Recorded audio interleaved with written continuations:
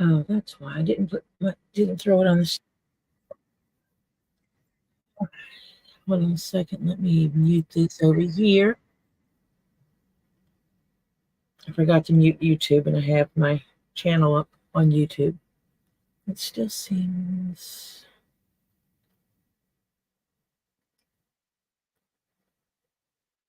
Let me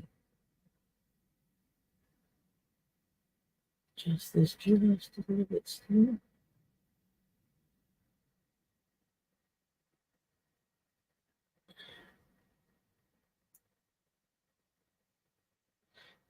That'll work. So we finished this one. Got its handle. Got fingerprints on it because I wiped it down with a little bit of conditioner last night. So I have that finished.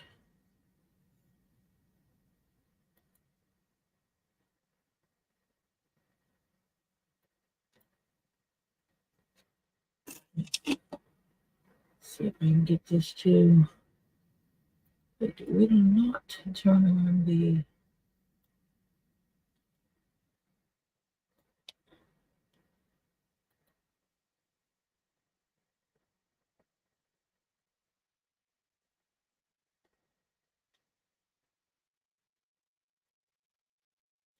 Let's see what I can do.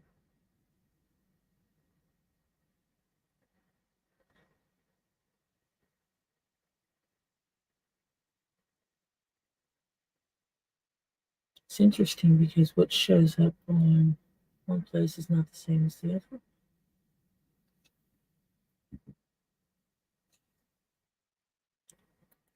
Here, so we can get that.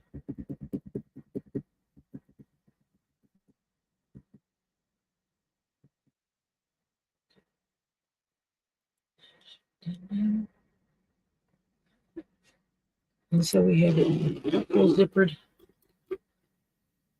open container. I finished off the bottom last night. I sanded this level with 2 different layers that we put together a level and refinished it, which means I will not finish the bottom edge on the next one until after it's sewn together because there's no reason to. But I will, the hole where the zipper is, I'm going to have to go in and do in this handle and these edges up here. We'll finish all these. And I'm going to set this one aside because this is number 1 piece is completed.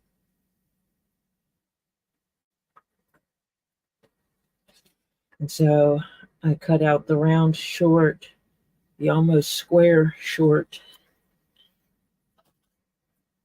I mean, the round, almost round and round. And I have the round tall piece right here, ready to go.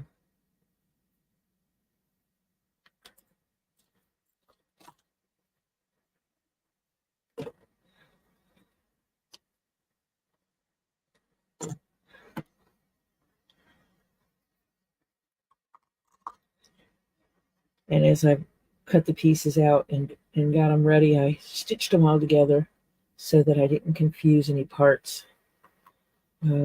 Especially like on the round, on the squares, mixing the bottom piece up isn't that much of a deal because they're the same size. But on this one, they are not.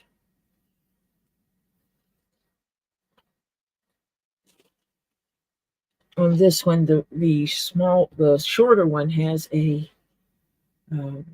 smaller diameter.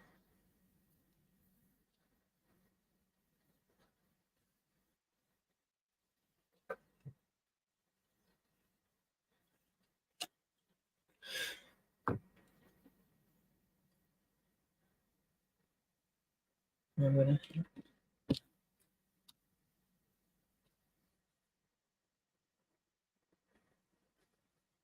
try to saturate this bottom piece. These these pieces. I'm going to go ahead and do my wet molding first. Just because that's the part that really needs to set in. We saw how important that was to making that bottom on the other one look so good as we got that wet molding done.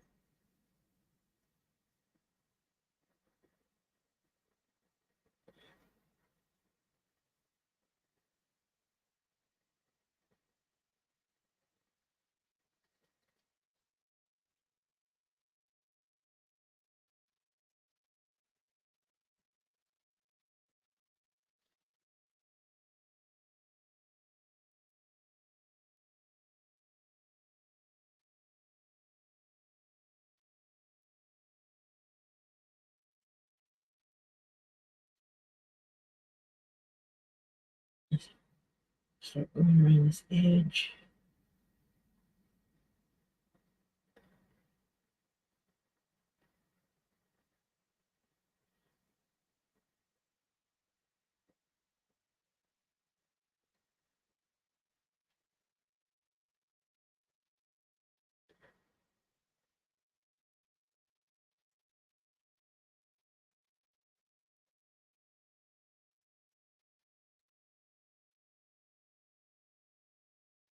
I'm just folding this in, and the water stops it from cracking the leather.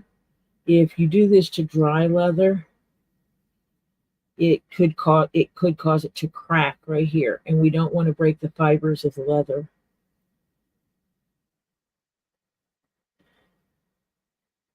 What we do want to do is get it to bend, so when I put all this together, it stands up really nice.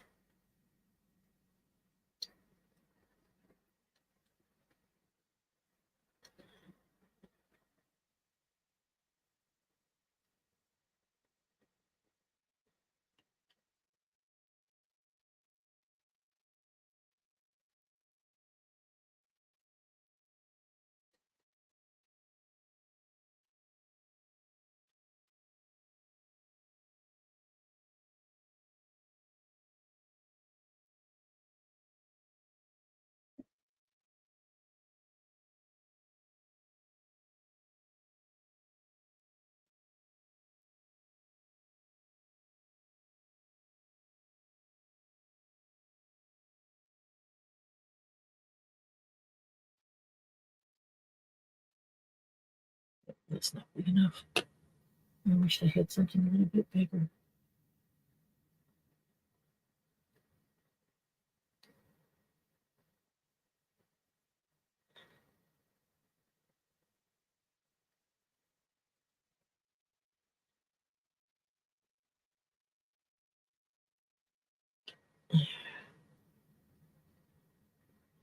Move the edges of the cup up and make it a lot easier to stitch.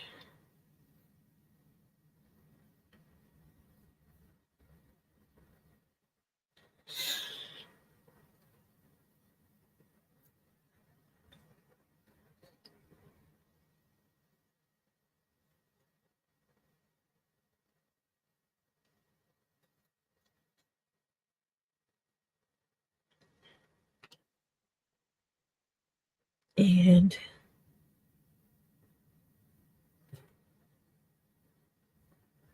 that is the main piece that needs to be done too. So we'll leave that there.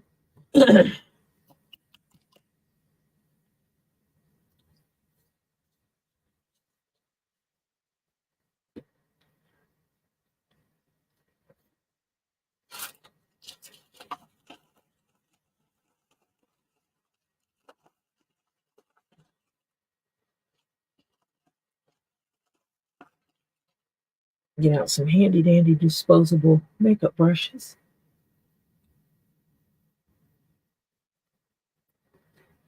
Because that is what I use to do my painting. Because I can just toss them out when I'm done.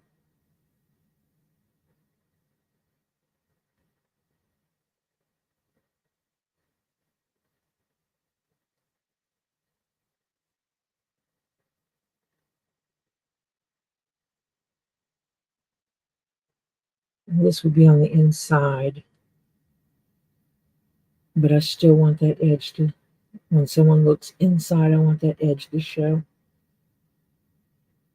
Partly because it's just the way I did the other one.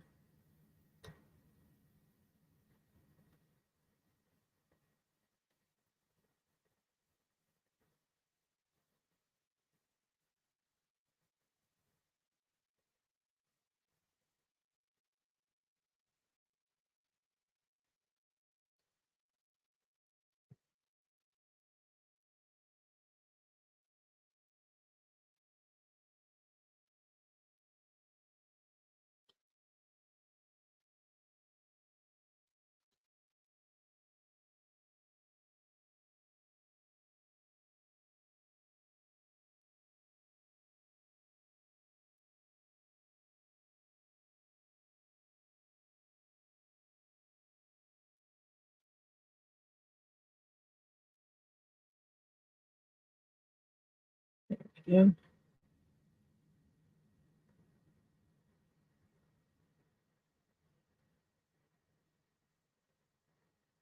That made a pretty good cup up on it. You can see how I folded those edges up all the way around.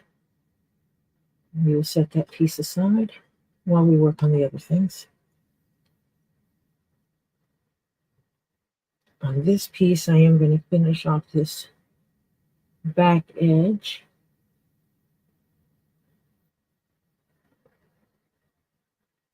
Because that is something I cannot do once it's sewn together.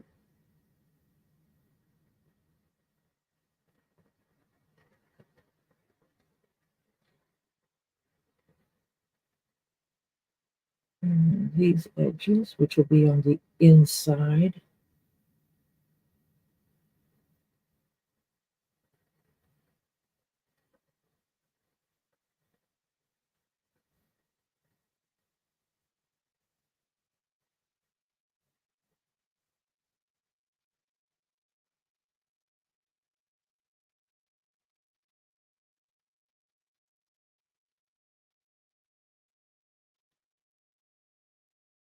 This might help me remember how to put this together.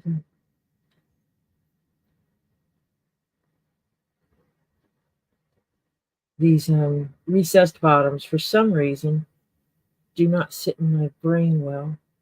But if I do it, now that I have the edges done on that and not on that side, it makes it where I can remember quicker exactly which way it goes. That down. Keep getting paint on me.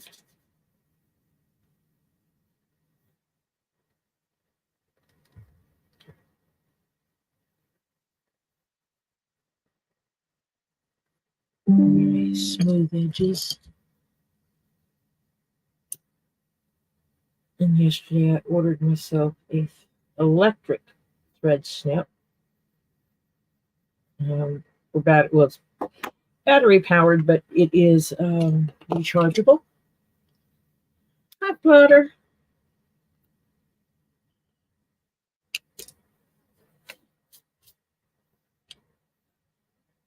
But I did order myself a battery operated rechargeable thread snip so I don't have to use my lighter, which means I reduce the risk of burning the leather because you can scorch it and leave black marks on it by using lighters all the time. And I don't want to do that.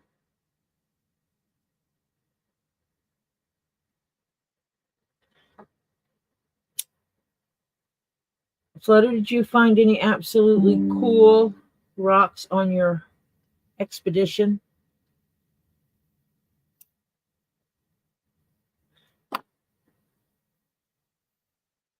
Making sure these edges are smooth.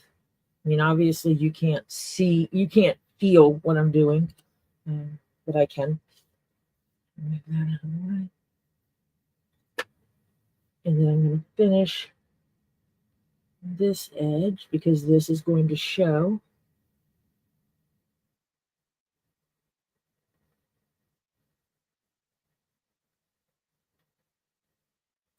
This edge is the edge I'm doing now is equivalent to this piece up here on the top, right here. So this top piece, this one is round, so I'm finishing this edge up here. I'm going to keep this one handy so I can point out the other stuff like that.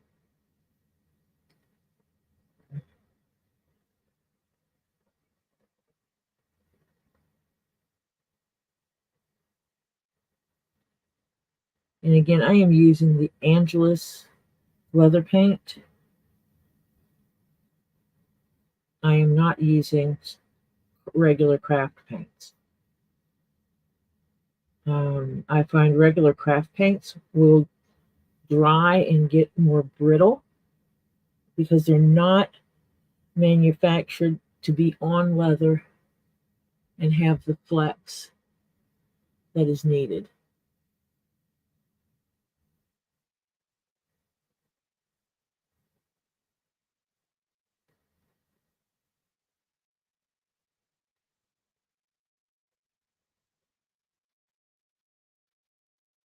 That's cool.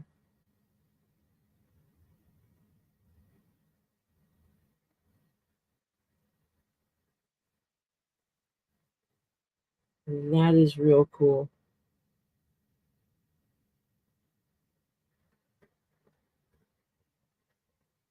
What I have in my area is orange clay.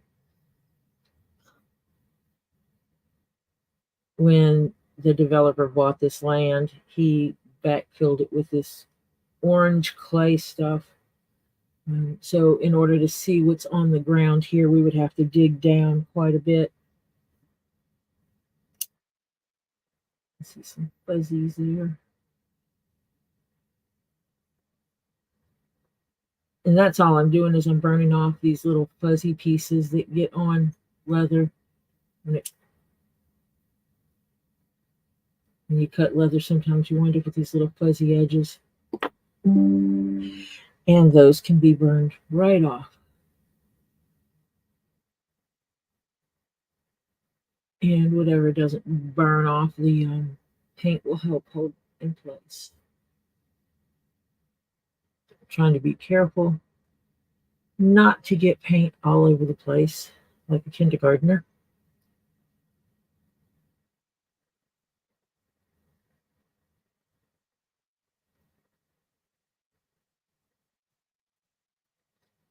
I could have put some dye in a pen and make these markers for dye. They look like a Sharpie marker. And you pour dye in it and you can do the edges with that.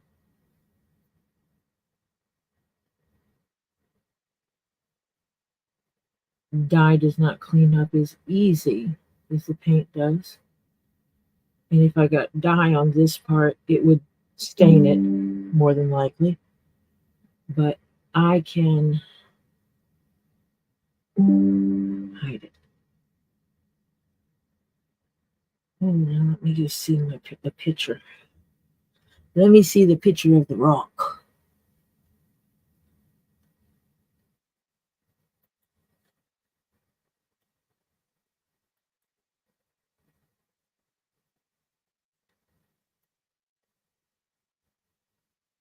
Oh, that's the big rock, huh?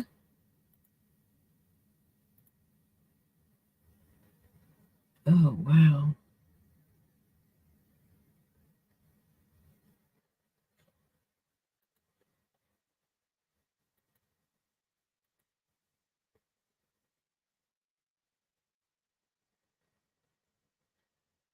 If you use Google on your phone, there's also, if you pull up the Google Chrome on your phone, on the rightmost area of the search bar,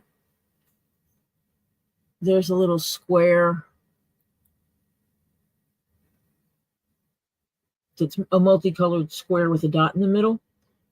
You can actually click that and then take a picture with your camera, and it will search Google for an image that matches. So you can actually use Google search to help identify things as well. Oh wow. 10-pound chunka. That's cool. That's really cool. So, get the edges done on that one.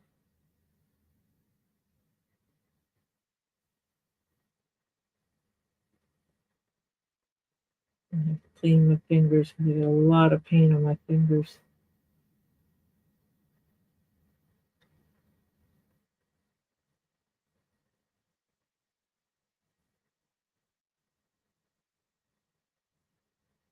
And I do this because if there's any, this leather is kind of waxy, so if the paint gets on it, it's easier to get it off before it completely sets. And so that's what I'm doing is I'm running around it with that wet paper towel, and I pulled off any extra paint.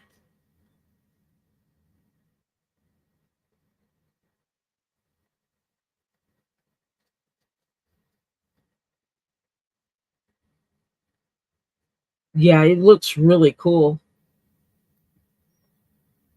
I can show it if you want me to.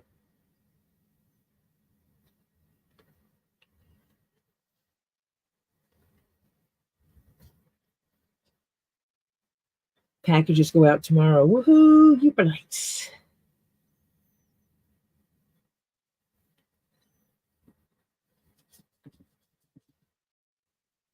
Uber lights from Flutter's Expedition.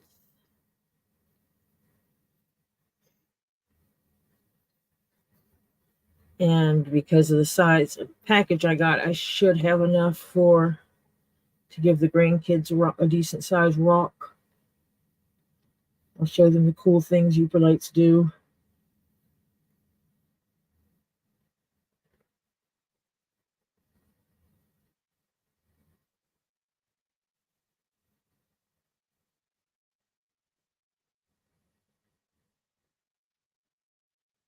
If this leather was dyed all the way through, barrel dyed, so that the leather was not tan underneath, if it were purple or black, I would not need to dye the edges. If I wanted that tan streak on my goods, I would not have to do this part. I said dye, I meant paint. But I wouldn't have to refinish these edges if it was a color that I wanted on my item.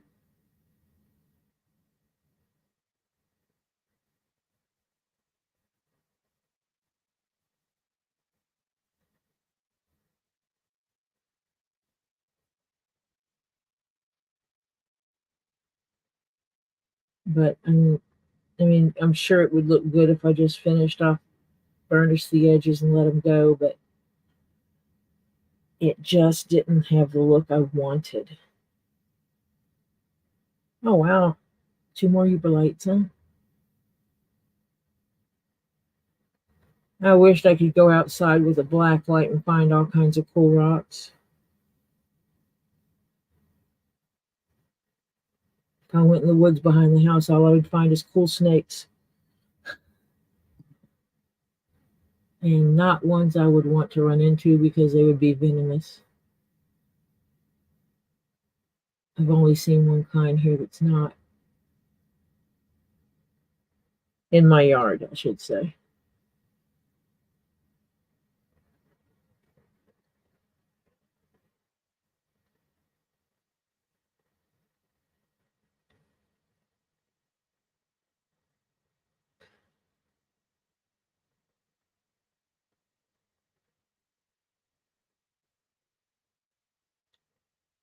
I like having a mix of some things that are raw and some things that are tumbled.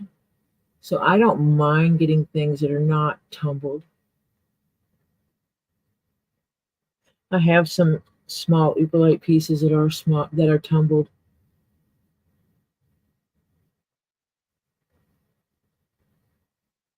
Kind of gives a way to show the difference.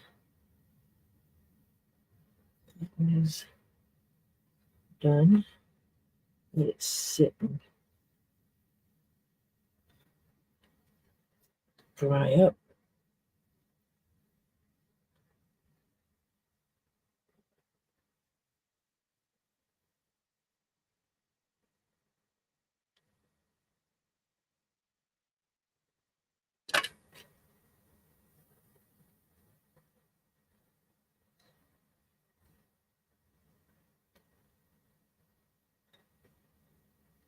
Let's get some more paper towel in a minute.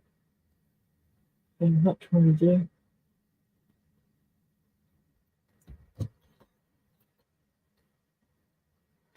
Actually, I'm going to have to move these pieces now because I do have to work on the bigger piece.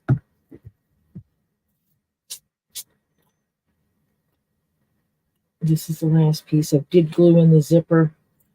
The problem with that is I didn't finish the inside edge, so I'm going to have to carefully finish this inside edge.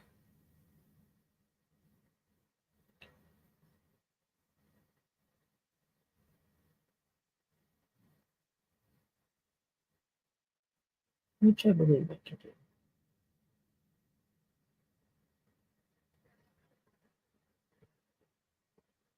I'm going to show you the flutter rock. Let me pull that back up.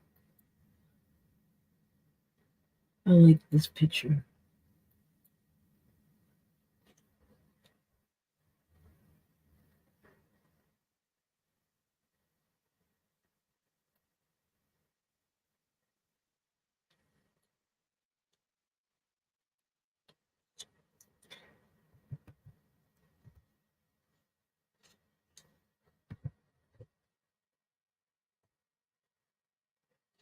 See if I can get it to show the whole rock in the picture.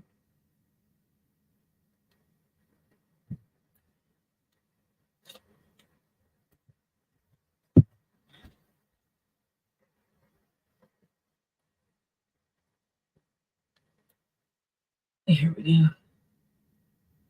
go. Here's a rock. Isn't this rock? I'm going to present this rock to you all.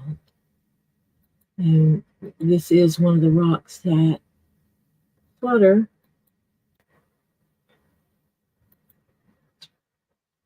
found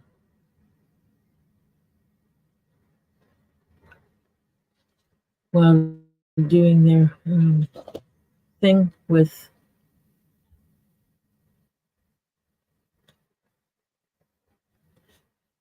going out rock hunting.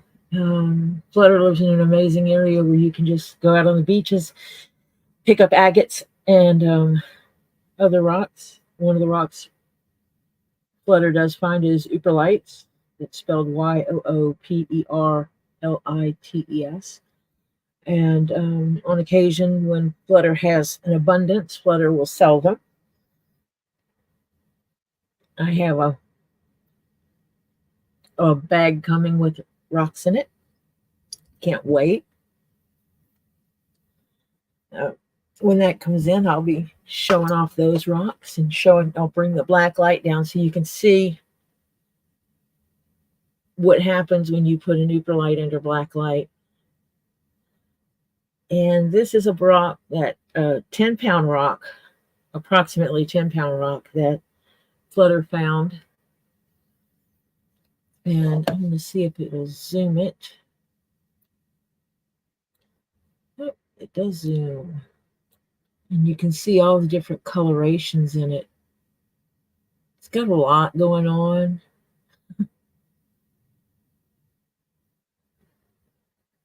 That is an interesting rock.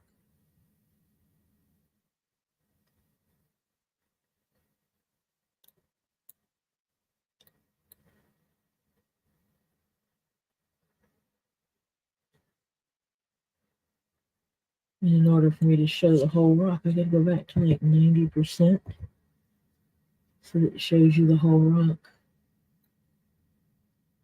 There's a lot going on in that rock. Yeah. Have someone go through and slice that in some nice slices. Slicing it this way would be cool. That would be a nice steak looking piece. Can you see cutting this down into chunky slabs?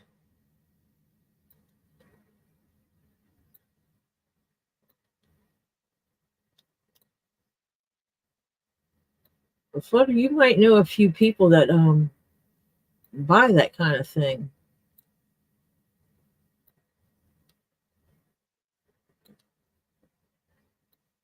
Yeah, gum, that would be an expensive rock.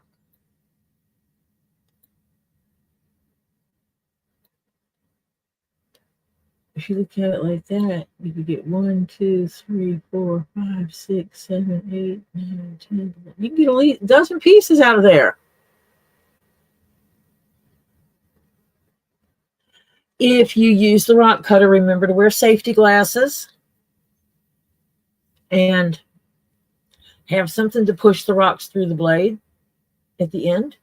I see people using their hands all the time, and that is so dangerous. I would hate to see anyone injured. But yeah, you could actually cut that thing up and get about a dozen chunky pieces out of it if you wanted to go that route. So let me stop the sharing.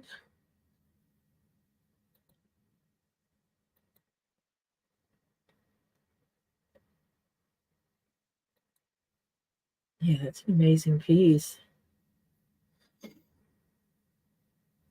Oh yeah, that's another thing. You have to make sure it'll fit, because if you have to cut it twice, the likelihood of lining up those cuts is very slim.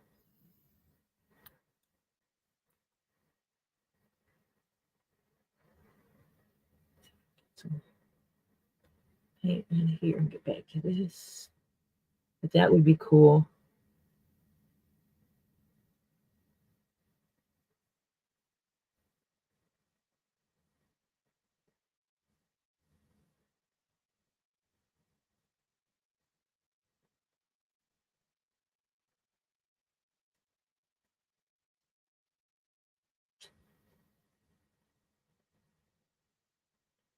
Definitely.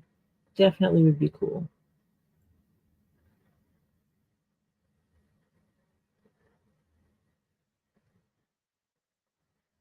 Well, you know, you're going to become one of Robbie's suppliers.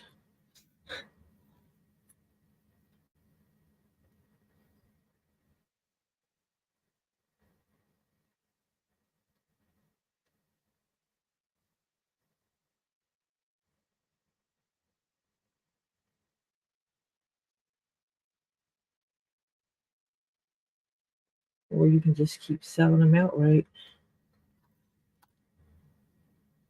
like you were doing.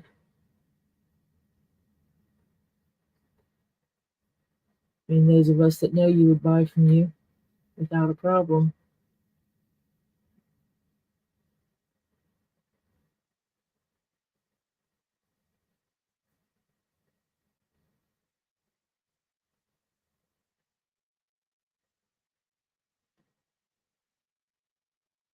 And you can see where I'm finishing the edge. Over here has not been done, and over here has been. So you can see why I'm doing that.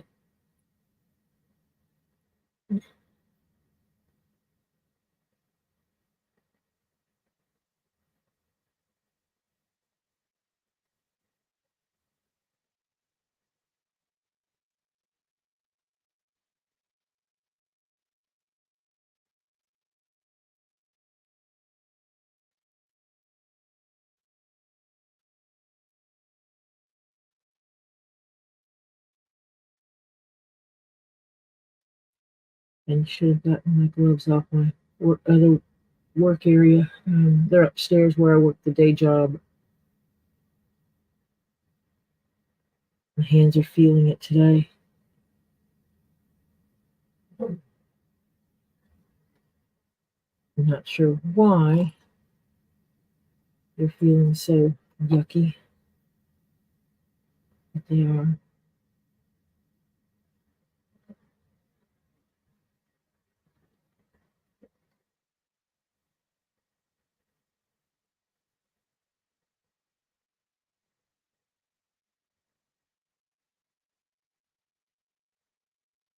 So that's why you sell rocks. You sell your rocks so that you make some side money.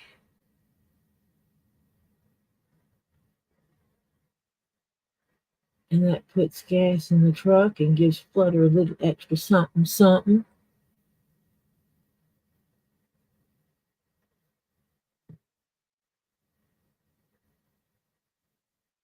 Hear everything.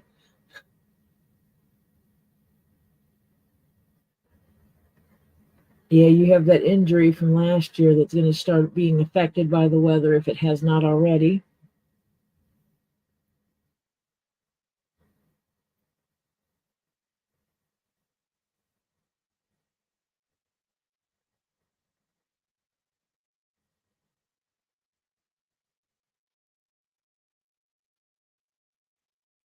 And you'll be walking around going, "Ooh, it's going to rain." People are going to look at you like you're crazy. And you can go, "Oh, my knee, it tells me it's going to rain." And you'll be right because your body told you it's going to rain. People used to think I was crazy when I would tell them it's like storms are brewing out there. And they'd be like, "Oh no, look at this weather. It's beautiful." And I'm like, "Nah, there's a storm coming." Nobody would believe me. And then a storm would come and they'd ask me how I knew. And it's like, have you seen my knee lately? Yeah, it sounds like the Tahoe. Getting the Tahoe tank filled is up. It's like, ouch.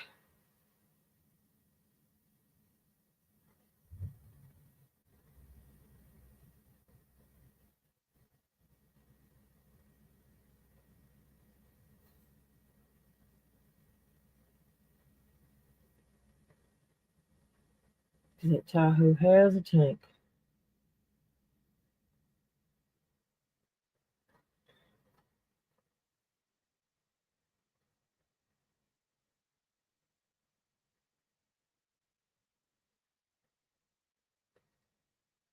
Being careful not to bend this too much because my zipper is only glued in. It is not stitched in yet.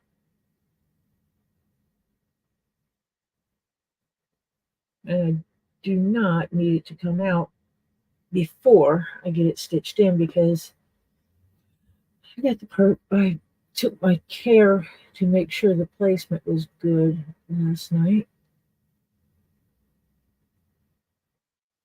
And one of the things I did, and I will double check before I do my stitching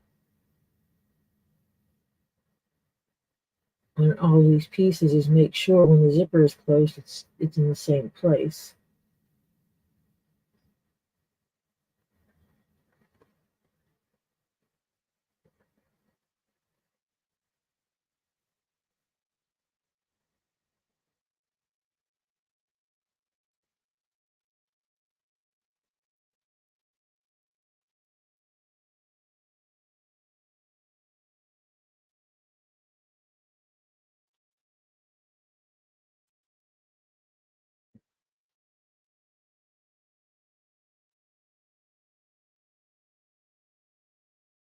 Brush it.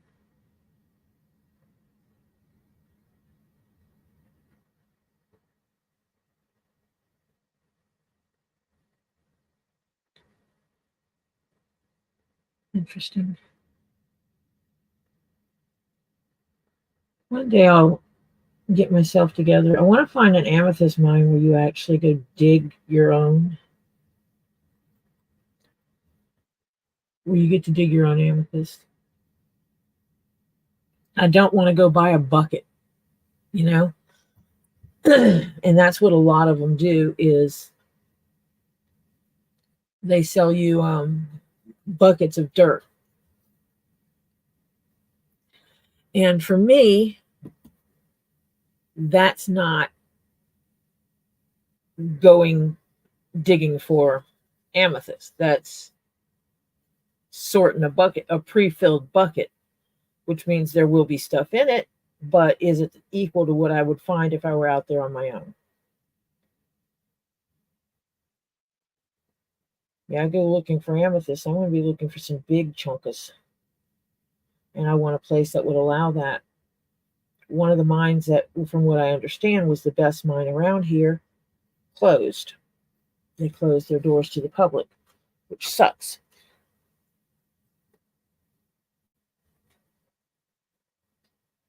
So this will close this way. And as you can see, when the front is facing me, this back opening is away from me. The zipper is over here to my right. When I put this one the same way, the front to me, this is where it was open. When it's closed, the zipper is to my right. And that's what I want. I want them to all be exactly this way, where that zipper is to the right when this is in the back.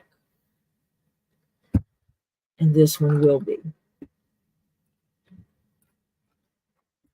Which means I set that up correctly.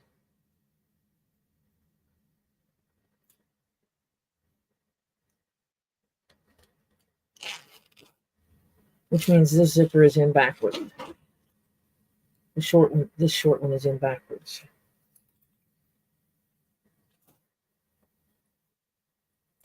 And that one is in. Well, I put the short ones backwards. Maybe I'll leave both of the short ones backwards. Leave the tall ones this way, put the short ones that way. Because that's actually how I put the zippers in for some reason.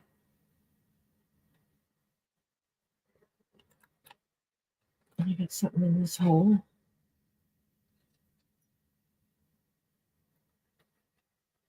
When I have something in a hole, I just run a thread through it and I can open that hole back up.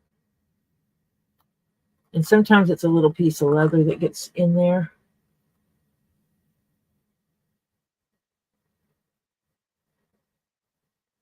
Yeah, Lisa said something about hunting for amethyst, going off and being able to hunt for some amethyst. Don't tell me I've misplaced my bottle cap again.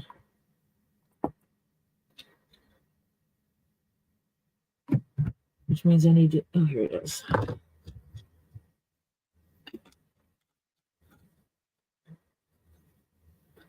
Keep losing the bottle cap off this one. I reuse bottles. This is not smart water. This is like distilled water.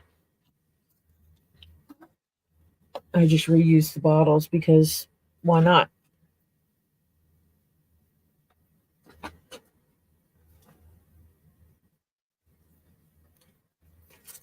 And yeah, I think it would be cool, and that would be some cool videoing.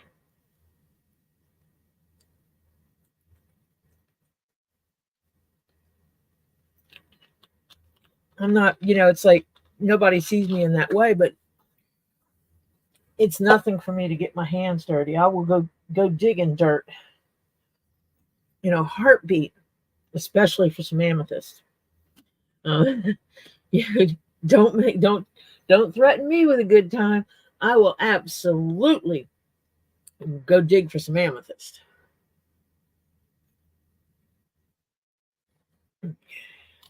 Needle number 1 and needle number 2.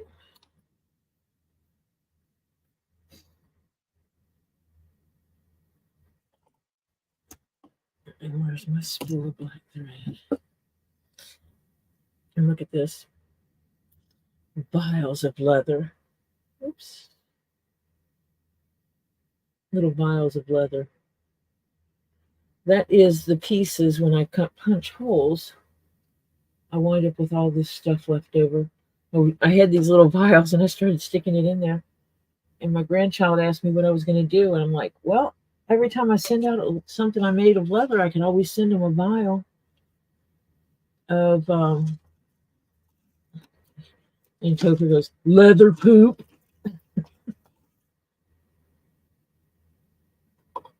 Oh, yeah.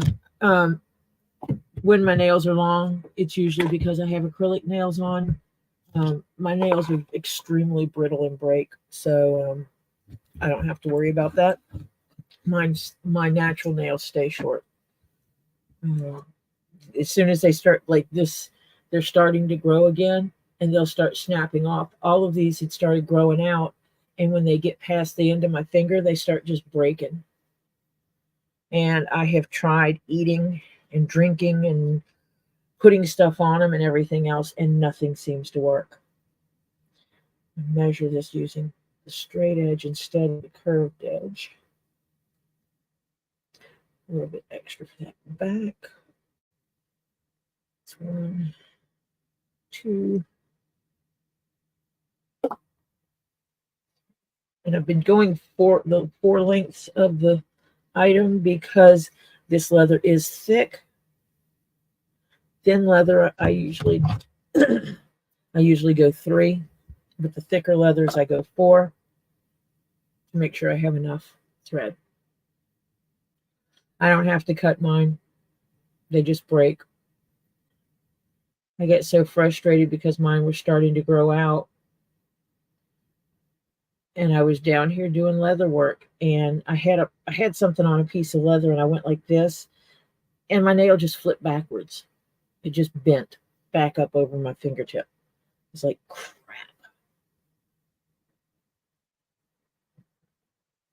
And I had someone one time say, "Oh, well, that's because you get them done all the time. It weakens them." Okay. Well, during the pandemic, for 2 years, I did not get my nails done. And they kept the same behavior. So it has nothing to do with getting my nails done, and it has everything to do with my nails.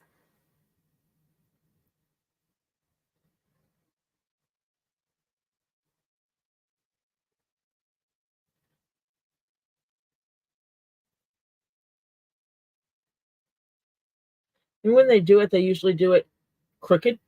They don't break straight across, they break like at a diagonal. So I'm going to go down and get my nails done. I was going to do that yesterday, but then when I woke up yesterday morning, it was like, I don't feel like leaving the house. I don't want to go anywhere. Don't make me go anywhere. It was that kind of attitude. And I can't remember how I stitched this closed. Oh, I just did it that way.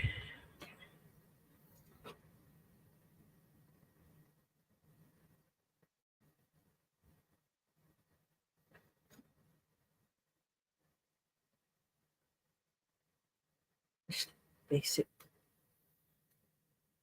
Something basic going on here. Because of the nature of my work and when it was in office, but I used to go to client sites.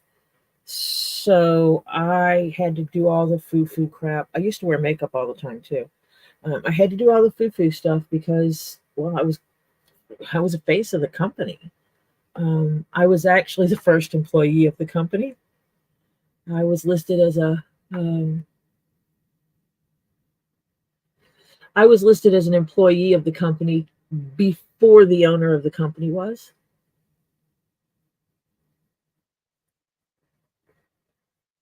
So I was a face of the company, and I had to do the thing. So I wore makeup all the time. My hair was always done,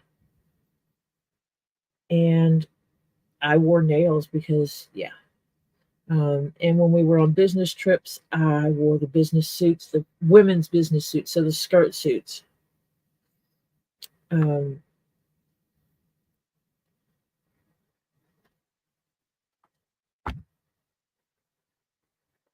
Inside. Oh shoot! So I didn't have to do that. I need this to go to the inside anyway.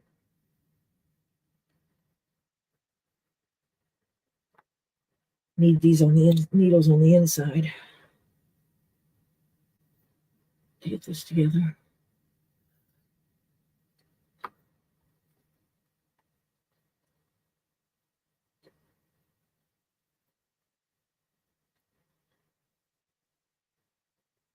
It's weird when you don't do something for constantly, you forget how to do it.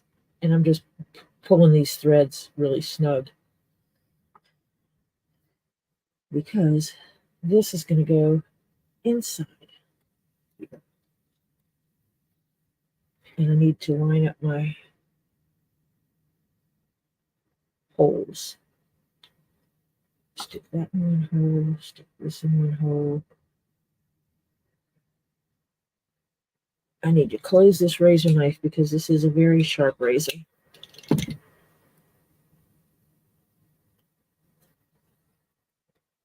Pull that until that slips in.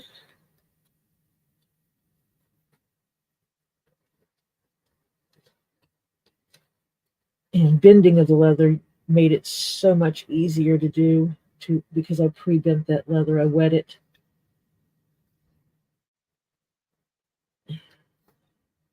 Did sink it in a little bit too much because these edges in theory should line up pretty good to make it. Yeah. I lived in the deep South, so I just wore better makeup.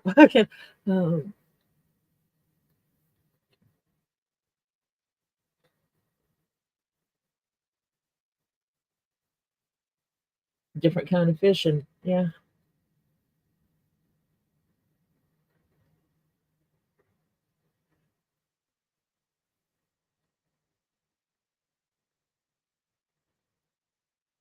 Trying to somewhat line these edges up.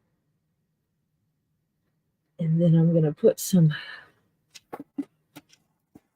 hole keepers in here. Space keepers, or whatever you want to call them. These nifty little things I have.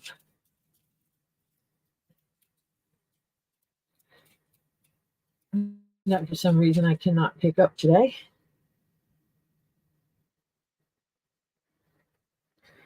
These holes should be somewhat lined up.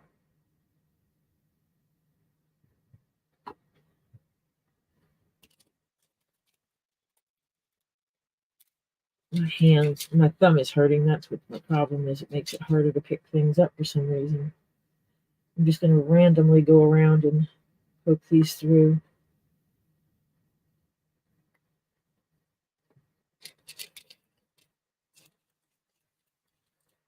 And you can see because I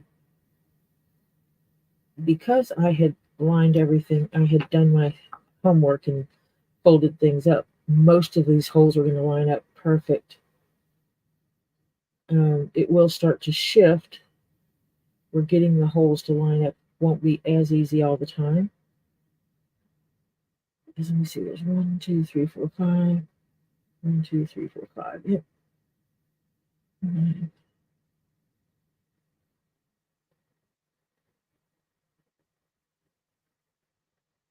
This one goes with 1, 2, 3, 4, 5. That one.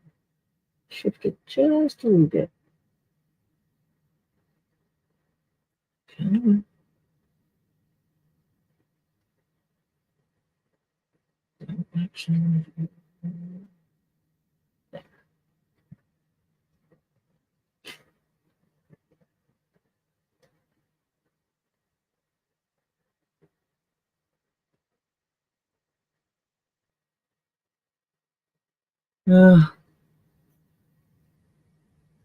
Need to set him up as on YouTube.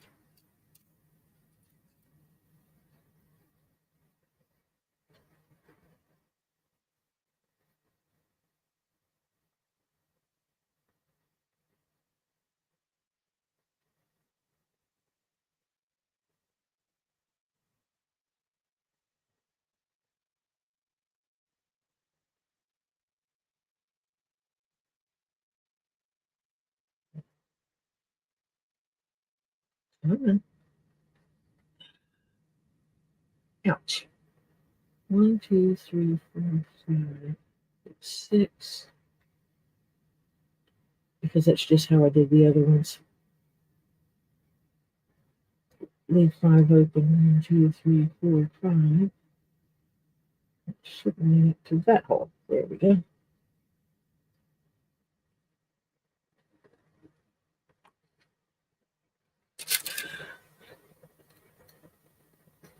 Yeah, I hate when people do that and don't care.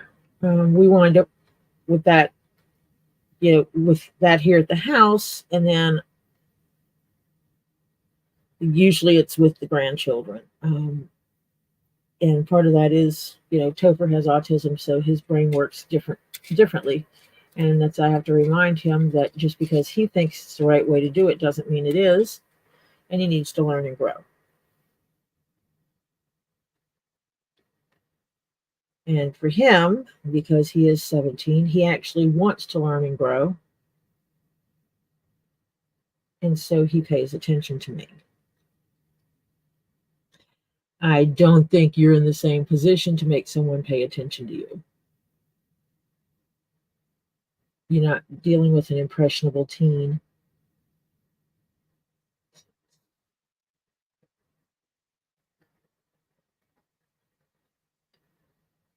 And that does make a difference. I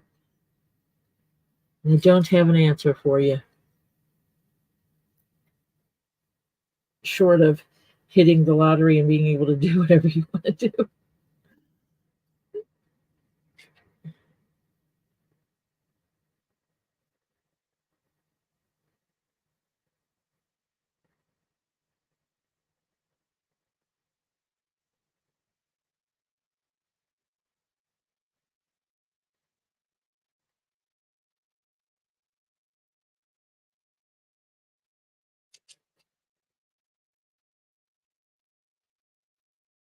I'm trying to win the lotto. I try. I won $40.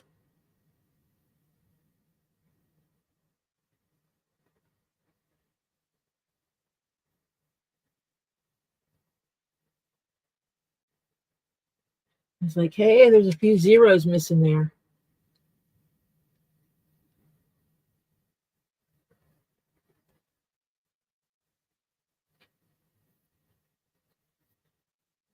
Now I can pull this stitching tight.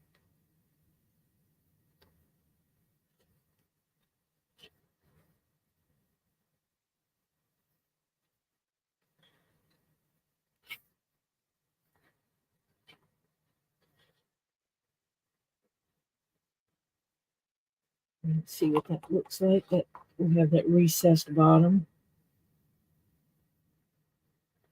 And it'll finish making itself into a nice, pretty little circle.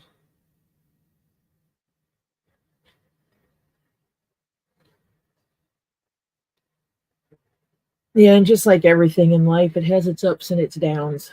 When you become responsible for everything.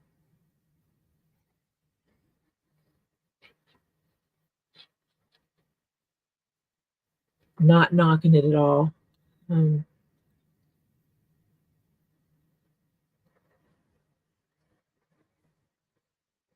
I'm a firm believer they should have something where people can do that easily. But of course, I'm also the person that said everybody should have to work food service at least once in their life. I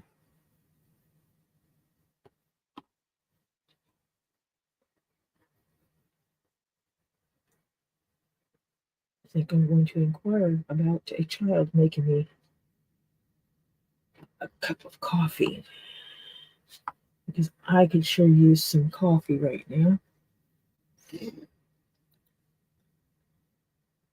Yeah, I have been lucky with how things went in my life. And I understand not everybody deals with that.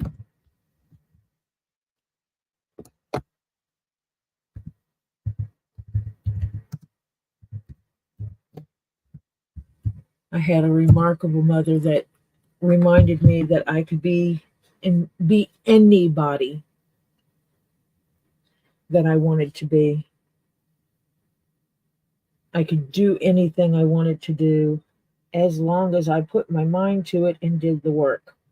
And I did.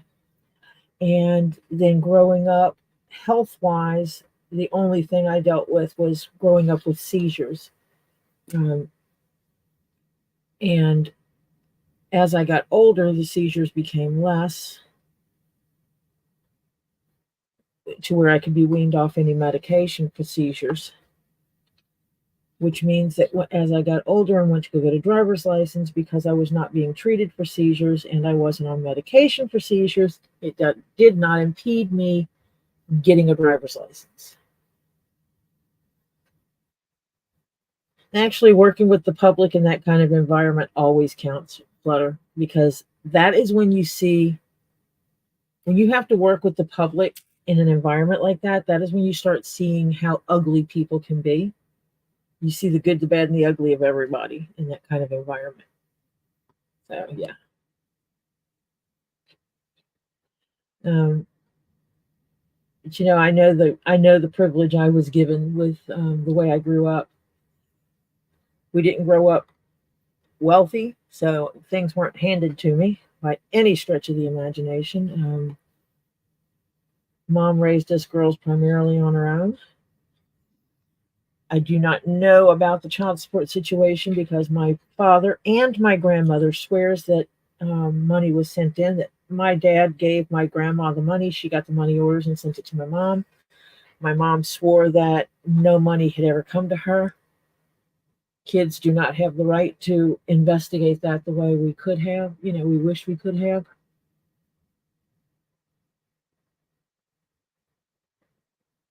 So, you know,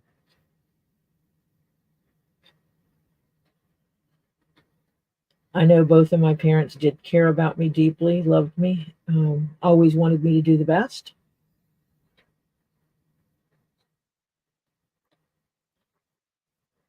And I grew up in an environment where the I could go to school easily because they were not that far away.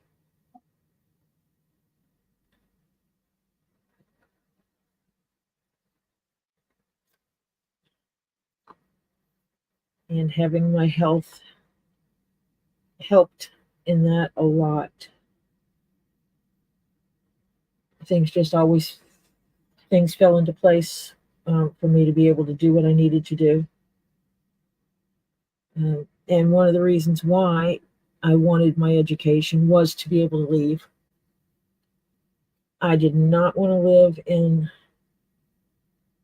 South Mississippi my entire life, where people marry people they went to high school with, especially considering I was related to most of the people in the area. The last thing I wanted to do was marry into it, and marry into my own family. That sounds kind of yucky.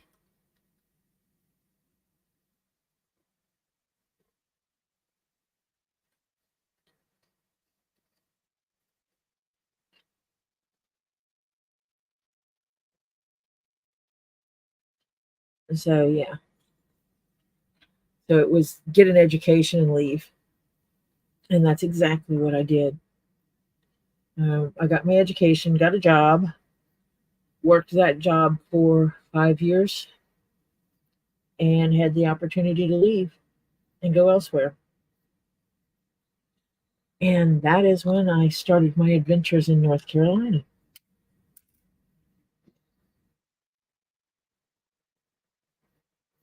And that is where I found my first husband. It was kind of nice to start seeing someone and not have to ask their family history to decide if I could go on dates with them.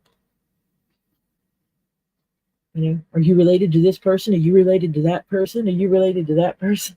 Can you imagine doing that every time you meet some cool person that you think you might want to date? Have to do a full family rundown to see how related you are?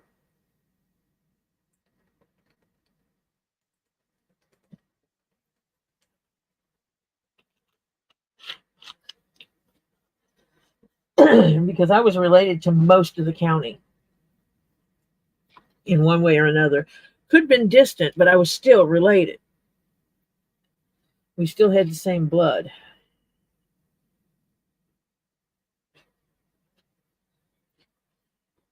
And, there was, for some reason, a lot of the families that originally settled in Louisiana and Bayou country, um, wound up in Mississippi along the coast as well. So, bloodline wise, I'm related to a lot of the people in Louisiana as well.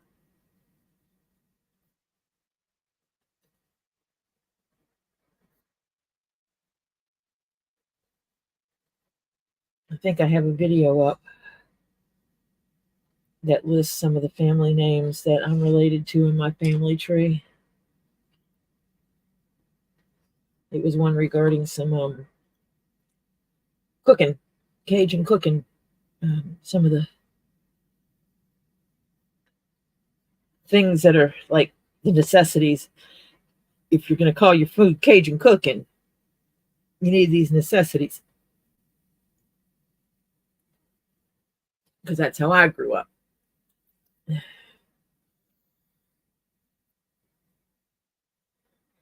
course, Creole cooking is very similar in a lot of ways, but the Creoles and the Cajuns are not the same people. Um, the Cajun people are direct descendants from the French Arcadians, the Arcadian French. So you can't say you're Cajun if you don't come from one of the. You can't be Cajun if you don't come from one of those bloodlines um, that came from Arcadia, France, because that's exactly what the Cajuns are people whose ancestors came straight from Arcadia. The Arcadians originally settled in Canada, Nova Scotia, and then were kicked out for not wanting to follow the Queen's rule, England's rule, I should say, and migrated south, and a group of them landed in Louisiana. Creole people are started out a mix of people that were from the French and Spanish settlers, a mixed blood, made up your Creole people. It had to do a lot with the styles and everything. So it's just different. A lot of the cooking, however, kind of merged and is very similar in style now. And there are some crossovers between a person being Arcadian. You can be Arcadian and Creole. You see, we did not grow up camping and hunting and fishing and stuff. Fishing, yes, because I could walk to the beach and we would go down to the seawall. You could cast a net and catch crab and shrimp at the right time of the year, or the right time of the tides, I should say. You could catch both shrimp and crab right there at the seawall, and you could fish. You get you some saltwater catfish and saltwater trout. Get some trout, saltwater bass, not so much. Didn't get much bass right there, but trout, yes. You could go out and do in the evenings and do some gigging for flounder, because the flounder would get in the shallows. And you could go out there and gig flounder. I never did go flounder gigging myself, but I do love me some flounder. But I have caught blue crab on a fishing pole.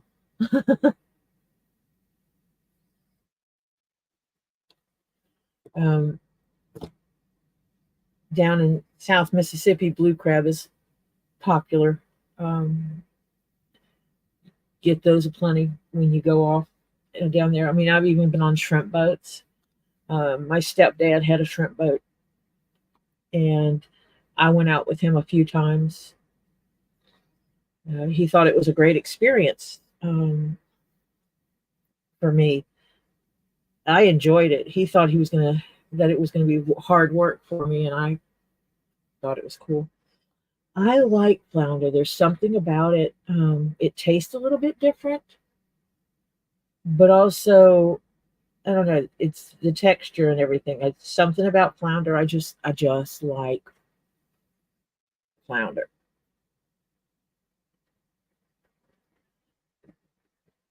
One of the ugliest fishes on earth, I think,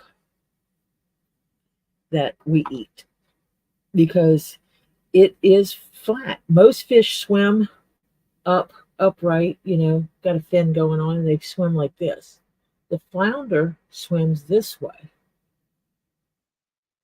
And so instead of having an eye on each side of the head like a regular fish does, it actually has them on one side. So it's just weird looking. And one side is darker, the skin of it is darker. The underside is a lighter color. The scales are smaller, and it's less meat on the underside. The top side is where most of your meat is. It has a darker skin and bigger scales. But it's just, if you ever see a fish going around this way, floundering, that's where the term, it's floundering. It's laying down and doing this through the water. And you get two eyeballs on one side of its head, you go, ha ha, flounder.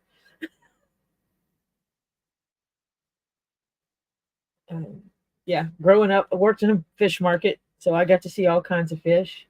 It was the first time I encountered fish that had teeth that looked like human teeth. It was a red fish.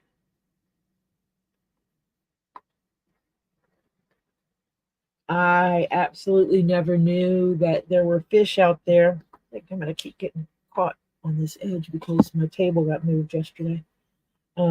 Never knew there were fish out there that had teeth that look like human teeth.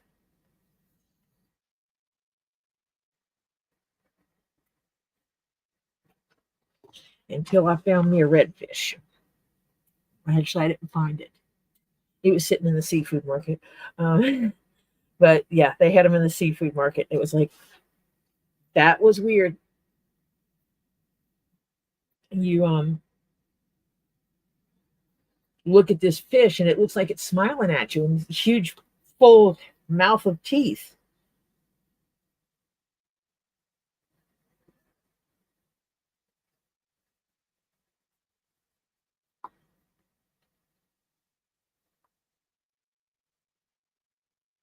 Well, might be too cold for some of these fish because I come from the deep south where it's warm all the time. We wear shorts for Christmas, or have on multiple occasions. I've had it where it was in the 70s was the lows in the wintertime.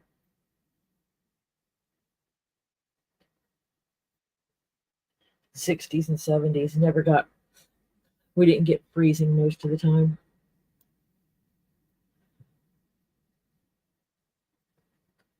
When I was living down there, I saw snow once. It snowed one time. It was weird. We got a light dusting. We got maybe an inch in the yard, maybe 2 inches. I remember we took some stuff out, some pans outside, and scooped up the snow and brought it all to the front yard as much as we could so that we could put together a snowman. Because it was the first time we had encountered snow that we were able to play in, and we wanted to build a snowman. And I say we, that would be my sister and I.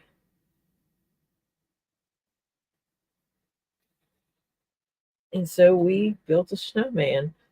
By the time we were finished, he looked a little dirty from us scraping the snow out of the yards. To do that, we would do our yard and my grandmother's yard. We did that. But it was, I was told, and as a child, that was the only time I saw snow. And the only other time I saw snow in Mississippi was when I was after that was I was in college. So when I was in elementary school and then when I was in college.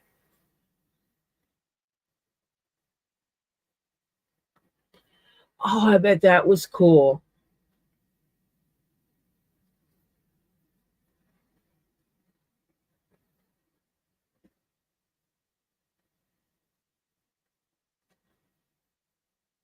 I bet that was absolutely cool.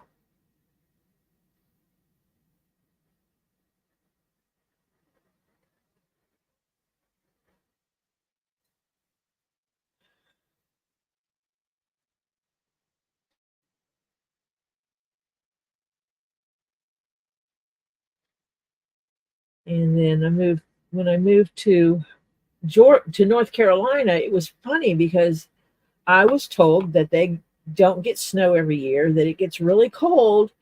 It can get cold, they don't get snow every year. It's every, 5 years or so they'll get snow. First year I was in North Carolina, we got 20 inches, we got 18 inches overnight.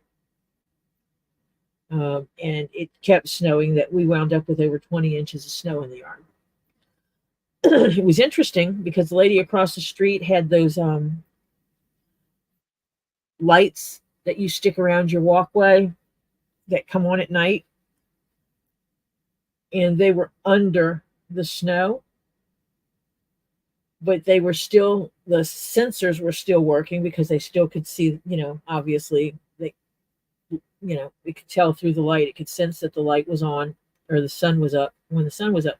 But when the sun would go down, those lights would turn on and the snow was glowing from those lights being underneath it. So you have you have these lights sitting here and over 20 inches of snow, and the snow was just glowing. And that was kind of cool. And then every year, absolutely every year I lived in North Carolina, there was some form of frozen precipitation falling from the sky. It was snow, ice, something. We had frozen precipitation every year I lived in North Carolina. And I'm like, I thought we didn't get snow here often. And it can get nasty because, one time we went through and it was just cold. It was extremely cold. So, and it was cold long enough that the roads got cold. The ground was cold. So when it started raining and then sleeting, as soon as it hit the ground, it froze because the ground temperature was so low. And so we looked like a bunch of idiots because this inch of not even an inch of ice crippled the city.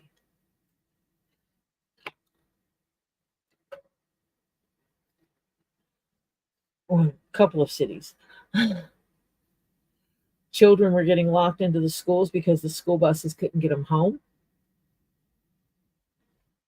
Luckily we people actually have a brain, so the pizza place down the street was walking pizzas down to the school. They actually had someone walk down to the school to find out how many students there were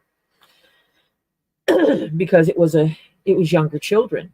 The way the schools worked was the older children got out of school first,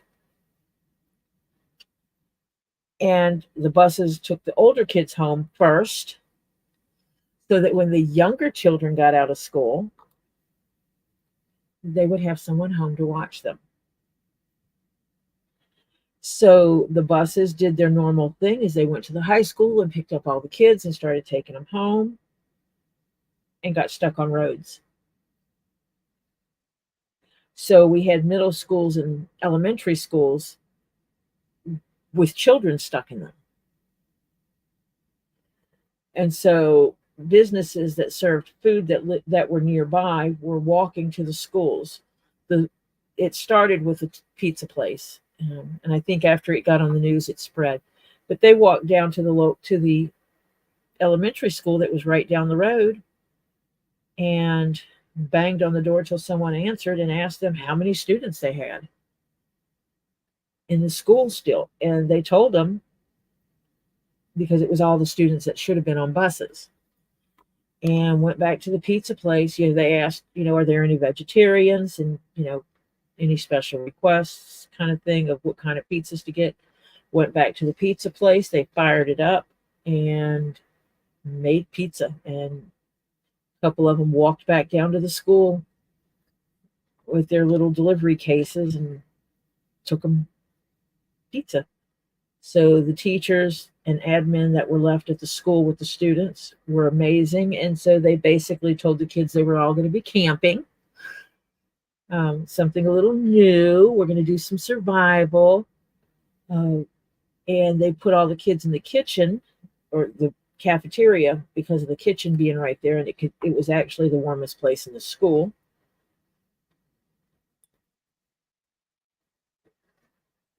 And they fed them pizzas. And then they started reading books and telling stories to keep the kids entertained, and answering the phones left and right from all the parents calling saying, is my child still at school? They had to quit running the buses because they did have incidences where the buses got broke down and stuck in snow. Nothing like a bus full of students stuck on side of the road. And that is exactly what happened. They had people going from their homes. They had some kids got on their four-wheelers and they had hooked up their little trailer. Their parents had made coffees and teas and put them in thermoses and made sandwiches. And they basically were going down the road to the cars that were stuck in the ice and asking the people in the cars if they needed, you know, something to drink. They had bottled water. So it was like you have a choice. You could have a bottle of water, you could have a coffee, a tea, or, a bottle of water and a coffee and a sandwich. And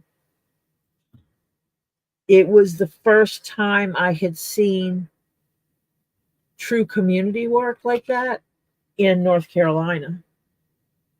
Before it was like everybody's for themselves kind of attitude. The camera messed up again. I'll be glad when my daughter gets back home and she can help me with set this other one up. I tried setting it up, except I don't know apples. So there. Now I have a recessed bottom. And when I put this other piece on here, it's going to pull this lip out a little bit, which will force that round a little more on that bottom. And so we will have that perfect recessed circular bottom like that. I see the edge. I want that edge on the inside to look good, so I'm going to touch up this edge a little bit more.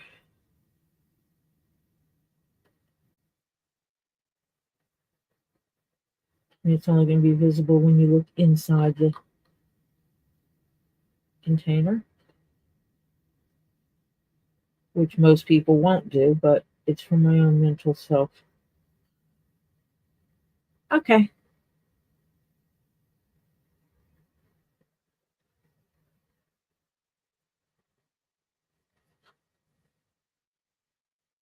Important when the puppers need to go out.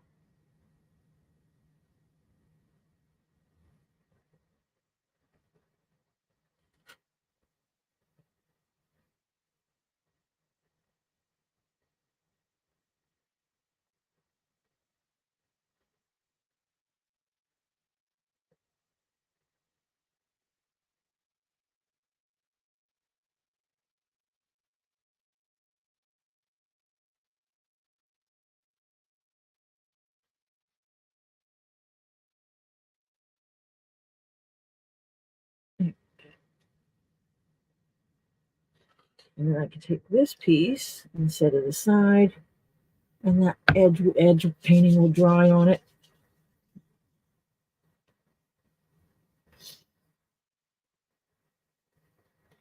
And close up this container of paint because there's not a ton in here, but I don't want it to dry out before I use it because, again, I'm frugal and you don't just waste stuff like that. I don't know why I didn't pull out my nifty tray and use it. Same thing for when I was doing my gluing. I've just bought myself all these nifty little tools for when I'm putting glue down to be able to smooth the glue better. I have to get me another container to set these in. Put those back there for now. Hi, Terry. Good to see you. I hope you're doing well.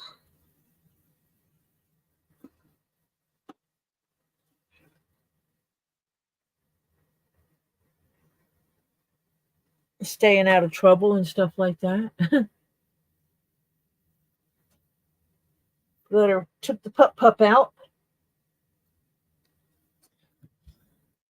Yep, I think you saw me working on this one, the almost square container. I finished it up. I did the bottom of it where it's nice and smooth now, and it stands up. And that way you can store stuff in it. This is going to be my little travel kit. I'm making a 5-piece travel kit, and I'm going to get acrylic tray, resin tray made from Lisa, from Two Leaves in a Pod, so that when I travel and go to a hotel, I can put the tray up first and then put these on the tray. I don't have to worry about the bottoms of these getting wet. I will pull out some beeswax.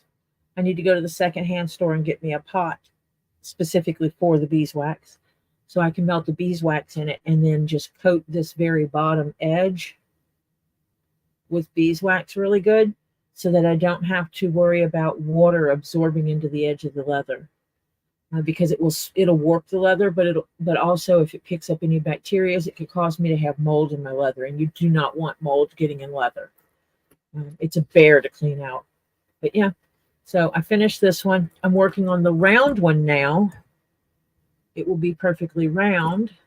That'll be just like same height as this one, which is 7 inches, but it'll be round instead of the almost round or square.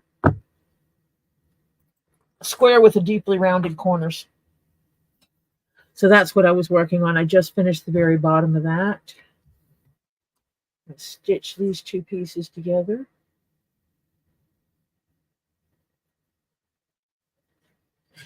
Thank you, Terry. I try. I try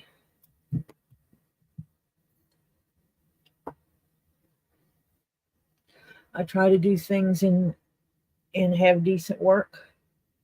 I can actually stitch these two. Now I can save that and stitch this when I go to stitch that.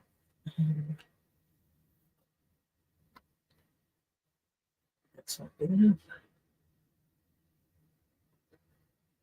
What time is it for you, Terry?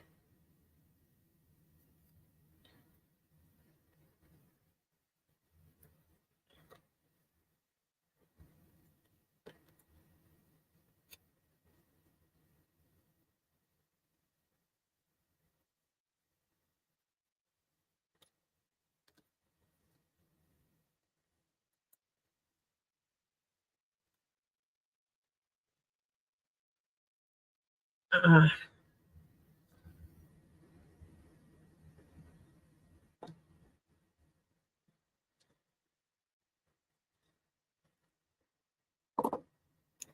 Need to pull out some more of these smaller spools because I actually like that thread.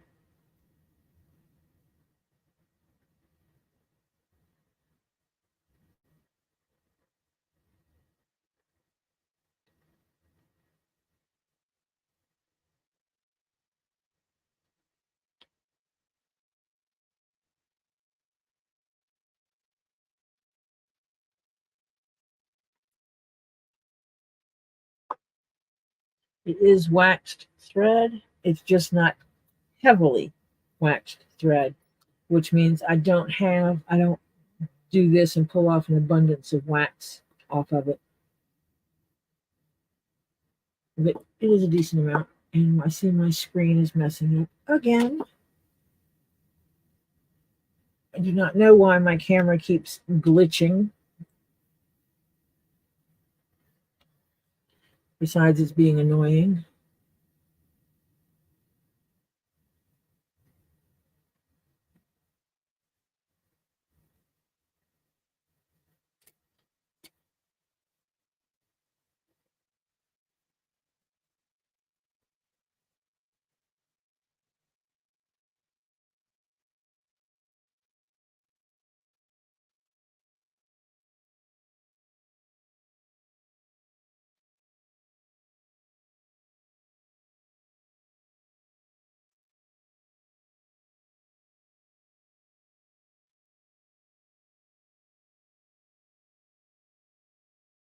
I can't wait till I get my package from Flutter that'll be coming with Uber lights in it, and those will be getting shipped pretty soon.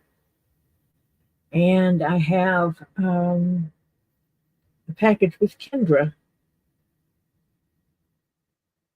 that should be coming in.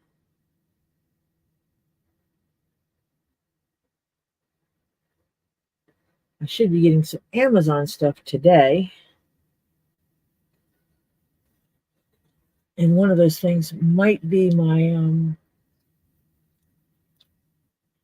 new camera holder,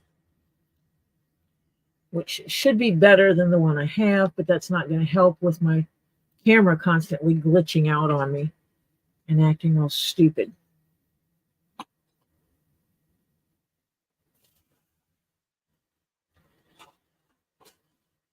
And my camera is just absolutely going stupid on me. And it keeps going, zooming in and zooming out and stuff like that, which is really weird and should not be happening.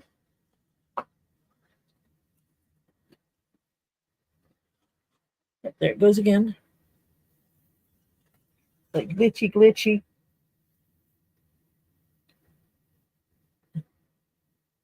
Oh yeah, that's right. Because you got all those sphere holders from Lisa. I do want to make sure I line this up correctly, because I want this needs to be centered down the back.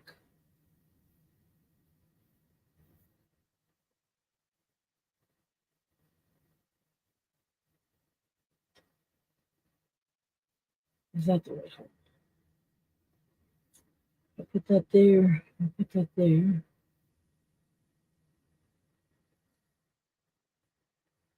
That will line it up. I'm going to leave those two there while I put a couple of these in.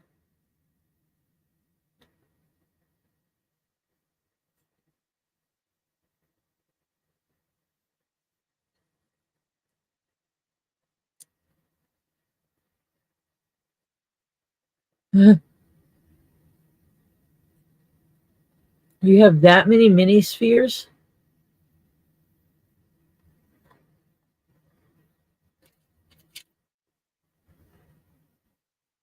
Of course, I have not counted mine, and I might have to order more. But then I might not need to, because I am putting most of my big spheres on my cupcake stands.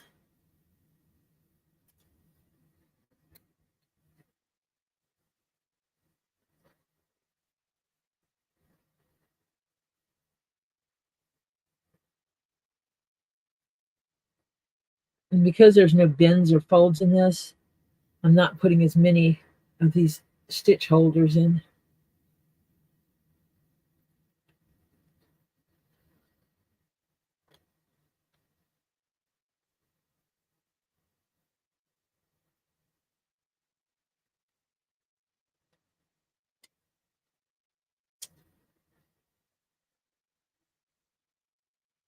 That was the wrong one. I put that through the wrong hole. So I will just unstitch it.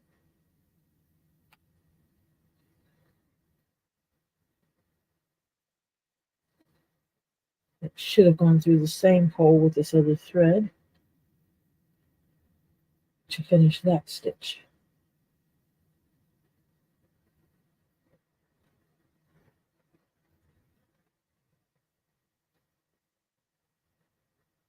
Then we start the next hole.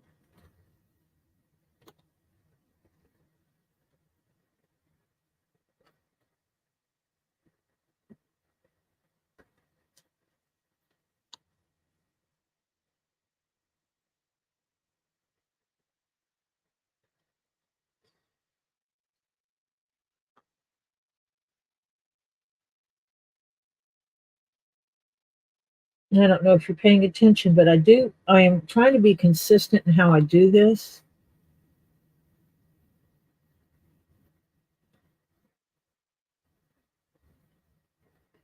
When I finish this one, I'm putting it down and I'm pulling this one up. So the thread that's going in is on top. I pull these off to the side so that I don't stitch through them and push them through the hole. And then I'm just pushing it through the next hole because it's easy enough to do that stitch as well.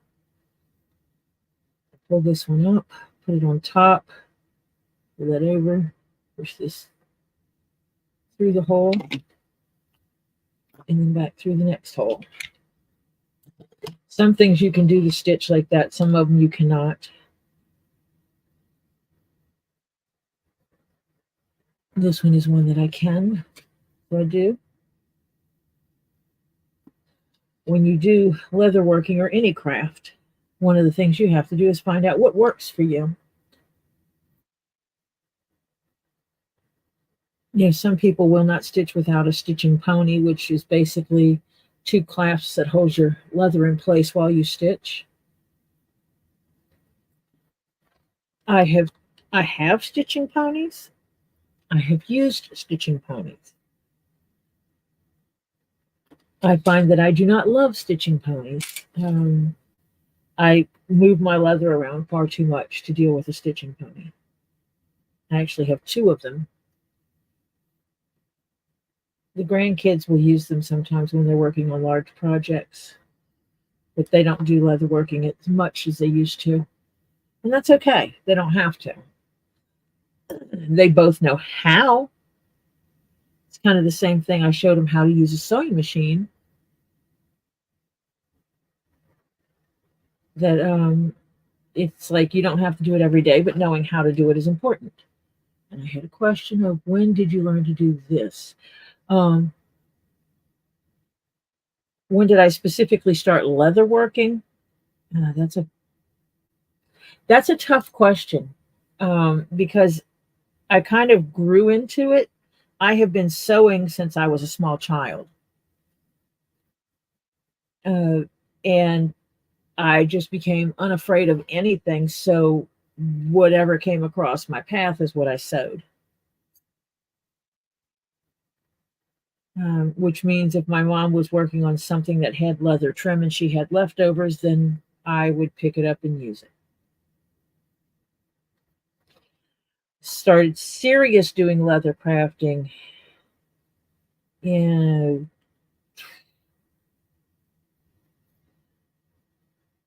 but I've done leather care and repairs and stuff like that years and years. Hi, Phil. And I started doing actual making leather stuff to this level during the pandemic because we were all stuck at home with nothing to do. I was used to working with leather all the time, but if you don't go places, you can't have access to it. So I wasn't shopping and buying things made out of leather and doing leather repairs anymore and stuff like that. And I got bored. So I found a guy that had cool patterns. Came across my feed, bought a pattern, found a leather company that sold leather, bought some leather, followed the instructional video to make something, and I was like, ah, this is cool. And then I bought more leather and more leather and more leather and more leather and more leather and more patterns and more leather and more patterns and more leather and more leather and more leather. And yes, I have tons of leather because I have an obsession with collections of things.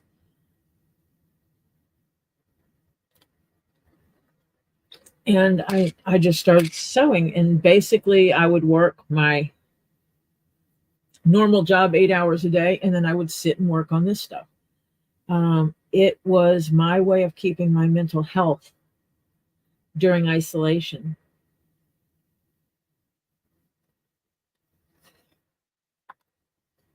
This, this was my mental health. Some people go fishing. Some people go work on a car that really doesn't need to be repaired. Some people reorganize rooms that don't need to be reorganized, but hey, it makes them happy. Different things like that. Some people made clothes, and I started making leather crap. Stuff from dead animal skins, yeah. And then one day I made something, and someone says, hey, what would you charge me to make me one of them? And so I was like, oh, wow, people want to buy the stuff I make.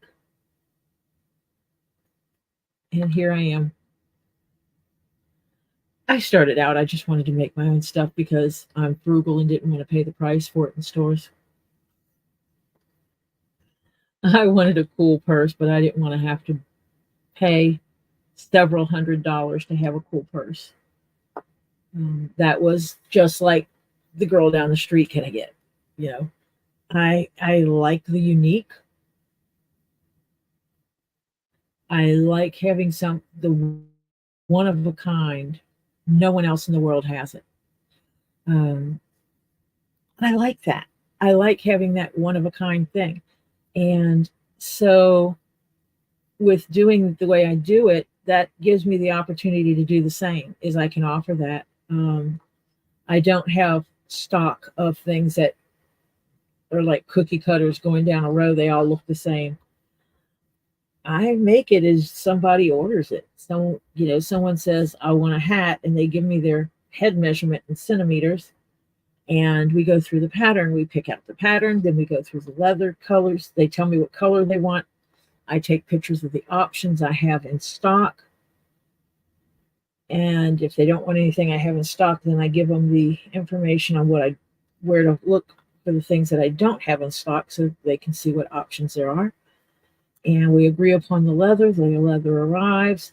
If they have any other special requests, such as I have this cool flat rock I would love to put on, a cabochon I would love to put on the front of a hat. I can do that.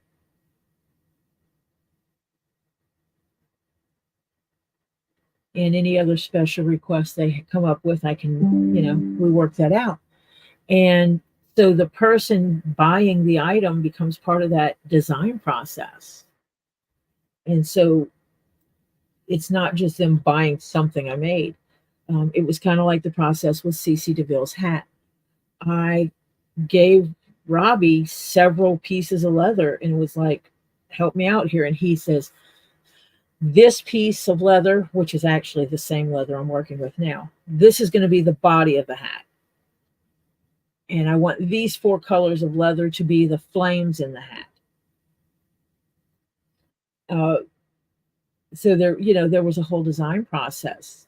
He sent Cece a couple of pictures, one being my top hat, the one that's usually in my pictures when I'm on YouTube and not videoing. It's just my picture. So you'll see, he sent him a picture of me wearing my top hat and showed him the lines in it. And he sent him a picture of another, and he had seen Z's hat, so he knows what that one looks like. And he sent him a picture of another top hat design I can do. And Cece picked which design to do. And Robbie told him we were going to design something in purples and blacks. Was that cool with him? And he's like, cool. So Robbie picked out all the different leathers. So the main leather and the 4 flames. Z helped me pick what flames we used. Thank you, Oliver. So Z helped me pick out the flames. And, we talked about it along the way of Robbie's like, help me change the back of it. He wanted it corset laced. I'm going to show you this real quick. This is my hat, but this is the back of the hat. And you can see there's no corset lacing here. Robbie wanted it corset laced. So I cut out extra this panel twice, and I extended it so that it came just over these stitchings, just over it. And then I sewed it on this side, but not on this side, not on this edge. I put the, I actually used skull rivets on that side and made it where I could loop thread around it, or yarn, paracord, to be able to lace that back up. And he was like, oh, wait, if we do that, then we can get those, remember those silver cages, pearl cages that he had? My camera's glitching again. He was like, I could get a pair of skulls of those sterling silver cages and put those on it. There's this thing about skulls going on here, So that's what he did, was he got me a pair of those sterling silver cages. And I don't know if it was Lisa or Kendra, but one of the gals of 2 Ds in a Pod sent him 2 round amethysts that would fit in the cages. So I laced the back of it and I tied it off really good, and then I affixed those silver cages to the back of the lacing. And so he didn't even pay attention to that when we sent him the hat. Well, Robbie sent him the hat. I sent the hat to Robbie. Robbie sent it to Cece. But so it had the details all along the top of the hat, where mine just has black rivets holding the pieces on, like this. And here, the top of them, every one of Cece's, all 6 of them, plus the bottom one on the sides, are skulls. There's skull rivets, and then there's 2 plain rivets here for him. And I found the Smokin' Joe, I guess is what it's called, which is basically the skull smoking a cigarette. And I'm trying to think, because I just had a container with my extra stuff in it, and I don't know where I set it. But I had a skull that was about this big. That's the Smokin' Joe.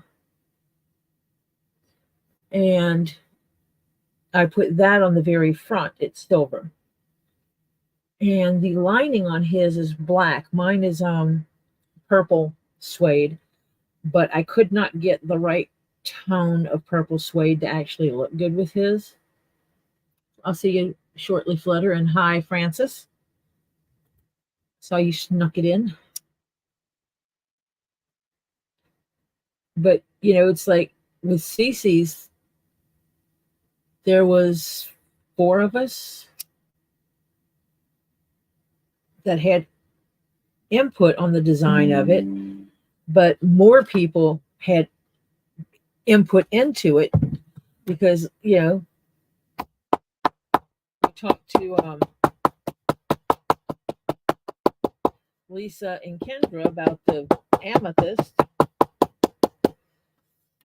Z helped with the flames. Cece picked the main structure of the hat. Robbie picked the leather of the hat. Robbie helped design it because the flames going down the side of the hat was Robbie's idea.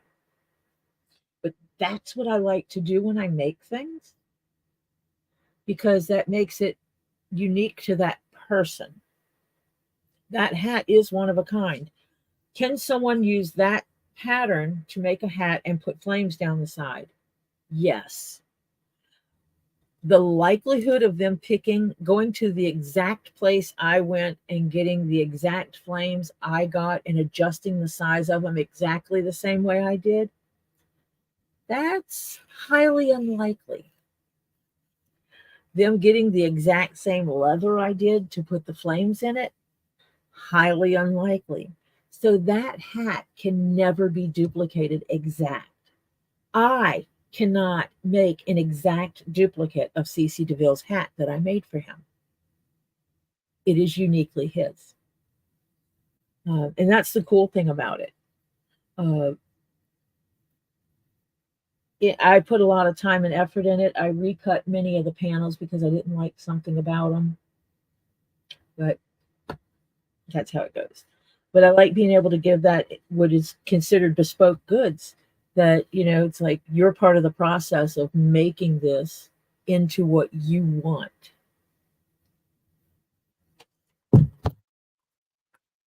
Before I stitch anything else, I have to stitch the zipper in.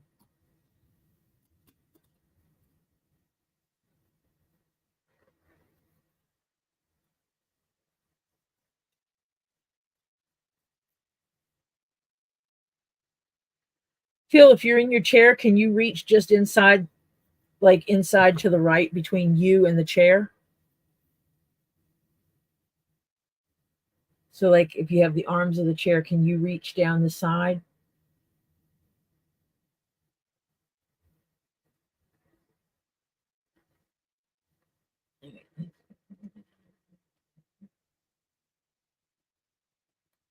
Just realized that was not going to measure all the way around.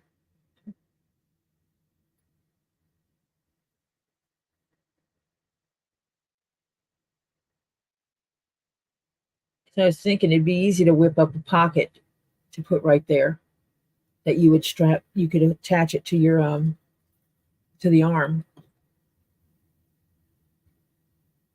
and that way it would be up against your body, so you wouldn't have to worry about someone getting it.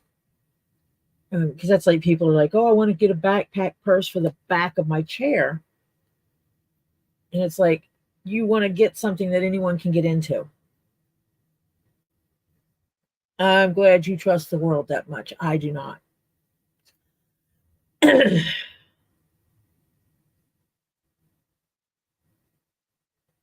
need to get my email address, Phil, and drop me an email, because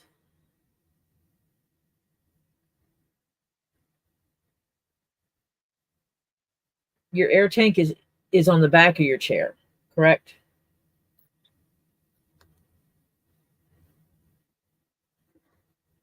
Because it would be easy for me to whip something up. And I can do it with either a zipper or a flap, and make it where it's connected to the arm of the chair so that you can pull it up, flip it, get into it, get what you need, but then you can flip it right back inside the chair and have it hidden.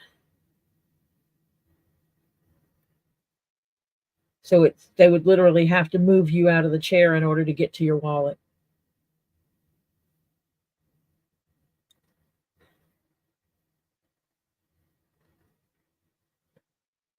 And I would absolutely do that for you. And I would use a chrome tan leather, which is a very soft leather. That way it's more bendable.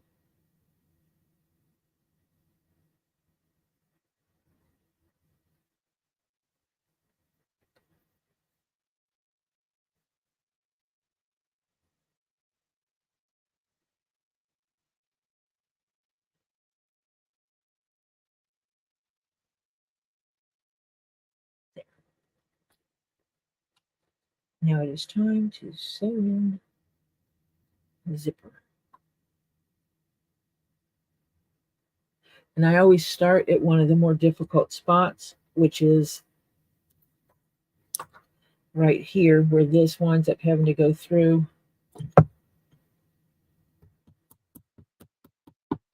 zipper teeth.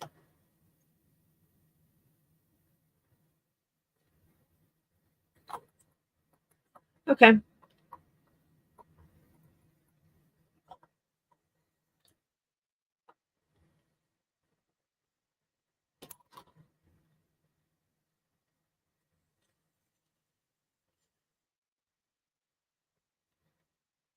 And I got my thread. Oh, get an extra piece of thread in there.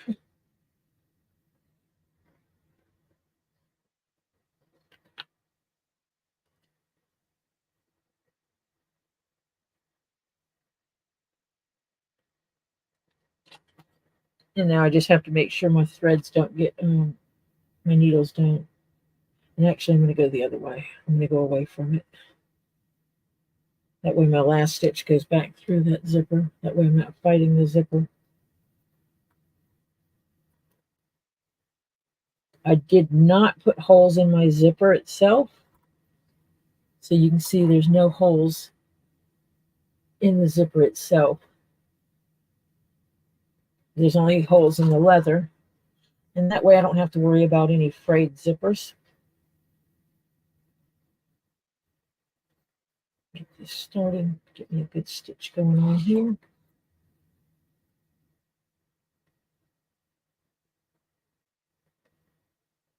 So I do have to puncture through the zipper as I go.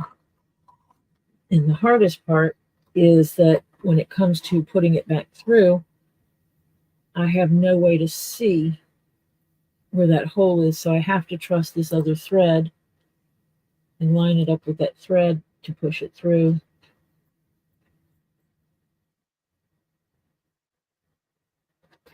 To the other side.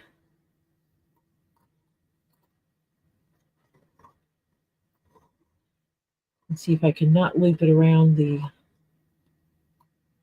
rest of this. And I will start doing that where I push it back through the second stitch.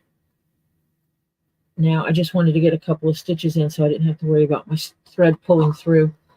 Nothing worse than going to pull a thread to tighten the stitch and it pulls the other thread and shortens it. I hate when that happens because then I have to adjust the threads.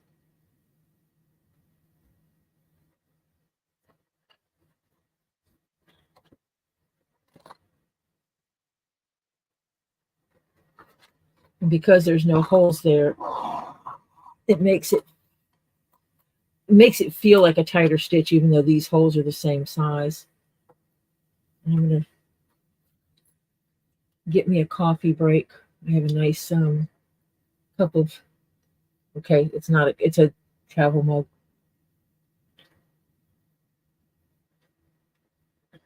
I like that zipper. I was originally going to put solid black zippers in, and the solid black zippers were supposed to be delivered yesterday, early in the day. They were not. I specifically ordered it so that it would be next day. They failed me. So I found my zipper box, which was weird because I had looked all over this room for my zippers the other night and could not find them. So I ordered zippers to be delivered the next day. Zipper tape, I should say. And it was not. So I was like frustrated. Figured I'd get all of these started, but wouldn't be able to get the zippers in them. And I walk over to where I looked the night before, and lo and behold, there's a box with all my zipper tape in it. And if you've not experienced zipper tape before, I will show it to you. Let me get this needle in here so I know where I am. I refer to it as zipper tape because that is what it is.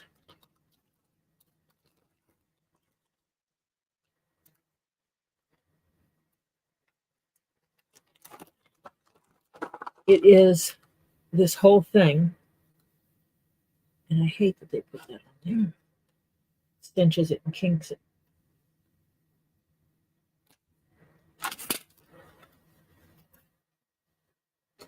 So I have this strip, this much. It's however much is there. And you measure your zipper to whatever size you need. And then you get your zipper pulls.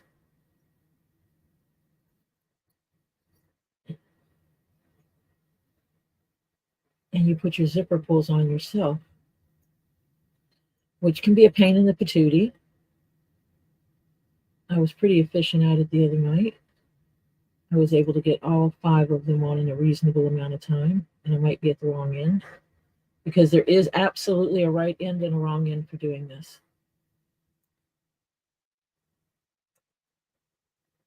But you basically have to push it through the center of that. And it is not going to go for me today, I don't think. Yes. Because there's a lip on this, on the outside edges, where the cloth will pass through them, but the teeth of the zipper do not. It might be that that edge is not is burnt or something. They might have burnt the edges to start with. Just stop it from fraying.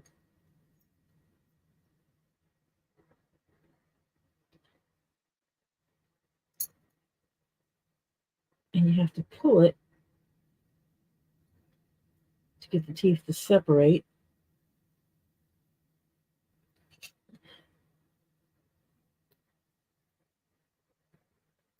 And you pick at it and see if you can get teeth to go left and get teeth to go right.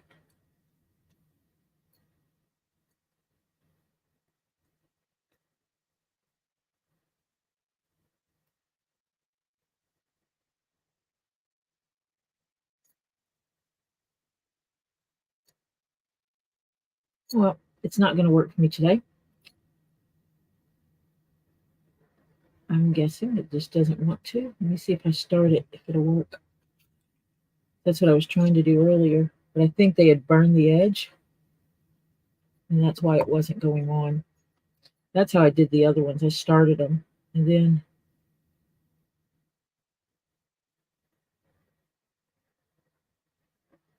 put them in the zipper tape. There's a way to do it with a fork that I've seen people do that I've never done before. I'm sure, Phil. Being in a chair, zippers are not your friend. Well, I can see now this zipper tape, I might be using it from the wrong end. I'm going to cut off a piece and check something out. Because, like I said, there is a right end and a wrong end to do this in. Yep, there you go.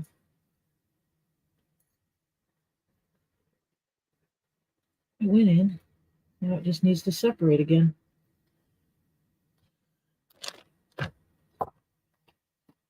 On my little pokey doodle. I give technical names to my tools.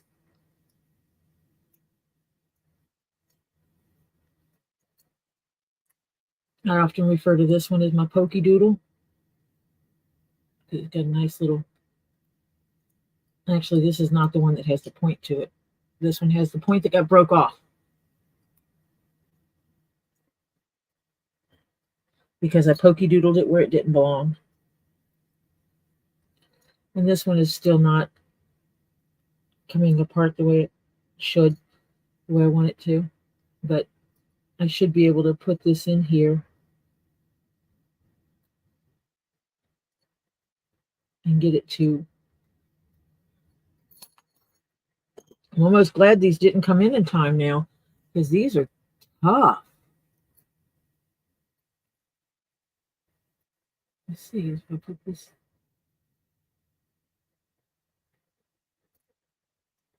if I put it in this end, if it works any better.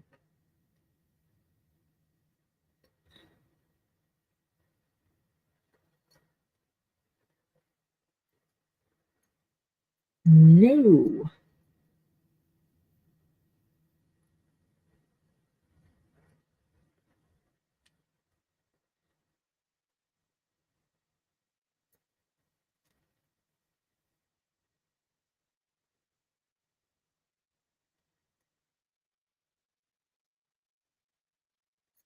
I've never seen one of these give me instructions that work other than they tell you to push it on. And I've never had one just push on. I had one of them tell me if you cut some of the teeth off, it works, but I'm not going to play with it anymore.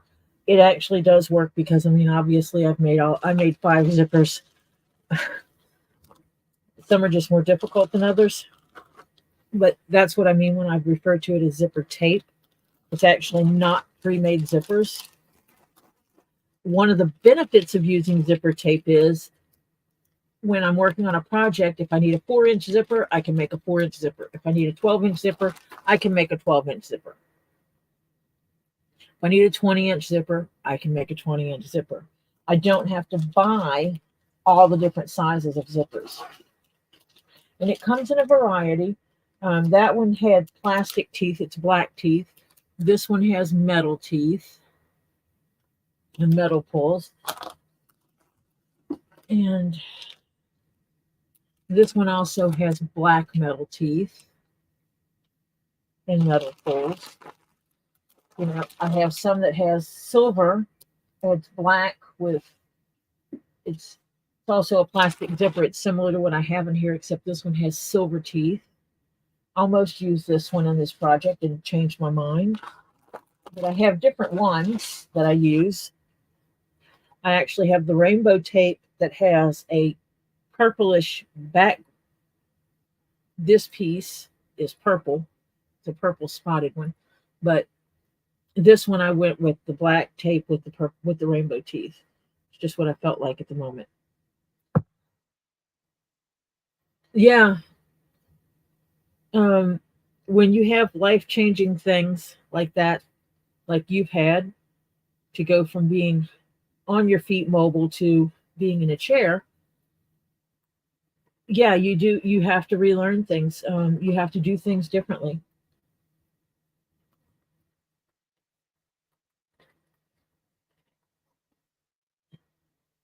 And I think that's true for many things. I know Flutter probably went through that when she injured her leg last year, and then still has to make adjustments because when you have an injury to a body part, you still have to make adjustments for it.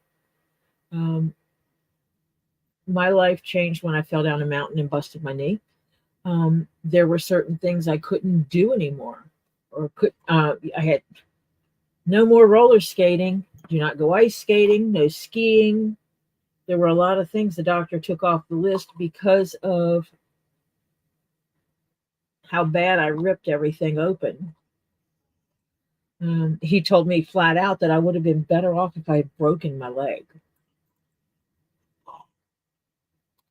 And so I had to adjust how I did things, how I walk up and down stairs, how I walk up and down hills or mountains. All of that had to change so that I minimize the risk to my knee, because I am more prone to my knee twisting when I'm walking. Um, the brace they gave me to wear is called an anti-rotation brace because I'm more likely for my leg to do, like when I'm walking, for it to do this and twist like it's not supposed to. So yeah, and I could not. No way. There's no way I would wear zippered pants in a chair. Yeah, I think it would be elastic waist all the way. because I just think that would be the easier way to do things.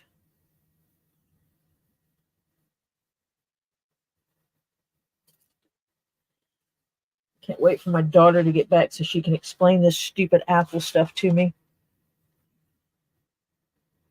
because she gave me an Apple phone to use.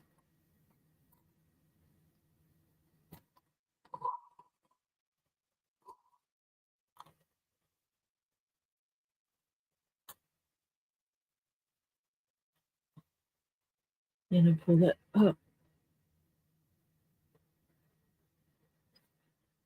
I'm going to try to get this phone camera to come on again.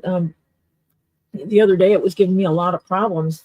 It would come on, but then it would go right back off again. And I don't know why it was doing that. But I couldn't get the light to stay on, but that would be useful.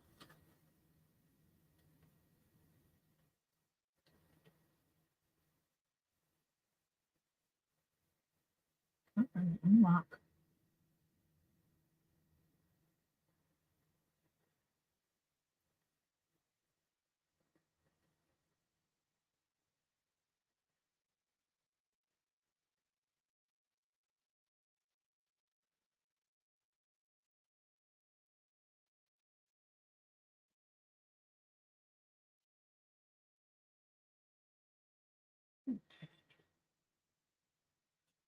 Aha, so it came on.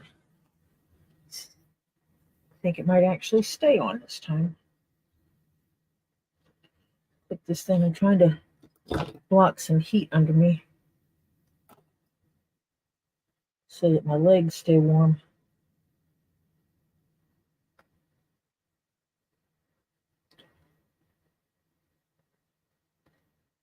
So I put basically some fabric over me to block the heat coming from under the table.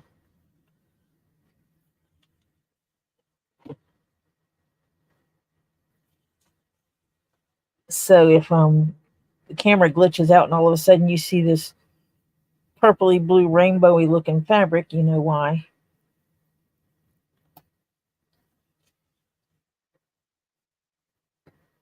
Because by golly, that's the way to keep warm. Have that little heater underneath the table.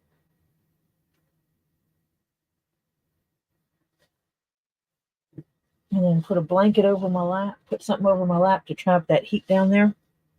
Yeah, buddy. Now I think you can see the stitching better.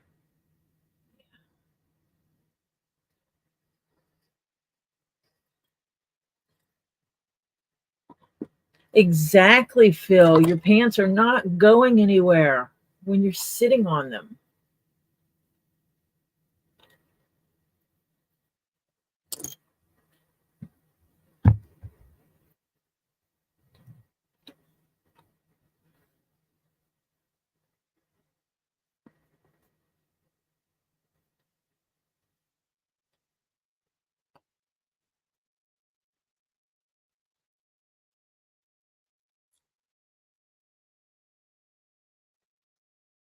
If I were to make this for someone else, I would either opt for gluing a liner on, either a fabric liner.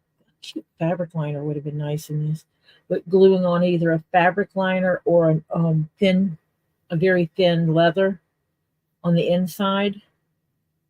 And I would do that so it came over the zipper tape. And basically, the zipper tape would be sandwiched between it, but this would give this a finished edge all the way down, a finished look in the inside. If I were doing it for someone else, that's possibly what I would do. It would be a little more costly to do it that way. Fabric would be less expensive.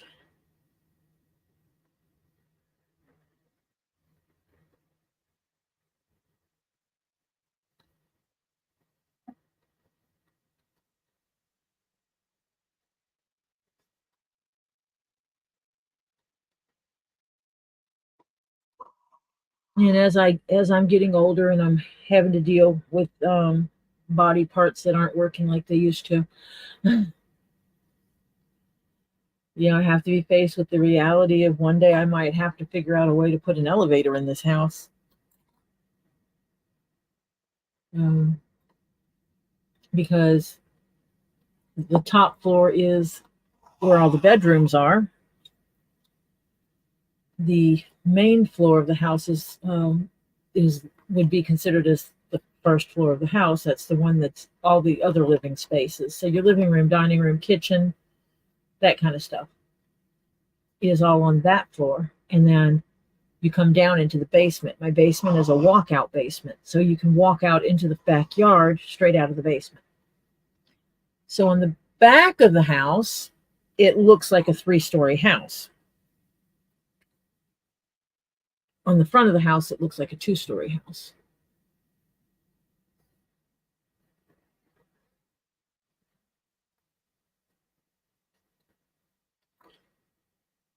It just kind of is what it is.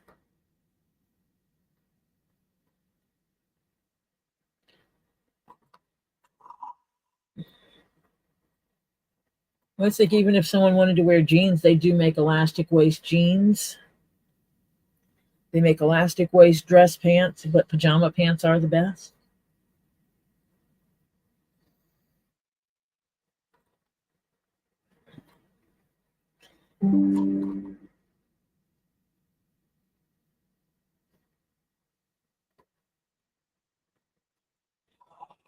I wish clothes that were made to be worn out in public were as comfortable as the pajamas that they make us nowadays.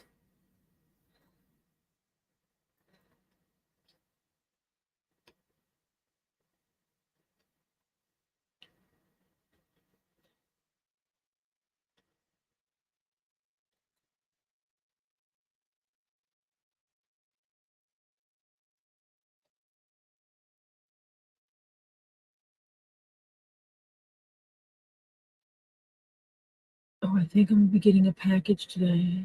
Let me double check.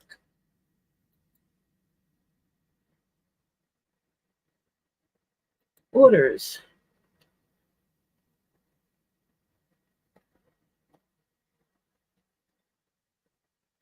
What is today? Today is the 3rd.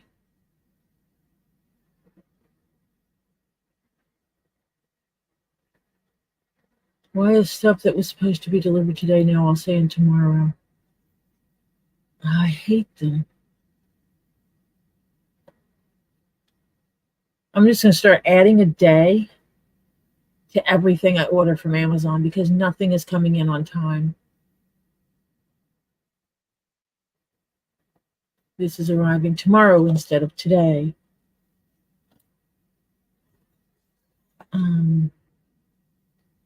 This is arriving tomorrow instead of today. This is now expected March 4th, where it was supposed to be delivered today. It was delivered yesterday. And zipper tape is coming in tomorrow. And then tomorrow and Tuesday.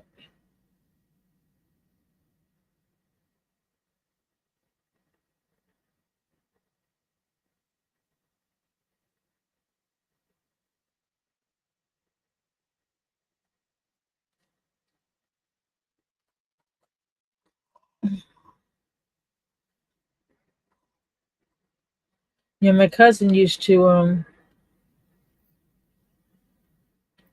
he was younger.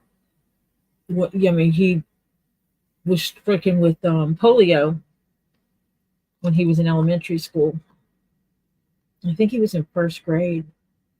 So right around 6 years old, 5, 6 years old, he was stricken with polio. And originally they put him in braces and crutches so he could basically walk. But by the time he got to middle school, he realized that with having to carry books and stuff, being in the braces to get around, while it put his face closer to everybody else's level, it was not conducive for getting around easy. so he started getting in his wheelchair more and more. Originally, it was only during school, but then he realized that it was just easier to be in the chair. He caught flack from some of the family, um, talking about how it was just lazy that he wanted to be in the chair all the time instead of using his braces. And, he made a comment that sometimes his arms just get tired. And someone said, well, just rest on your crutches. And he leaned on his crutches and the crutch broke out from underneath him. The crutch broke in half. And then it was then that everybody shut up and let him do what he felt he needed to do. And getting around in the wheelchair meant that he could have a backpack on the back of his chair, and they always gave him a bottom locker so he could get into the locker easily. And he would put what he needed in his backpack, and he could get to class. The only time he had to have help was if he had any classes that were upstairs, because where we lived in Mississippi, and this is before ADA requirements said, kind of thing, they didn't have an elevator in the school. It was a 2-story school. There was no elevator. So they tried to do his classes where all of his upstairs classes were back to back. All of his downstairs classes were back to back. So he wasn't having to go back and forth. Kids in school that were friends of his thought it was very cool to pick up his chair and carry it up for him. He refused to sit in the chair and have it carried up. So he would jump out of his chair. They would carry his chair up and he would move himself up the stairs. He was young. He had muscles. He could do that. He could take his chair by himself up 1 or 2 steps. I watched him ride his chair 1 step at a time down 3 steps. But it took a lot of control and not recommended for anyone that is not in top health. He would not do that today, whereas he did it when he was in school. But being in a wheelchair really didn't impede him much, since all the girls thought it was cool. And so he would come through the hallways and beep, beep, beep, beep, coming through. And the girls would be like, oh, give me a ride. And he would have girls up on his lap all the time. He never lacked for having a girl on his lap rolling through the hallways of the school, giving girls rides all the time. When he went to college, he actually pushed for them to, because they did not have walkways. You walked through the mud.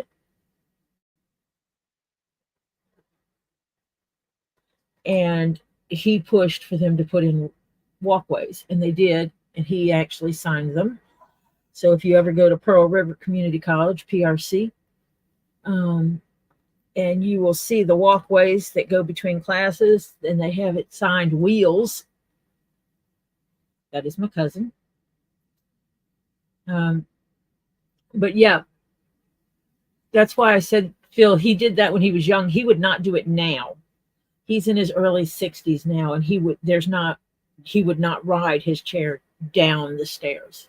Well, he can't even do a manual wheelchair anymore. He used to do one where, not a powered chair. He was the power with his hands. He can't even do that anymore.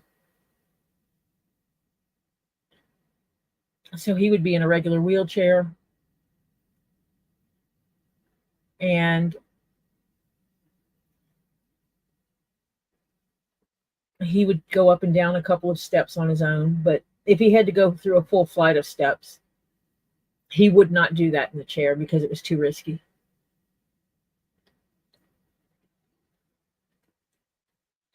There were times that it was not an environment where he could throw himself on the ground and climb up. and downstairs, and people did pick him up in the chair.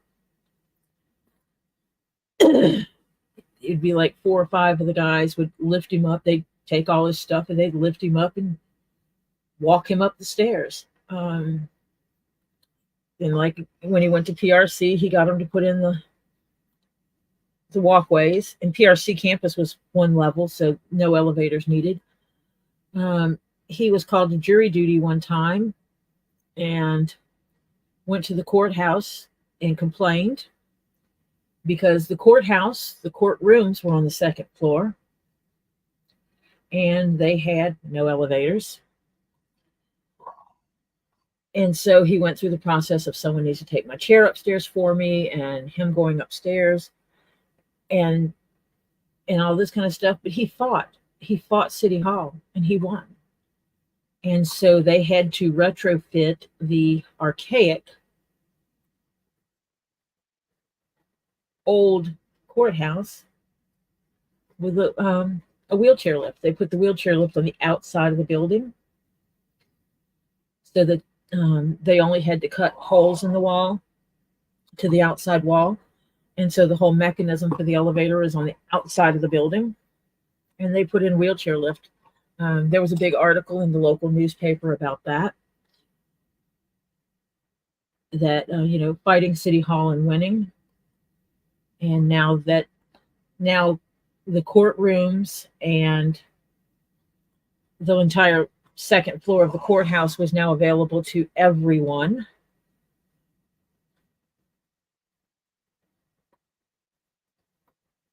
And so it was a big to-do. Which it should not have had to take that long, because usually what would happen is people would get called to jury duty and they would go and say, well, I'm in a wheelchair. And they go, oh, you're excused.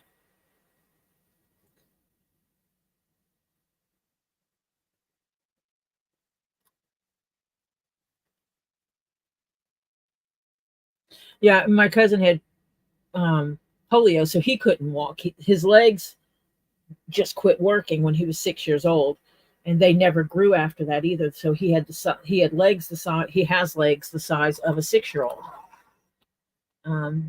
But from the hip up, it's regular body.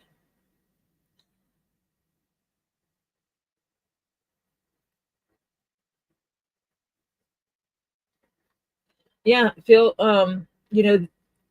Sidewalks need to have ramps for getting up and down easily. Parking lots need to have adequate handicap parking spaces. The businesses and the police need to do their work to keep people out of these handicap parking spots that do not have either a car tag or a hang tag that says they're supposed to be there. Businesses open to the public that have a 2nd floor need an elevator. Even if it's a one-man lift, I mean, they have ones that are. There's a hotel I've gone to several times, and when they have events, there's one of the spaces that's downstairs. They don't have a full elevator to go down those stairs, but they do have a lift for wheelchairs.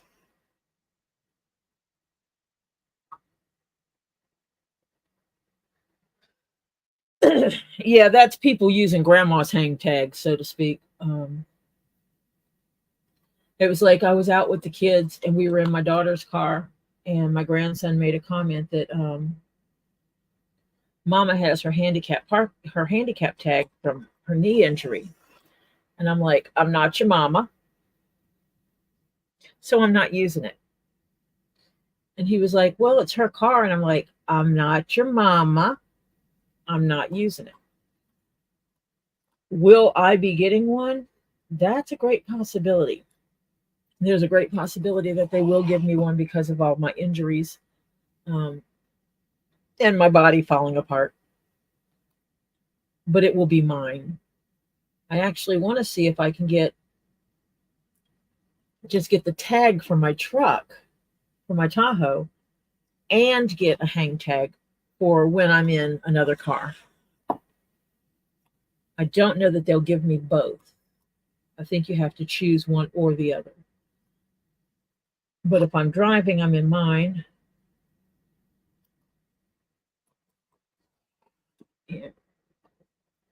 And very seldom do I ride in my daughter's car or my husband's car because getting in and out of the cars hurt me.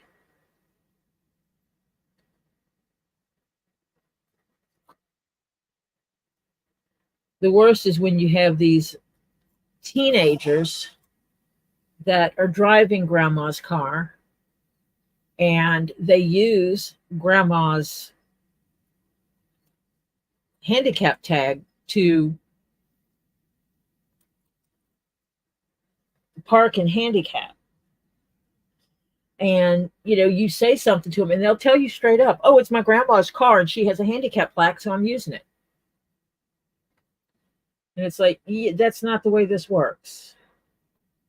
That's not going to just go through. I'm going to have to whack that a little needle a little bit because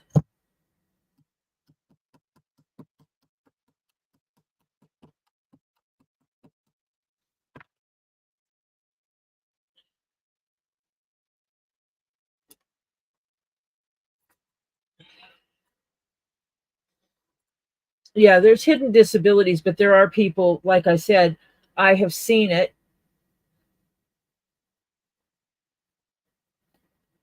It'd be like, okay, Marcia has one in her car. It would be like Marcia's daughter going, hi, Marcia. Hi, Allie.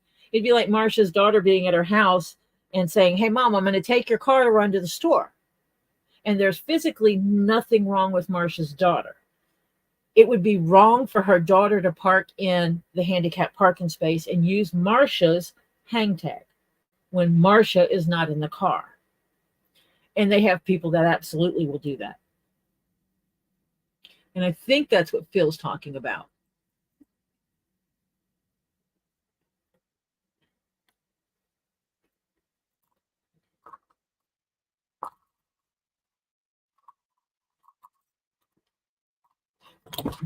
And that's easier to catch in small town when everybody knows everybody else. But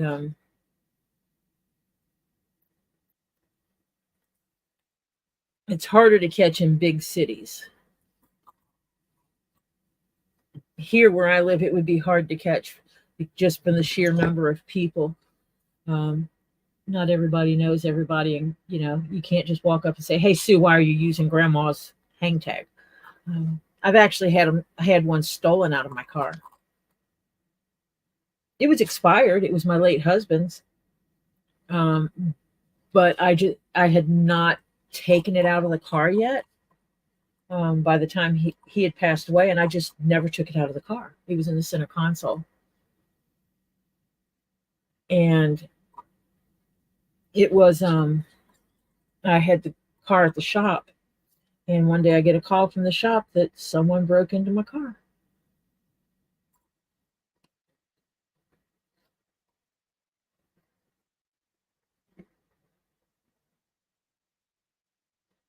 So yeah, there's some that are stolen. Yeah,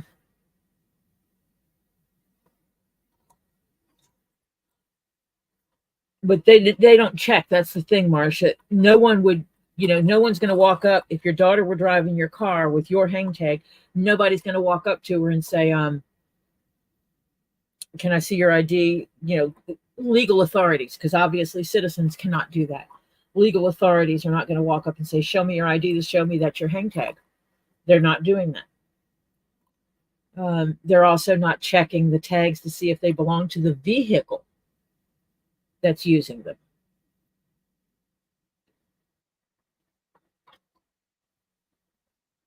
And that's where getting a tag would be nice.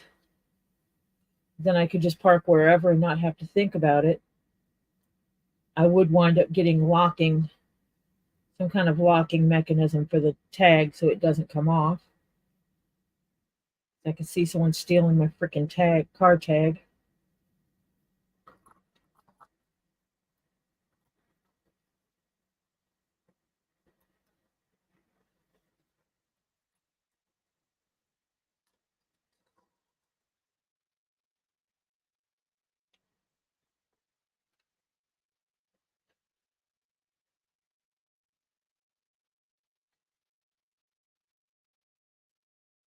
Oh, huh.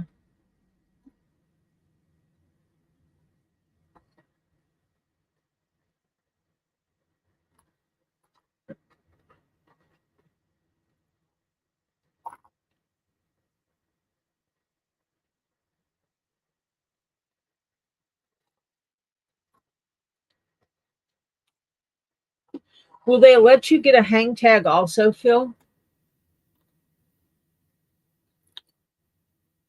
Because that's what I was wondering about. Like, if I had to get one, will they give me my tag if it's permanent, obviously, and give me a hang tag? So give me a car tag and then give me a hang tag. So when I am in my husband's car, I have it with me. Or if I'm in a rental car, I could have it with me.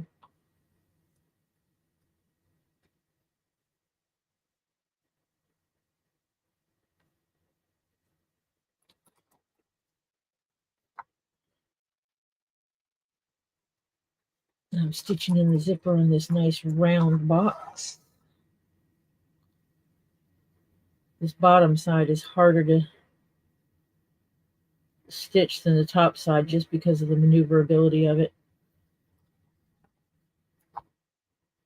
Can't get the piece to stand up the way I need it to do this.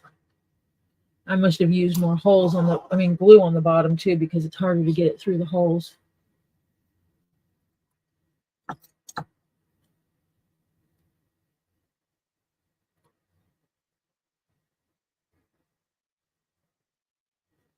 Yeah, I need to see what Georgia rules are on that, because ideally I would have a car tag on the Tahoe and have a hang tag that I could use when I'm not in the Tahoe. That would be my ideal situation.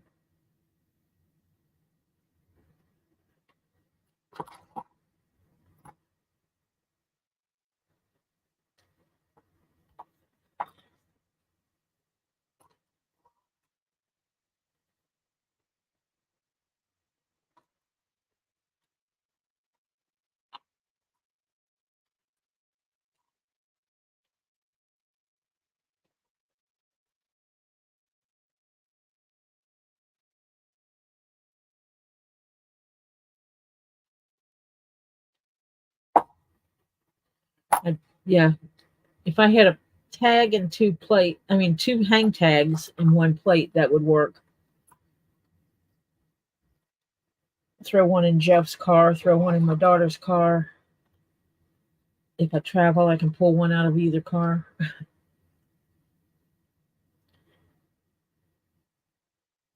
Because on rare occasions I do drive their cars.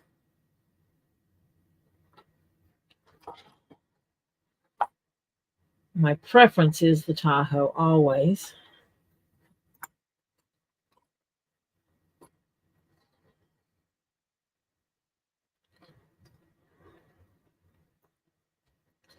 That is something I wish insurance would cover, is the lifts in people's vans that have power chairs.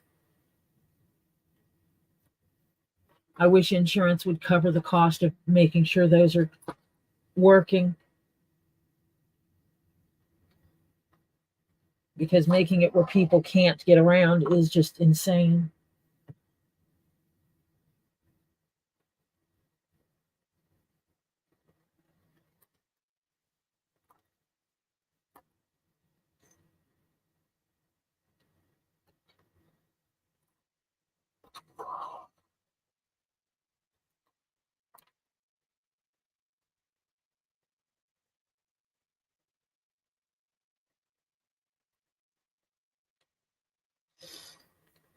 Coffee.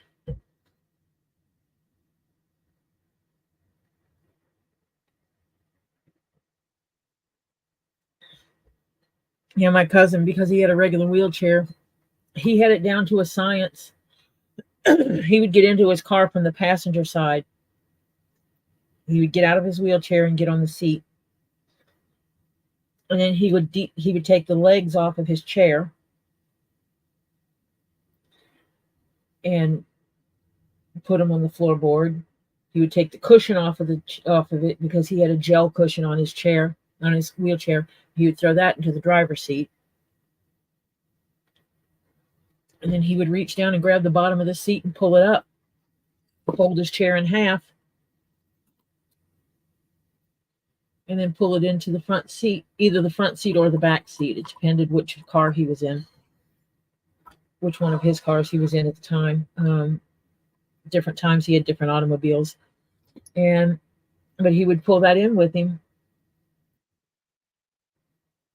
And then his first setup for being able to drive was actually installed by friends of his that they made for themselves. They made it for him. He did not go through a company to get hand controls for his wheelchair. They used pipe and rods and nuts and bolts, and basically made him two push rods. That one was the accelerator and one was the brake, which is different from the hand controls you buy professionally made. Oh, come on through. There must be a glue bubble there.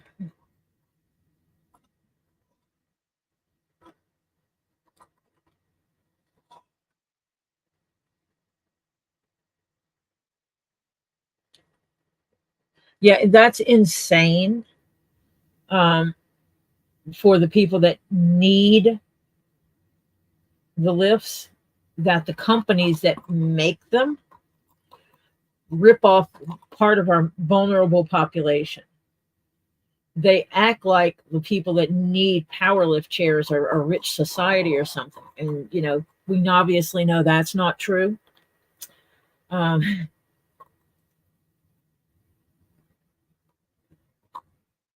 My cousin was lucky because although Jerry Lewis did things for muscular dystrophy,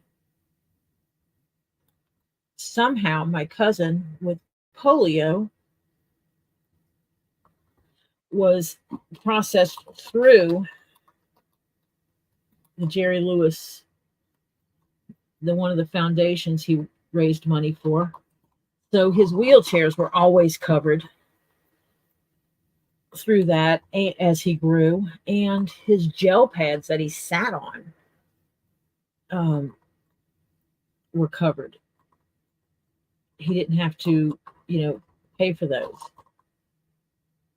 And as he got older, after his friends rigged up the car so that he could drive, bolting rods to the brake and accelerator, and then bolting that underneath the steering column so that he could do that, and taking him out and teaching him how to drive, they went through the Jerry Lewis Foundation and they put in proper controls.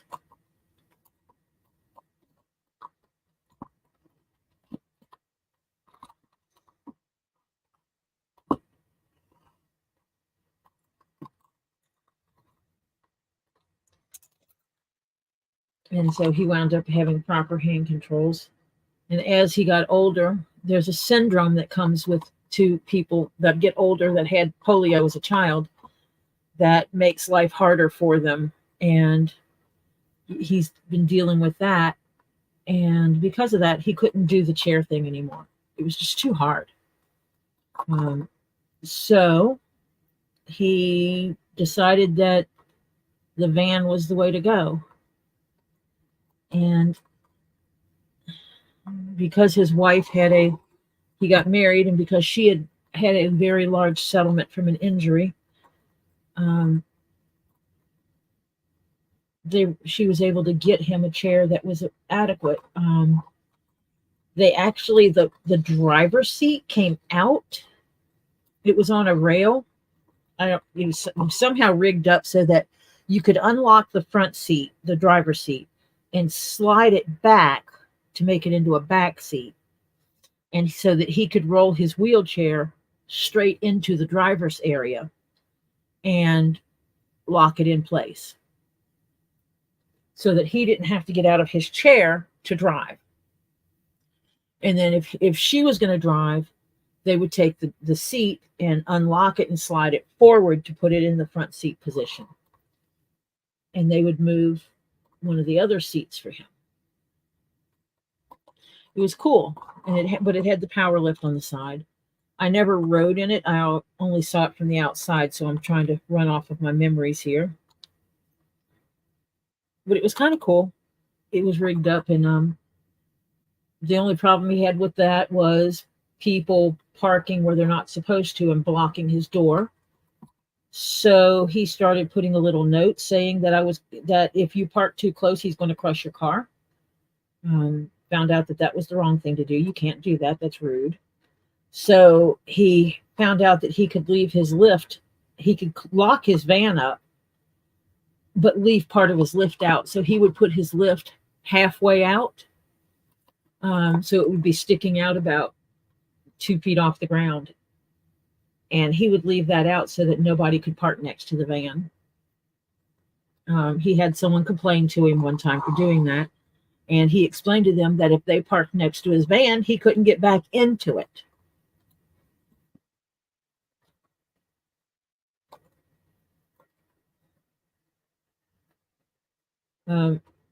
They actually, Terry, here they have specific parking spots for wheelchairs with lifts. They're marked. You are not supposed to park in them unless you are a wheelchair with a lift. Because they might have 10 parking spots for handicap, what they call handicap parking spots, and only 2 of them have chair lifts. They have the area for the chair lifts, and they have next to it where the chair lift, where the lift should come out, they have that striped off, no parking here stuff. They have that marked that you're not supposed to park there, and people will still park there if you put cones out to stop them. They'll get out and move your cones and park there anyway. They don't care.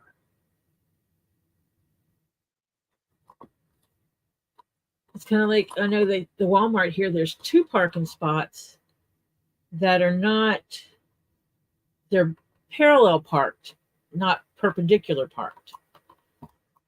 And they are for vans and longer vehicles. And people in their stupid little compact cars will park in those anyway, which means someone that has a huge van now has no place to park, or they have to park and take up multiple spaces because their van is too long for the standard parking spots, which means they have to go down and park in 2 parking spots and cannot park in the handicap parking spots where they should be parked. People don't pay attention. No respect. They don't care. It's like, it's all about me. I care about me. I want it set up for me. I want to do for me. Oh, it is stopping you from being able to go to the store. I'm sorry. It's making it where it's harder on you who can't walk. So what if there's 15 other parking spots I can park in and there's only one that your car will fit in? I'm going to take the one you need. Even when I'm in a vehicle that uses a handicap placard, if I'm in a car, I do not park in the long parking spots that are for trucks and vans. I do not park in the ones for wheelchair lifts. If a regular parking spot's not open and that's the only thing open, I will drop my passenger off at the door, and then I'll go park as close as possible, because you never know who is coming and needs that spot. I try really hard. And I guess growing up with a family member in a wheelchair, I have always tried to be more respectful of those parking spots. I actually took a speech class when I was in college, and that was one of the things I did a speech on. They said, pick anything you're passionate about. And so I did a speech on why you should not park in or block a handicapped parking spot or walkway ramps.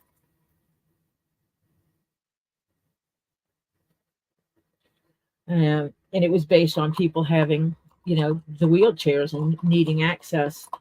And I ended it by telling them, if you really, really need to park in that closest parking spot, then I highly recommend cutting off a leg or two so that you qualify.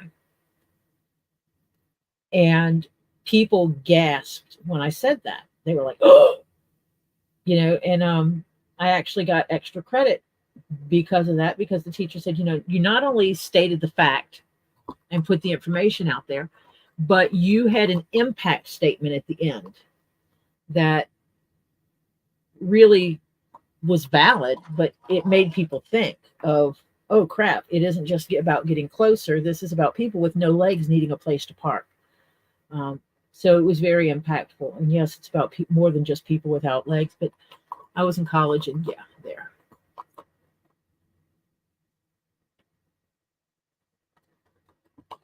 So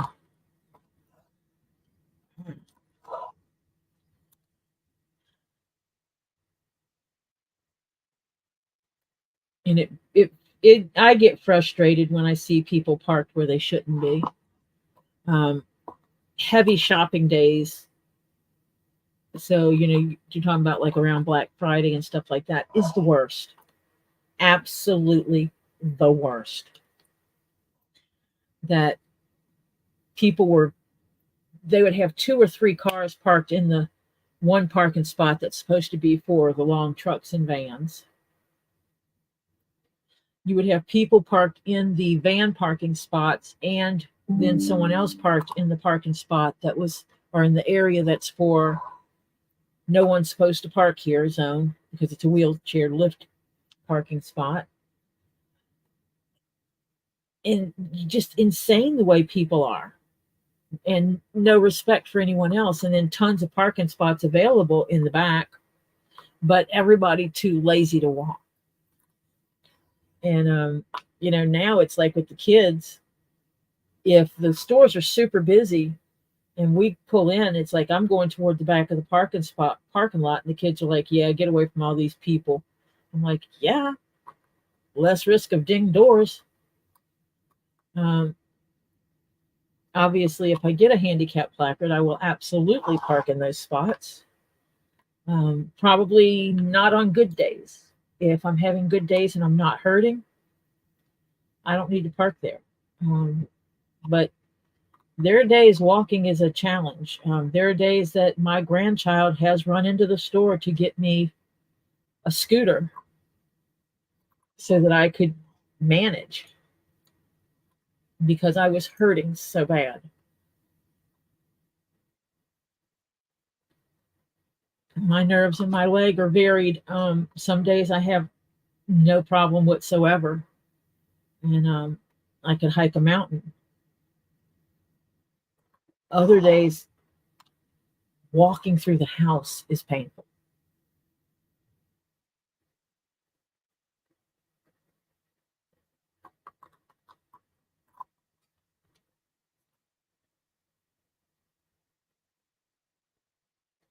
So, even if I get a handicap placard, I'm not going to use it if I don't need to use it.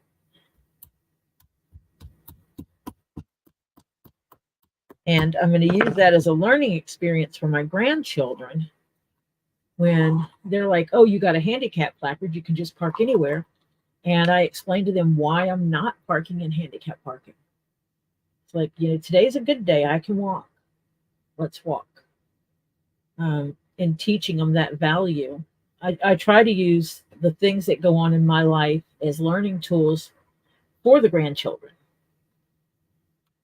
When we're around other people, such as with Topher. Topher is a tall child, and we were in the store, and there was a lady who, I'm 5'6", and she was considerably shorter than me. I'll just leave it at that. And she was trying to get something off of one of the top shelves and was having trouble. She couldn't reach it because she's short. And, I look at Topher and I go, you can offer help. And he just kind of looks at me. I said, it's okay when you see someone like that needs help. It's okay to say, would you like me to help you get that? And he actually loves helping people, but never thought about doing it in the grocery store. And so he walks up to this lady and he goes, "Can I help you get something?" And she smiles at him and tells him what she was trying to get. And he just reaches up, grabs it, and hands it to her. And she's like, "Oh, thank you so much. Um, and sees him later and says, "Can you help me with this?" And it brought joy to him to be able to help someone.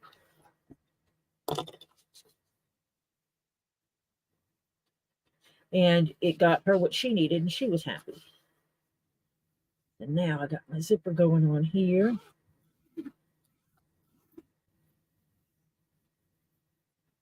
And this will curve around. And we're going to stitch in our round butt into here. Not right now, but this is where this will go.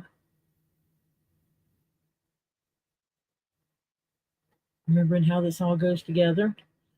We have this piece that goes here and goes in to make the top. And this is what we're going to sew on next. And same as we did the other one, this bottom piece here will get stitched, and then this will get stitched underneath the other one all the way around. So measure thread. I guess I pulled my stitching a little bit because I see it's curving, and that's okay. On a flat surface, I would not pull my stitches so snug, but on this one, I didn't worry about it because I knew it was going to curve, and so I can get away with it.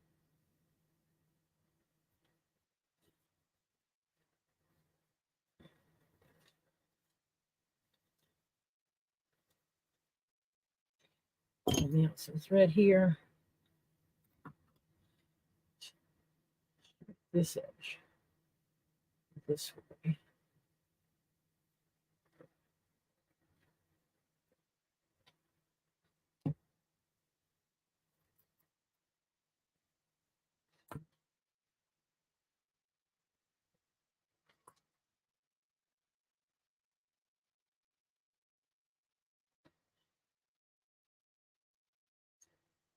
I don't think I pulled out enough.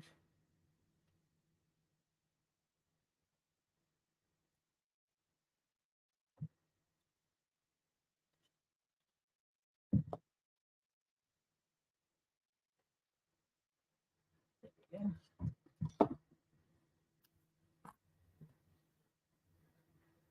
I definitely need to go pull me another spool of this thread because I do like it.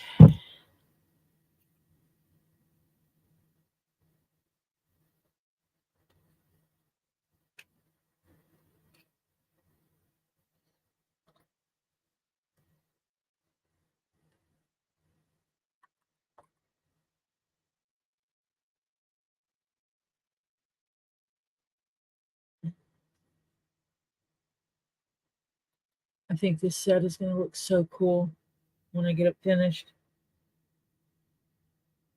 And I do need to get with Lisa about a tray.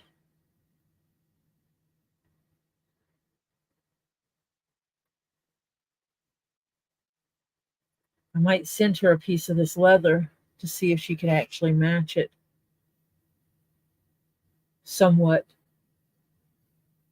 I think a swirl with black in it and this in a dark purple color in a tray, an acrylic tray would be nice. The point of the tray is I am going to be using this when I travel. An acrylic tray I could pack in a flat in my suitcase and then have my toiletries packed in these different containers. And then when I get to the hotel, I put out the acrylic tray and then put all of these in the acrylic tray. And what that means is that because there's an acrylic tray with a lip, any water that gets on the counter won't get on my leather containers. And so the bottoms of my leather containers will stay dry. And I just think that would give it a really interesting look. I think that'd be a cool look.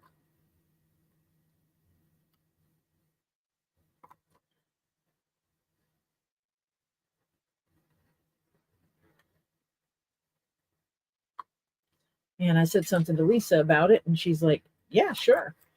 And then I told her when I make these for other people, I will give them that as an option, that we can get a tray made from Lisa to match if that's what they want. And that way they wind up with this, basically the same thing I'm going to have is that tray to keep these leather pieces dry when they are using the set.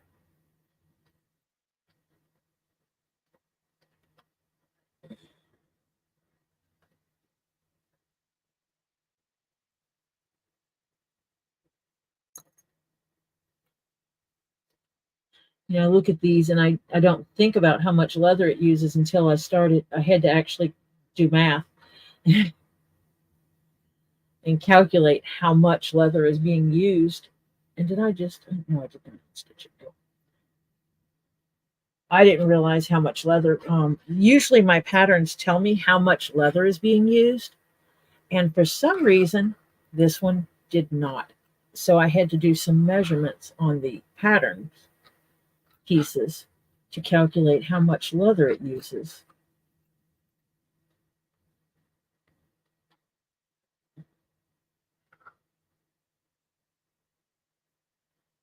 Hi, Lisa. Lisa, I don't know if you caught the measurements that I said yesterday for a tray for this.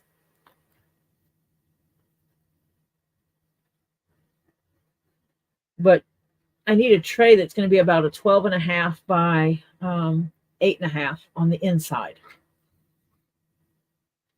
Inside measurements where I put stuff. I looped that right over my thread.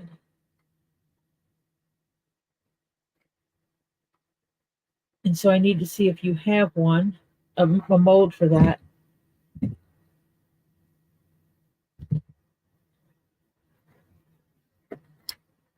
Because I want to send you a piece of leather to see if you can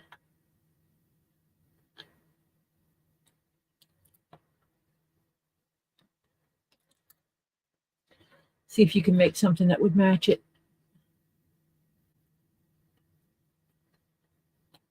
I mean, in theory, you could put resin down, then lay a piece of leather in there, and then put resin over it. You can absolutely resin around leather. But that's not what I was looking for. But I think a cool resin tray that matches, obviously not exactly the same color, but matches. Okay, because I can take out a piece of paper and draw the layout of these, the bottoms of them, onto the paper so that you can see what you're working with. Because I just want all the 5 pieces to fit in a tray. And if you want to come up with 1 or 2 tray designs that would hold them all, you can. I could get them from you and take pictures of the set in the trays. And then we can have that as our collaborative effort, that I sell toiletry kits and send people to you for trays.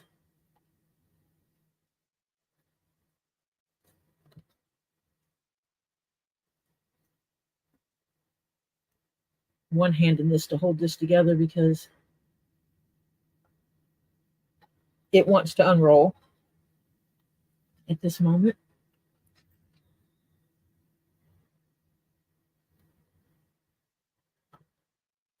And my thread keeps getting wrapped around my scissors because I'm working with long threads at this moment.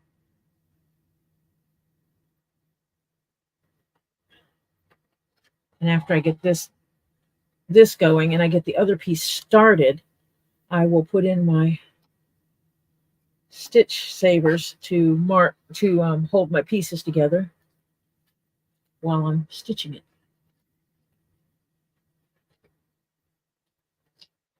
It is, Francis, when you're in a need accessibility.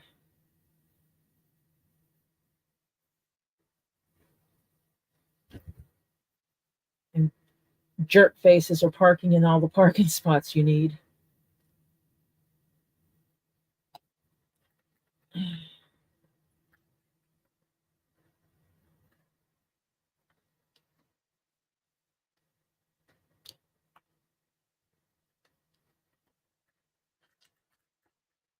I probably should have stitched that on.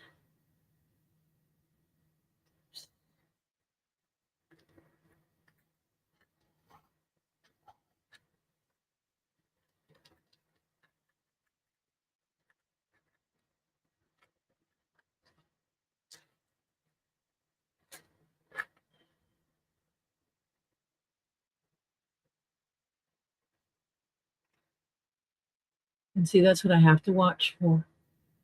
My thread looped when I threw it to the side. It loops around and it will cause a knot in it.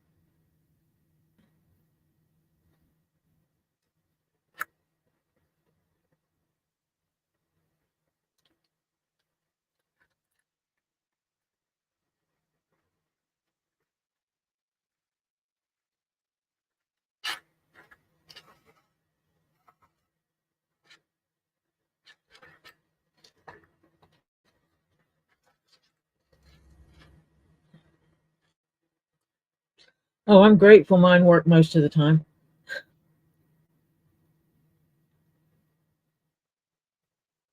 It's like I'll be gimping around and people are like, "Oh, you need a wheelchair?" And I'm like, "Nope, I'm good.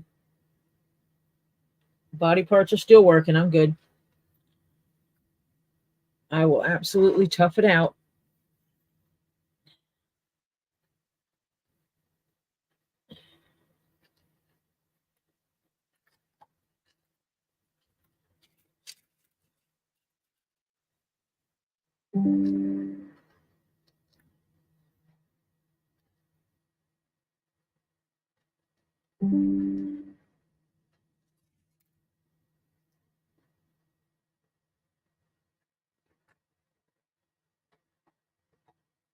Yeah, I don't have to worry about that because I have my own parking spot.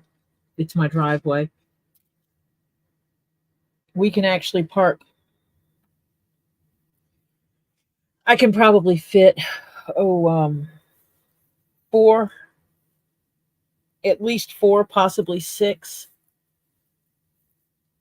vehicles in my driveway.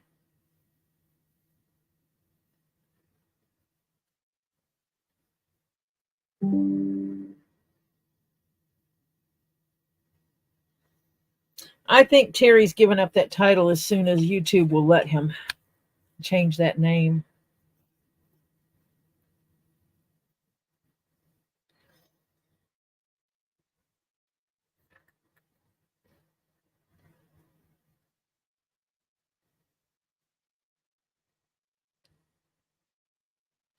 I think he's got a few more days.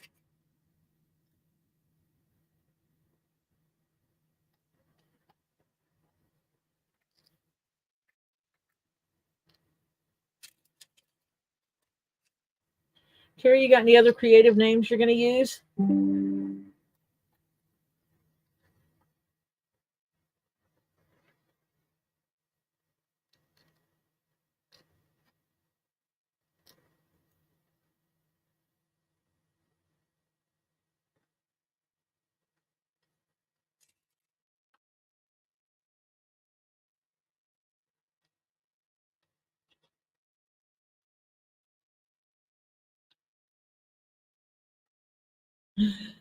Uh,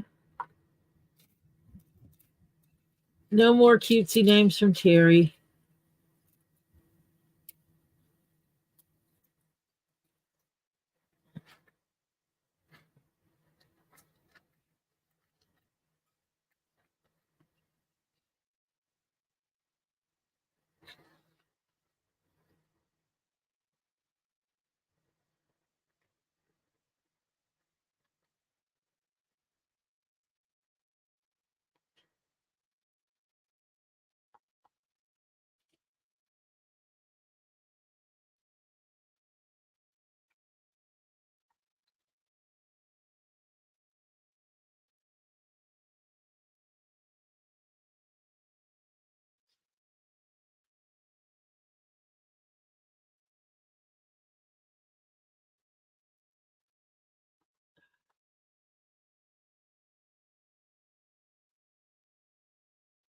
I don't know that I got these 100%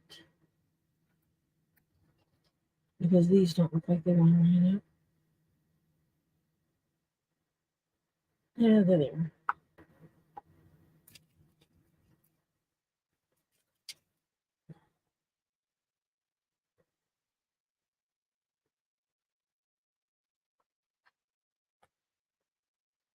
Yep, that lines up beautifully.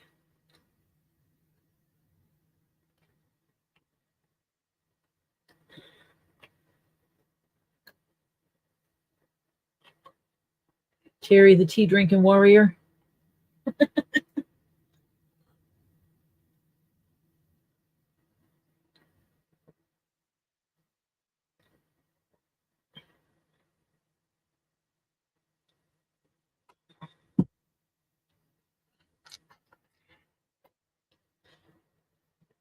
Tea warrior Terry.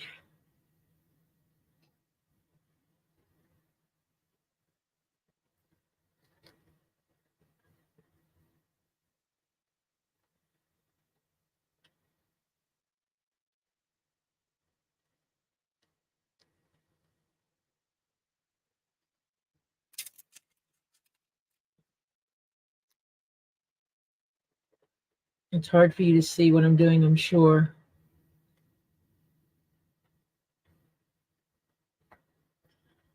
I know you know what I'm doing.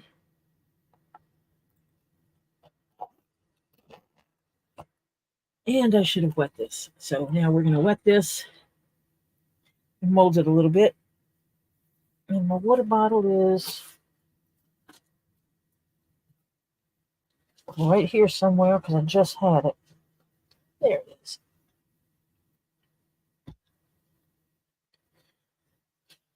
I thought I had to do a second piece, and then I was like, no, that was it.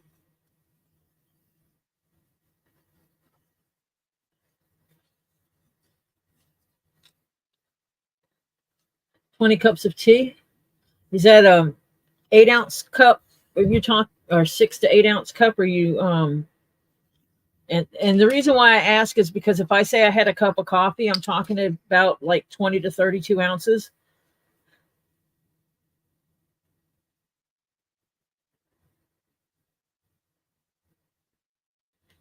See, the water just beads up on this leather. I have to convince it wants to seep in.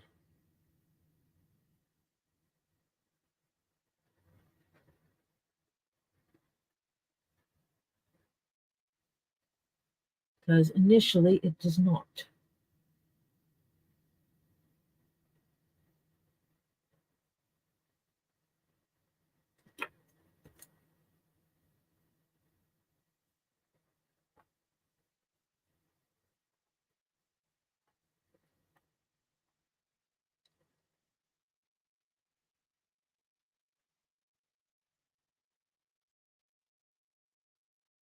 Mug.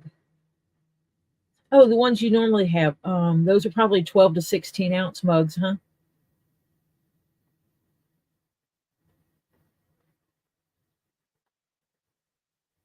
I could drink some. I like a good tea, especially in the evenings. I like my coffee during the main daytime, but I like tea in the evenings. And I do a variety of teas, some blends. I do not drink English breakfast tea for some reason, or no, Earl Grey. No Earl Grey for me. Something about the Earl Grey, I don't like the taste of it. 2 pounds of sugar every 2 days? You eat, you go through a pound of sugar a day? Terry, that's a lot of sugar, man.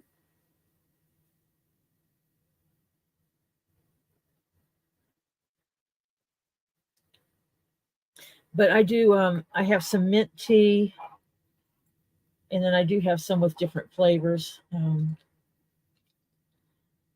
There's a company here that makes them. It's Harney and Sons, and they have some really interesting blends of teas.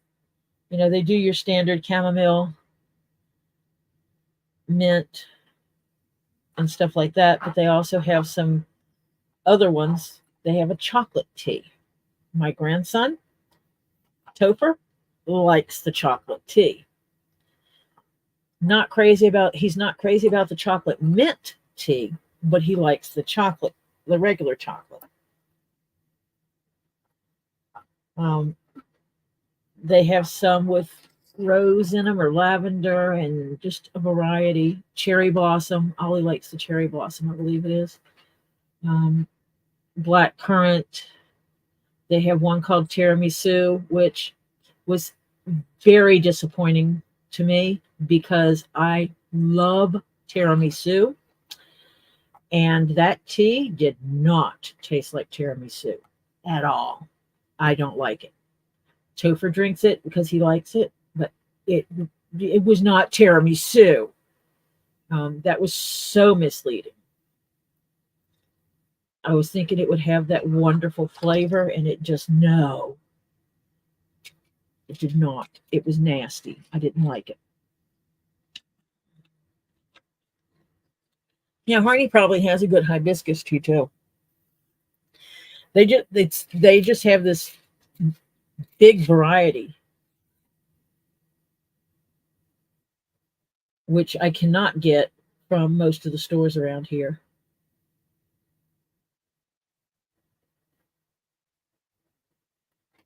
I need to go from here. 1, 2, 3, 4, 5 in the hole.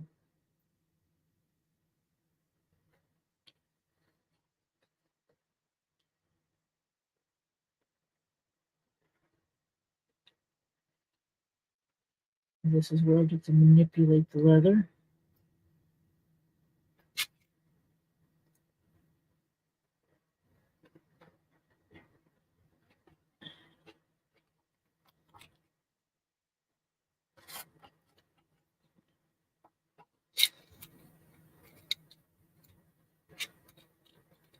Well, I don't use tea. I mean, sugar. So any amount of sugar is a lot for me. I can't. Um, and living in a house with a diabetic, you don't. So I have lived in a house with diabetics most of my life. So I got in the habit of using artificial sweeteners that they become the norm. They taste normal to me, and not using them tastes gross.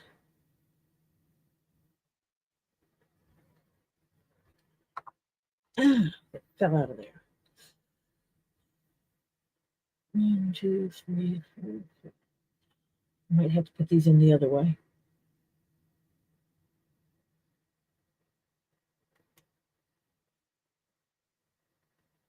In order to manipulate this to do what I need it to do.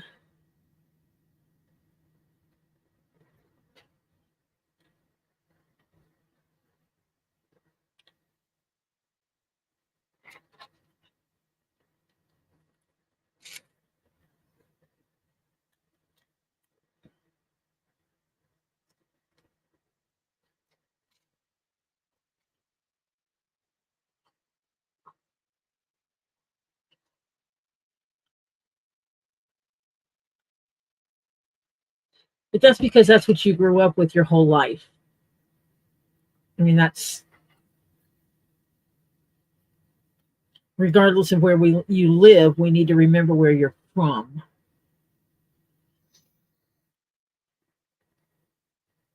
It's like when I went to England, I knew the rules, and I had someone make a comment about me being a damn Yankee, and I bet you don't even know how to drink a proper tea. And I had to explain to them that yes, you make it with milk and sugar, and it kind of threw them that I actually knew how to make a tea. And no, you don't microwave it. I don't microwave tea.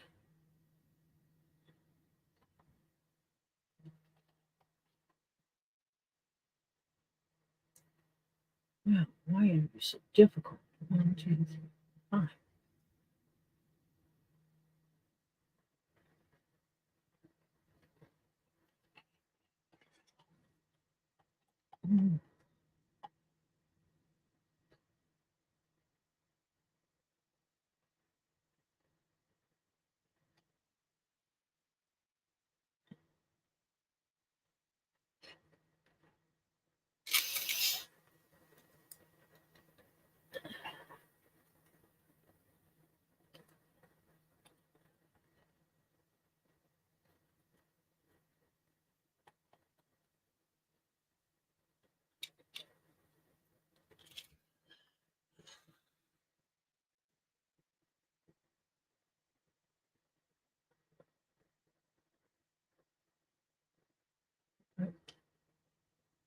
mathing here. But to start my day, I want my coffee. There is not enough caffeine in tea to start my day. Plain and simple. It's just not there.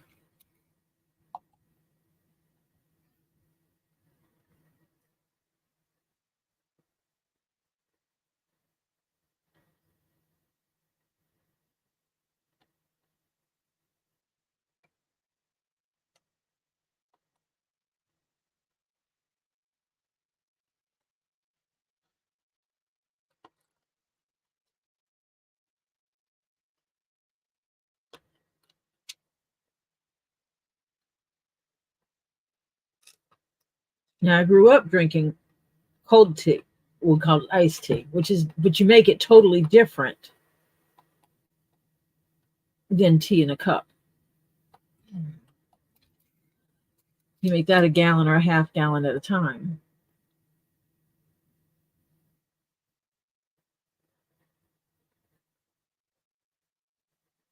Let me see if that's going to be the right spot. 4 blocks between. Hey, that one lined up pretty good.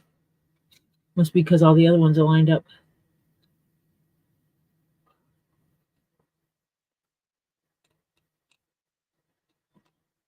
Well, if the bloodline I was given about my life and where my ancestors are from, I have the English and the Dutch.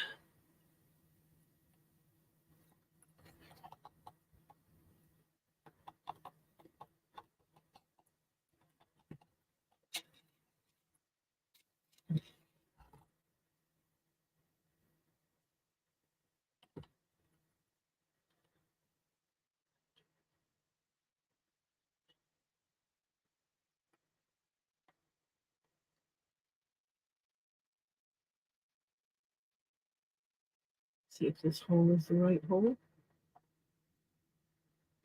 That's the hole in alignment with this one.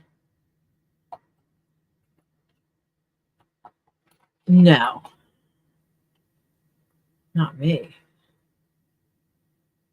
I grew up in the United States. I speak English.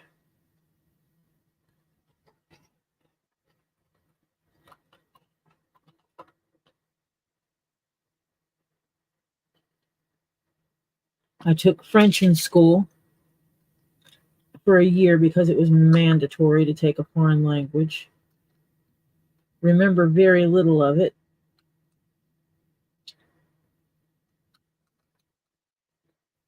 But when I was working and I was staying in Belgium, a friend of mine popped over because he was in Denmark at the time. So he took a quick flight over.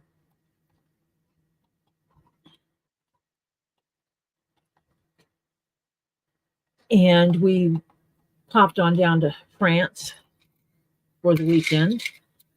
And I was walking down the street, and the lady just asked me what time it was. She was speaking French. But because I had had some French in school, I actually could understand her. And there is one of these that is off. The holes are not perfectly aligned.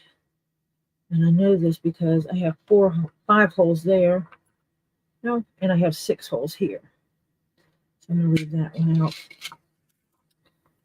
And as I stitch around, I'll find it. Let me see. 1, 2, 3, 4. There.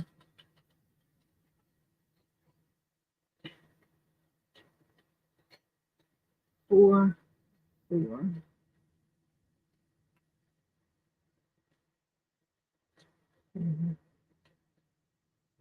6. 1, 2, 3, 4, 5. Let's put that one is off anyway. 1, 2, 3, 4, 5. That's where it's off, right here.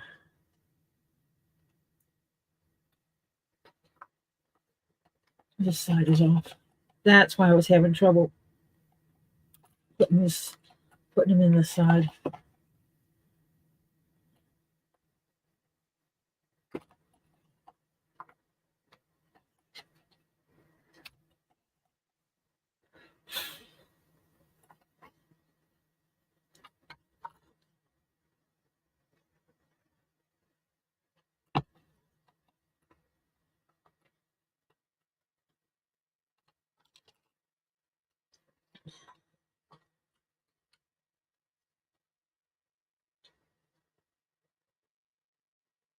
1, 2, 3, 4 in the fifth hole. That'll make it so much easier to line up once you get it in the right hole.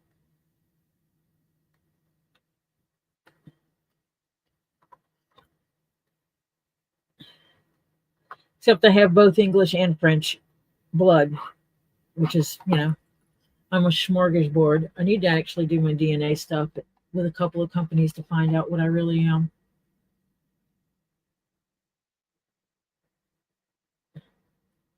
Because I know what my family has said, but I'm not going to claim it until I've proven it. I want it in writing what I am and what I am not.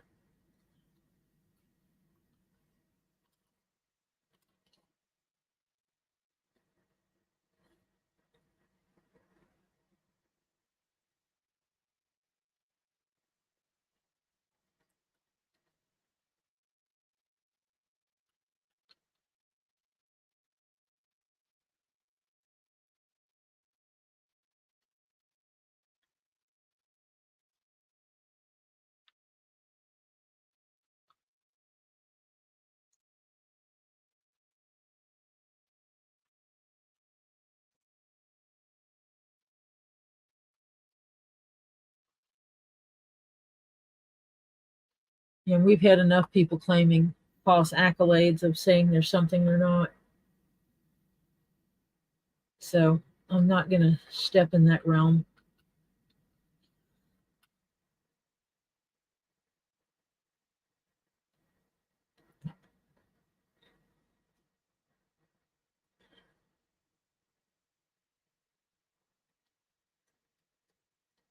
Because there's rumors of what kind of blood I have. But if it can't be proven, then I won't claim it because, it is what it is. That's just the way I am. So I am going to set these ends aside. I think I have another set of needles up here. There's one of them. Oh, I was marking on this white leather to test some stuff, which I can test now. I have multiple things going on at once. I'm working on the testing for the commission. I actually wrote on this with a supposedly special pen. And we will see how special that pen is, or if I need to find an alternative to using said pen. Oh,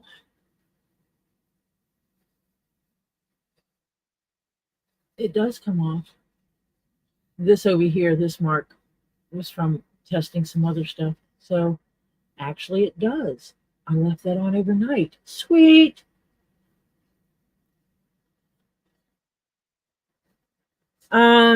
I haven't checked.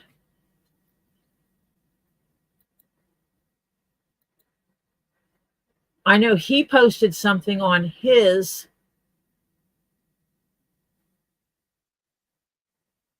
that didn't make sense to me. She is still not there. He posted, "It is said that the older people get, the less life in prison is a deterrent. Just saying." And he posted that 16 hours ago. And then he posted, "We all come into this world covered in someone else's blood. A few have no problem going out the same way."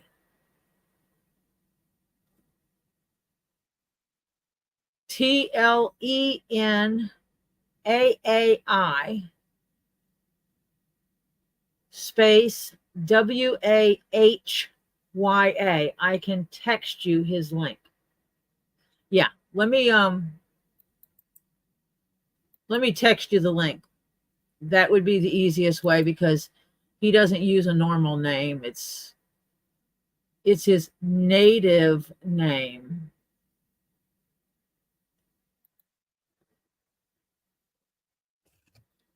It's a cool word they looked up on the internet. So basically, what he's saying is it's almost like a threat type situation. That going to jail is not a deterrent from doing things when you get older. And then the second thing he said was,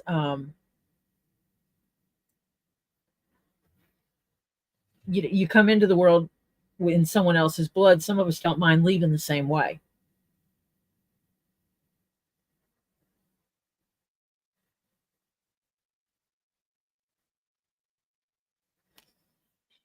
The first part of his name is spelled Tlenaai.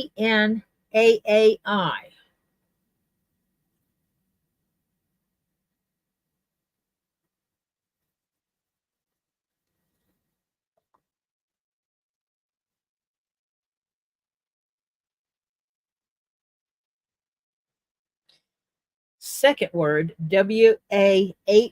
Wahya.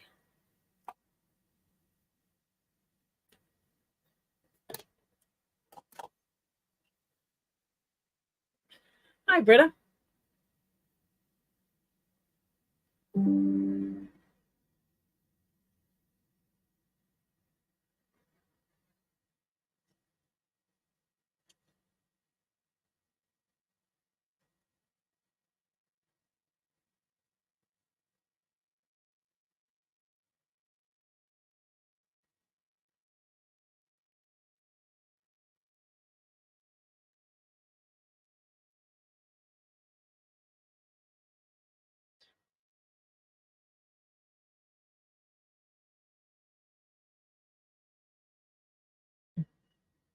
And I don't know if that's a threat from him or a confession.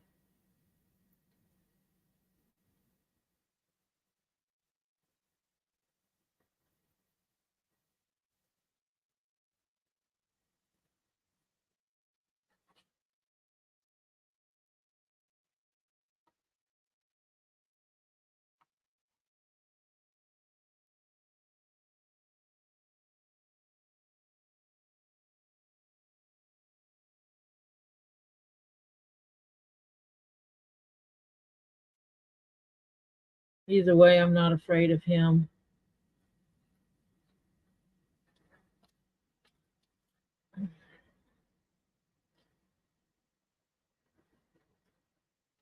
He can say what he wants to say. All I will say is, I know how to defend mine.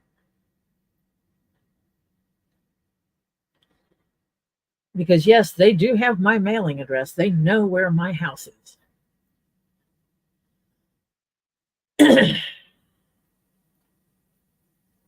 But Lord help them if they ever showed up here.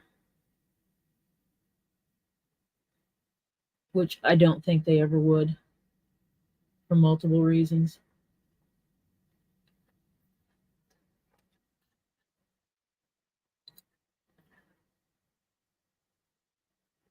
Big one being, I think they know I would defend my home. And they would both go to jail.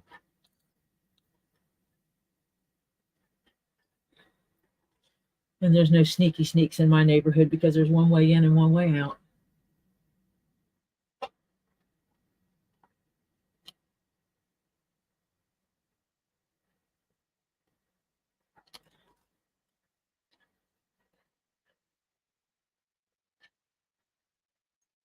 Yeah, I'm reading them as threats to the general populace. Not necessarily to anyone, but to everyone, almost like saying, you caused this.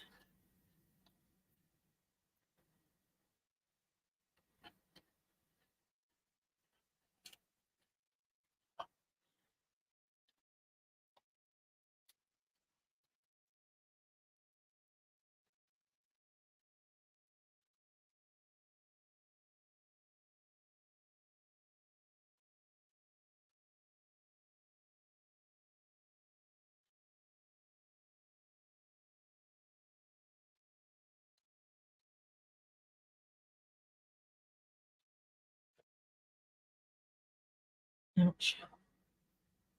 I'm poking myself. Yeah, I've been watching them both because, oh shoot,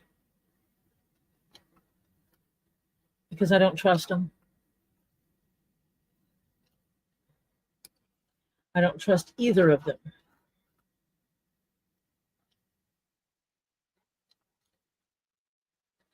I trust them each about as far as I can throw them, and I'm not throwing anyone anywhere, so.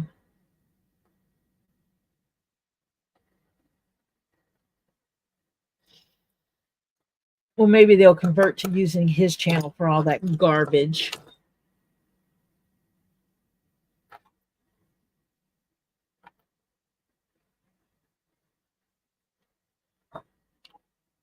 Sadly, she can't transfer all those stubs. Company will just say, buy them again.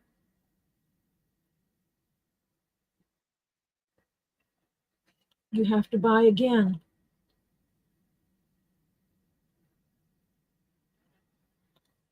I stitched my thread in the other stitching that I was doing.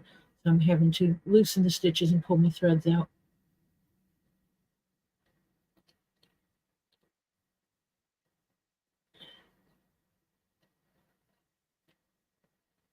Because I wasn't careful.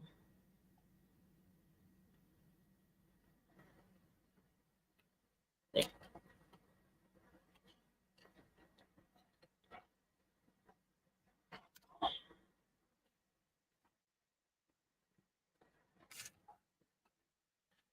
I know. I noticed that too.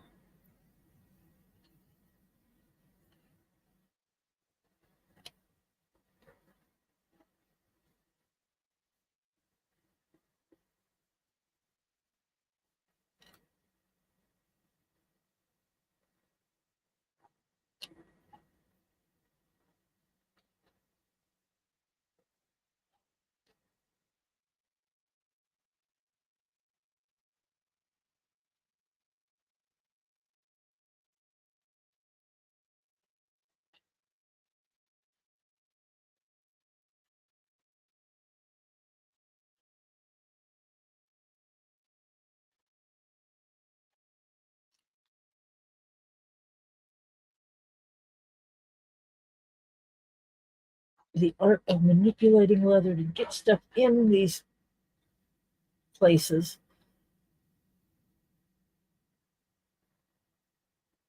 I feel sorry for anyone that has a huge hand that tries to make these, because this would be hard with big hands to try to fit your hand in these little holes.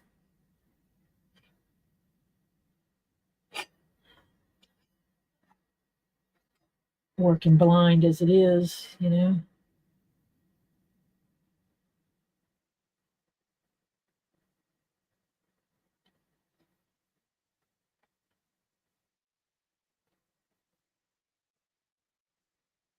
Oh, it's a big conspiracy, the whole thing is. Um, because, I mean, this was out of her own mouth that he gets paid to be her caretaker. She could say she doesn't get any government money, and I know that's a lie because she's told me about them getting the food. They're on the food assistance program, so they have an EBT card. She's told me that.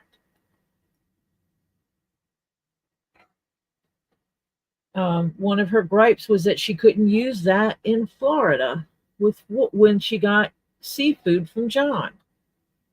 She knew she wouldn't be able to do that. And that's what was going to make it harder for her.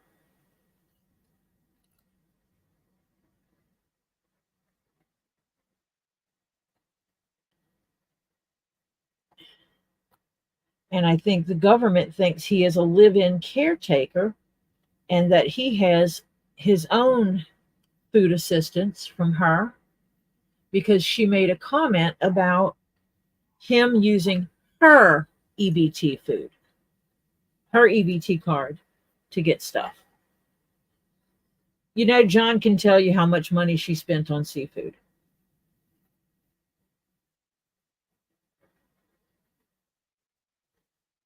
It's not like that can't be. I mean, hello, we got the man. And the thing is that why would she have spent that much? Oh, I don't know, because she wanted the big shrimp for grilling, and she wanted scallops for grilling. Plus, she wanted the seafood for her gumbo.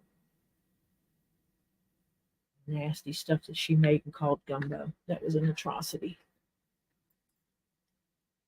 I wouldn't try it.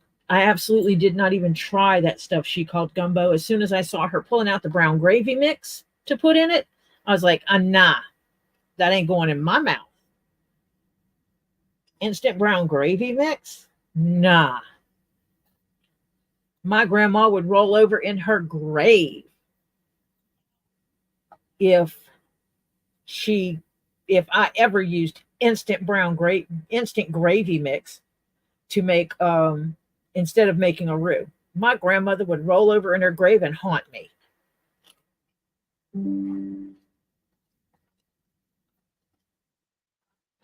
And I should have sewn this piece down first, and I did not, and that is my fault. So now I'm manipulating. Yeah, I didn't think she. I think she did spend a couple of hundred, 200 or 300. 100 of which was Shadowrunner's money, the money that Shadowrunner had given her.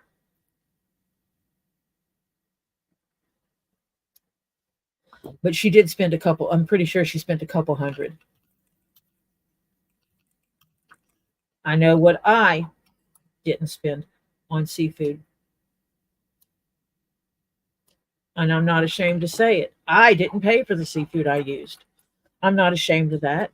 Um, I respected John's wish that I not pay because I just brought him that hat that I made, and he said that it would make him feel like crap charging me for some shrimp when he knows the hat I made him had more value than those shrimp did.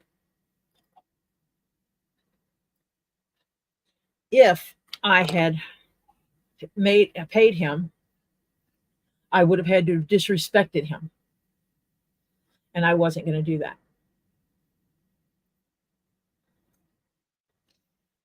Okay, now back to stitching. Which one did I just pull up? I pulled this one, so I am going this way.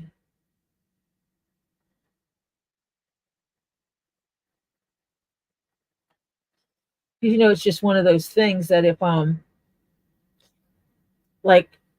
gifting you something and I gift it to you, and then I want something from you and you say, no, you can't pay me for that.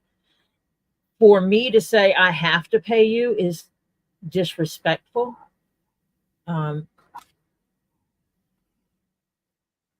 I do not do things for people with the intent of getting anything in return. I will state that. The only thing I expected from Z, Robbie, John, and Scott when I made their hats is for them to enjoy wearing them. Scott wears his every day. Z wears his when he's in the office a lot, or if he goes to certain kinds of functions, he wears it. Robbie and John only wears theirs on special occasions. Robbie doesn't want to get his dirty, which is funny because the whole point of me making it was so that he had it and could get it dirty.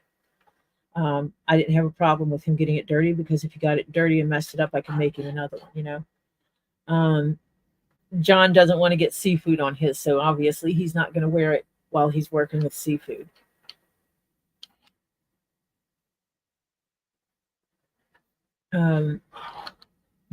Each hat was made individually for that person. They had say on it. Robbie's like, I just want a hat just like I have, and in brown like I have, because that's what I'm used to wearing. And so that's what I made him. And I don't know if anyone noticed, but his hat disappeared at one point. And that's because I was there and had the realization that the top of the hat was taller, considerably taller than what he normally would wear.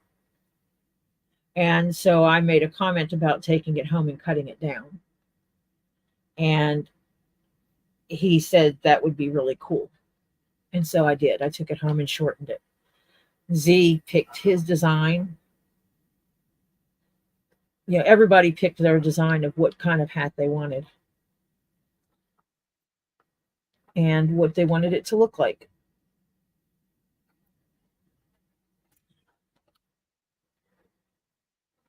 Eh, is it unselfish? Is it totally unselfish of me? Yeah, there's a reason I did it. Absolutely. One is I wanted to gift them with something, but it's beneficial to me as well. I'm not going to pretend that it's not. Um, there are motivating factors in there too. Because I've done stuff for Robbie and Z and Scott and John, I have gotten orders from that. I know that. There's a possibility that I will get some major orders because of CC DeVille's hat. Um, that would be kind of cool if it happens. CC DeVille may commission me to make a hat for him. I am probably cheaper than the people that he normally gets his hats from. And I don't send out mass produced stuff. So, there's factors there.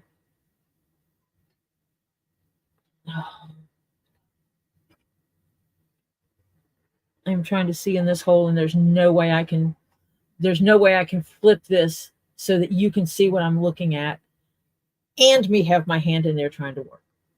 Just, it isn't going to happen.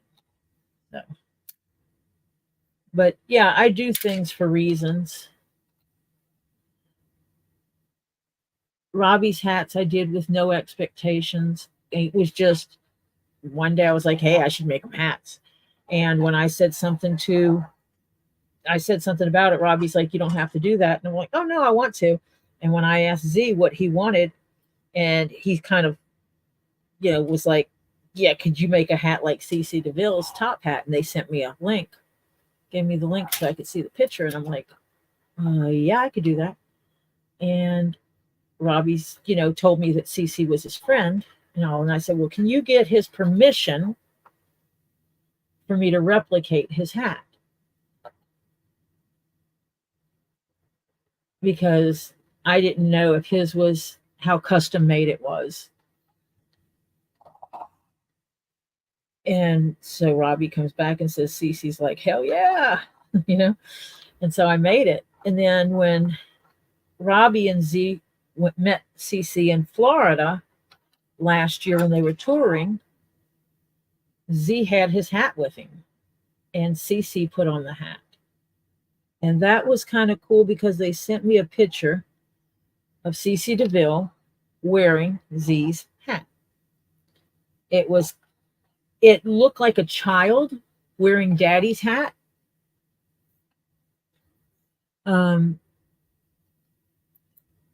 Because CC has a considerably smaller noggin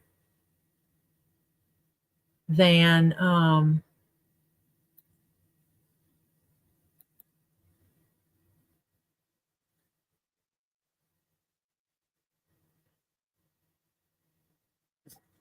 CC has a considerably smaller noggin than Z Dog. I'll just say it. Z and Robbie have a considerably larger head than most of the population.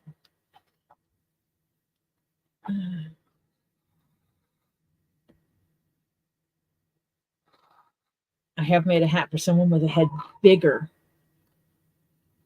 than Robbie and Z's.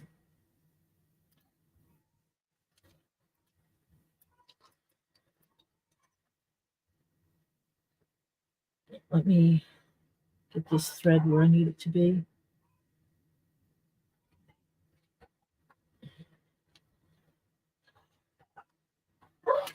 I'm going to stop right there for a second. I'm going to do some screenshots real quick and save some stuff because Lisa has a good point there. Save.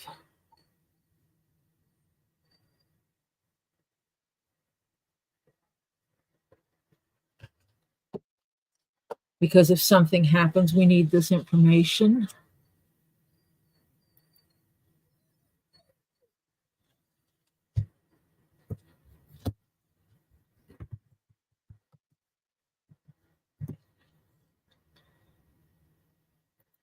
And then I'm going to do it with comments just in case he says something. In the comments, save.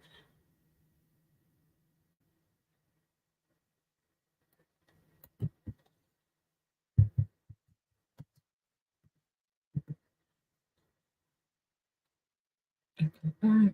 Yeah, because it would not surprise me if all of this disappears.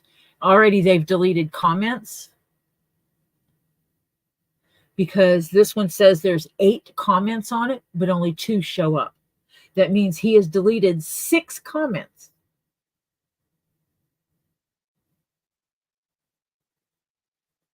No, I'm on Wolf's YouTube channel right now.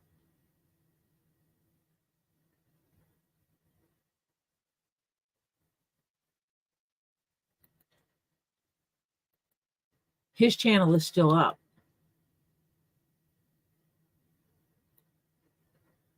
But they are already deleting comments.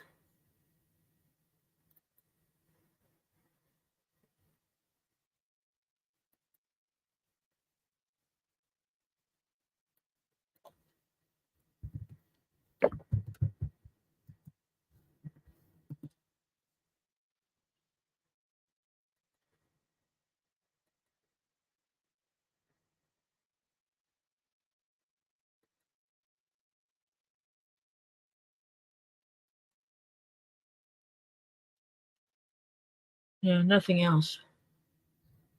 That is it. Yeah, I'm on his now. I can text you the link.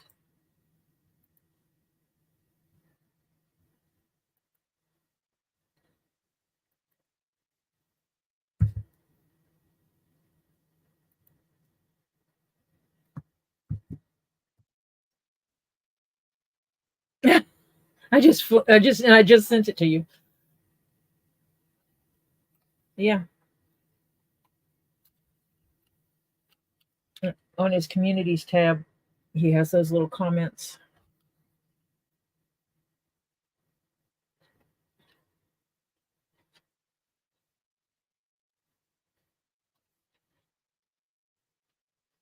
Maybe the short one of these is going to be even more fun. It's smaller.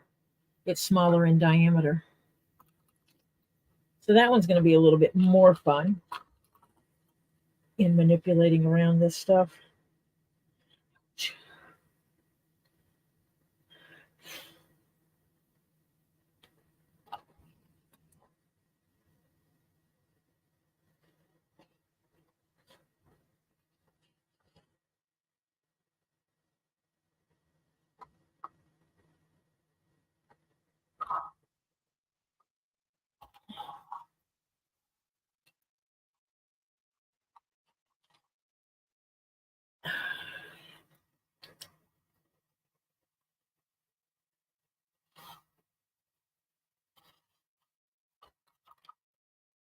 I wonder if I can convince the small child, the youngest of the grandchildren, to sew my thing for me. No,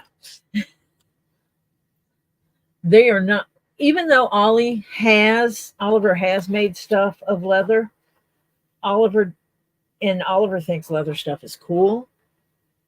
It is not Oliver's thing to make things out of leather. Oliver has made a couple of things that he wanted, and that's it. But for the most part, Oliver is not into making leather stuff. Topher is more so, and I evidently just unstitched. I put the same needle back through the same hole in it, unstitched it. Lovely. Gotta quit doing that. Stitch it back through and to the same side and basically unstitch it.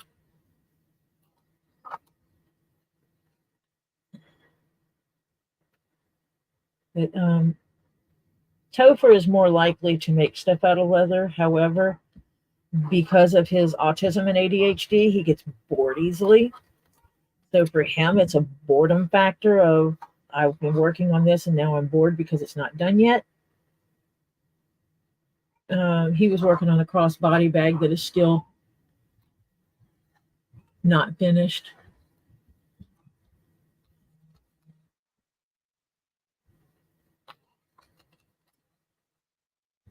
Flutter needs an outside TV entertainment area to go sit outside and sit on the YouTube while the pup is running around like crazy. And you're probably going to hear dogs here acting crazy because it is feeding time. And the one that's downstairs starts whining like a baby. And the other two upstairs are dancing like crazy.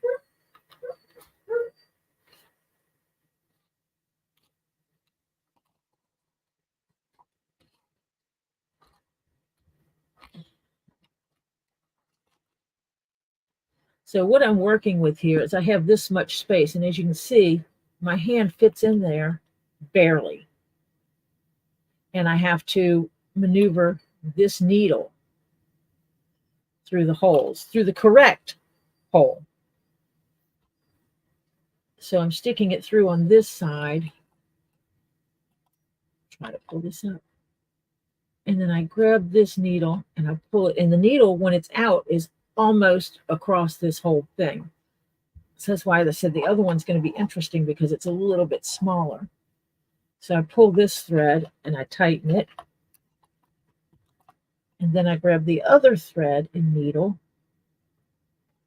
And I have to try to pull this thread, pull this other thread snug while I manipulate my hand in here to find the hole that I just pulled the other thread through and stick it through to the other side.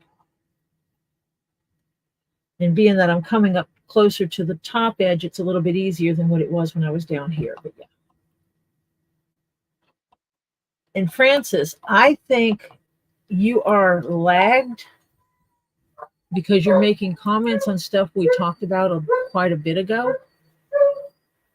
And by the time you hear this, you'll still be lagged. Okay,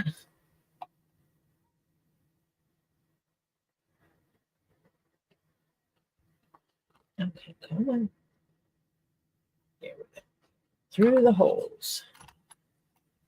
Again, pull this back. You know what I think I'm going to do is I'm going to drop some water on this right here and try to soften this up a little bit. Because of me pulling on it the way I am, I want to reduce the risk of cracking the leather. The almost round ones seem to open easier than the round one does. And any residual noise you hear, it sounds like someone's pouring dried beans in a container. That is Topher feeding the dogs. I believe that's Topher feeding dogs. It should be Topher feeding dogs.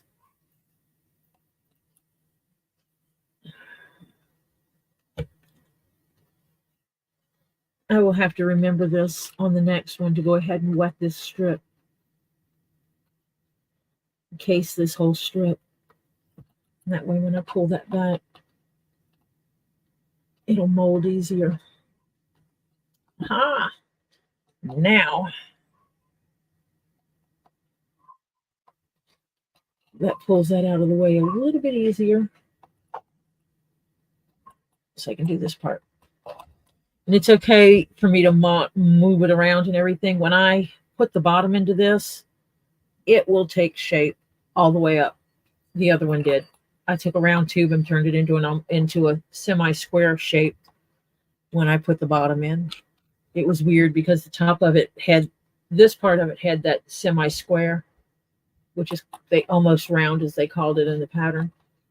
It had that shape, but the very bottom of it was round because, it's just like this. When you sew leather together, it just turns it into a tube. And that's how it was. But then when I started sewing that squarish bottom into it, all of a sudden the whole body shape changed on the tube and got into that right shape. I did pinch the corners of that to make it look better. But yeah.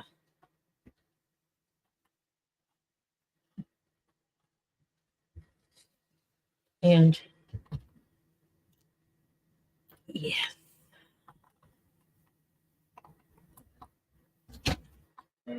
I'm excited about getting this finished.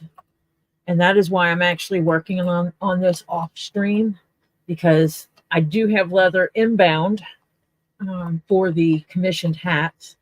I'm trying to hurry up and get this finished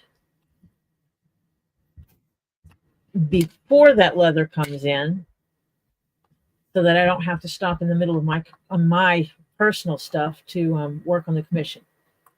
But that is an obligation I do have to do. As soon as that leather comes in, I have to start working on that.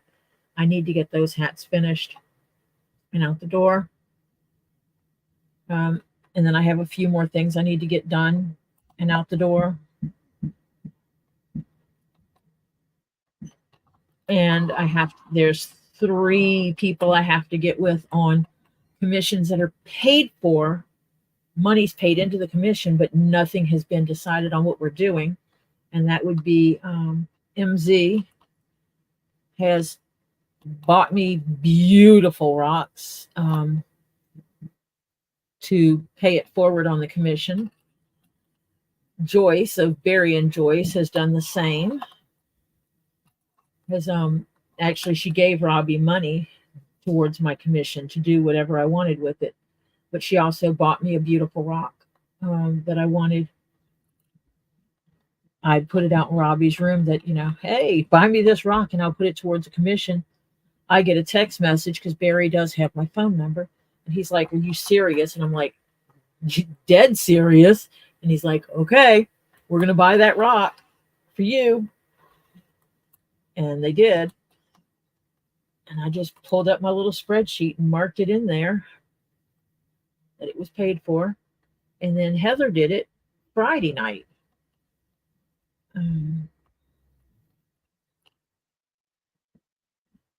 Which is kind of cool. I mean, the reality is I have such an abundance of supplies here that it's not too often I have to buy things because I do have an abundance.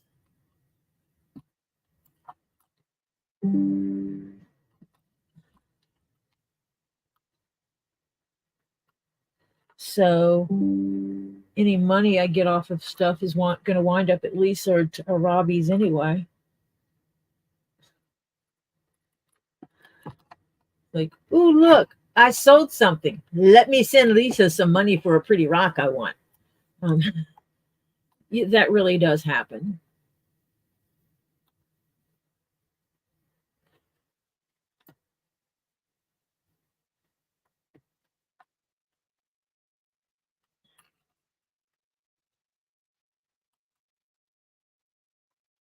Sometimes when I get commission money, I just leave it sit, CashApp or Venmo or whatever. I just let it sit there.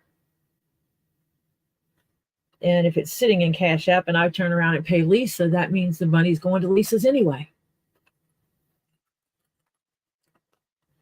I need to send out stuff because I haven't done that yet.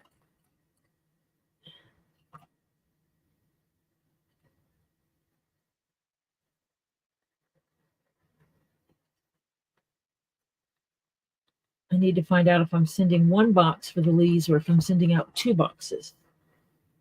I need to ask Kendra if she wants me to send her butterfly to Lisa or to her.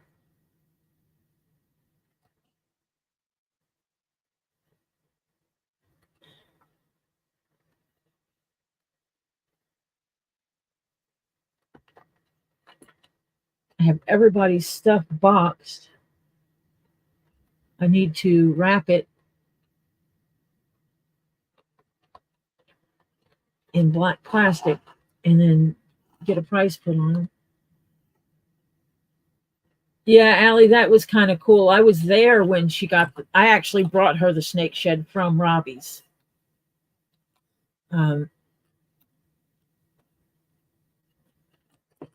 And so I actually ordered it. Then I took good pictures of the tag, and then we Googled the snake to get good pictures.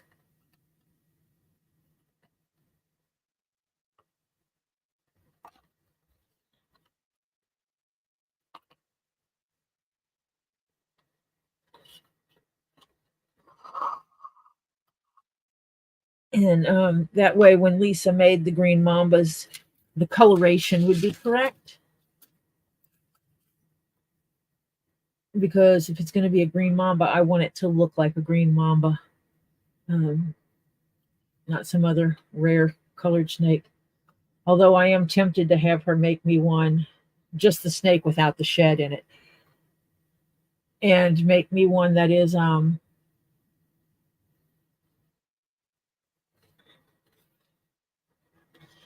purple.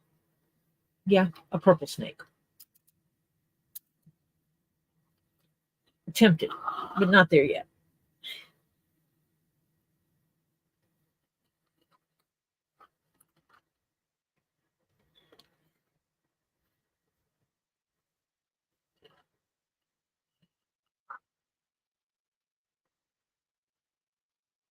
Yeah. Lisa takes orders for those. Absolutely.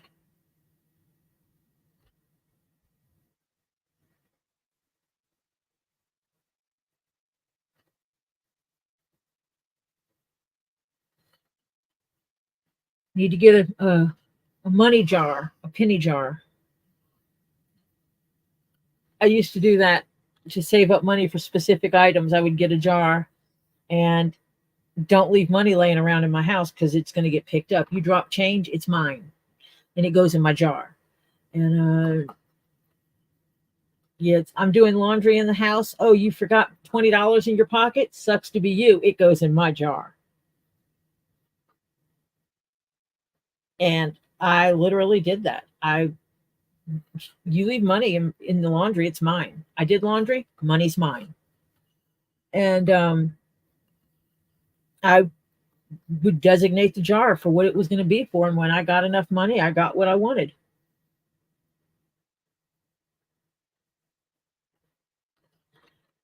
And then I would designate it for something else and start over.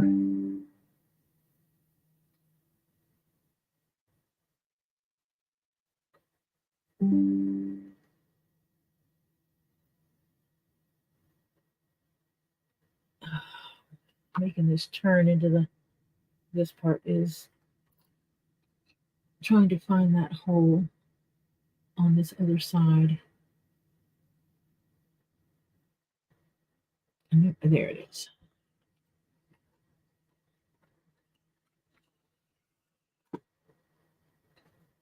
Yep.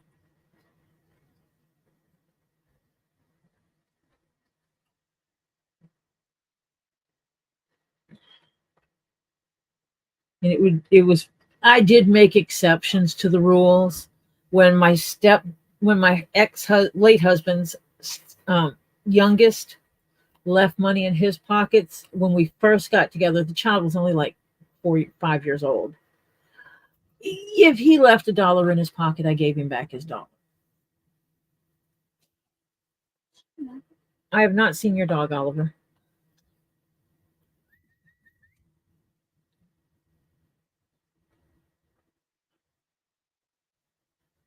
Spider, this damn big, was crawling up the curtain. Its body was tiny, but the leg was no, it was not. That was not a dead. What'd you do with it? I didn't do anything. I saw it. I got up from the desk and I booked it out of there. That thing was huge. Oliver is my grandchild who came in here and who has arachnophobia, and it has been raining here, so the spiders are coming in, which they're going to die because they've had to cross the poison line to get here. To get in the house, they have to cross the line of poison.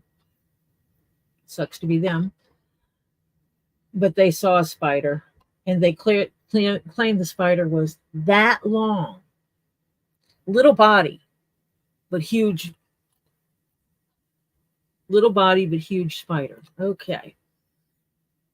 We'll see. But spiders are not allowed to live in my house anyway. My husband does not believe in killing spiders for the sake of them being spiders, because unless they're, like black widows, that's a different thing. I'm allowed to kill those. But he's like, don't kill the spiders. Just call me and I'll come get them out for you. So I do. I call him, honey, spider. Honey, spider. By the third time, if he does not come get said spider or acknowledge and say he's on the way, third time I say spider and he doesn't come, I kill him, because I do not like spiders. I have been spider bit before. I do not like spiders. But I will give him the opportunity to evacuate the spider out of the house, well, evict the spider out of the house, and place it outside where it can eat bugs. I'm okay with that. I don't want him in the house. My daughter, on the other hand, has a spider on the ceiling in her room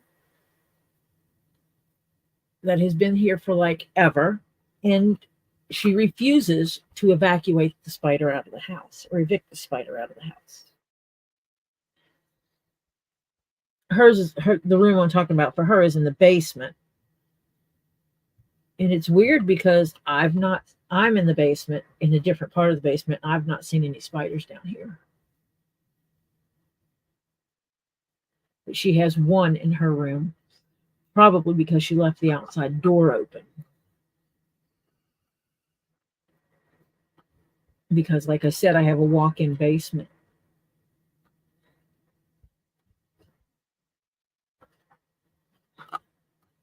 But I do get the house sprayed. They spray outside the house once a month. And they do spray the perimeter and around all the windows and everything like that. And then they spray the yard where the dog area is for fleas and ticks.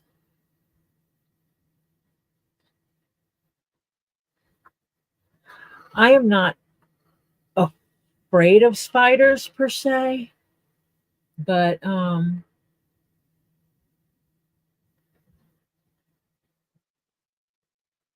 have respect, kind of like the same way I am with snakes. I have respect for them. They are what they are. I've lived in the house with tarantulas and rattlesnakes inside the house, so it's not like I'm unfamiliar. My father had a glass tank that was about 5 feet long or so that he kept rattlesnakes in.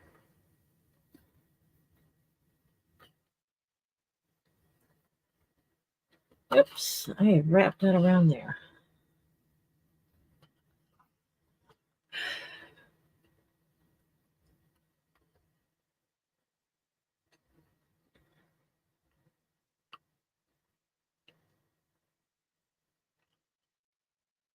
I have wrapped the thread around that post.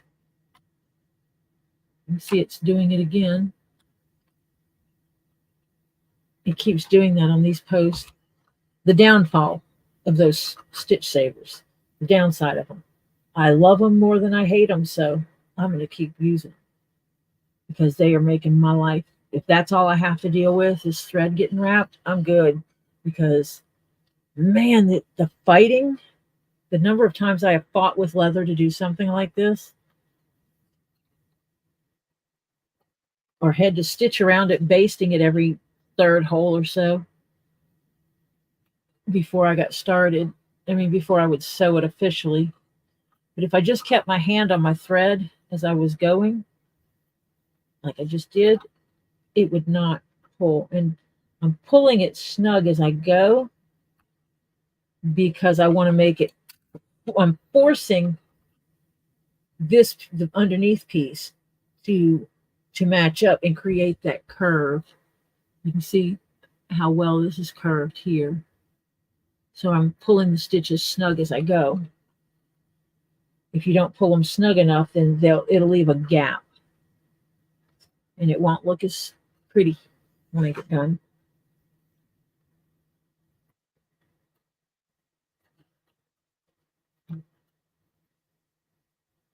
This part is not as bad to stitch.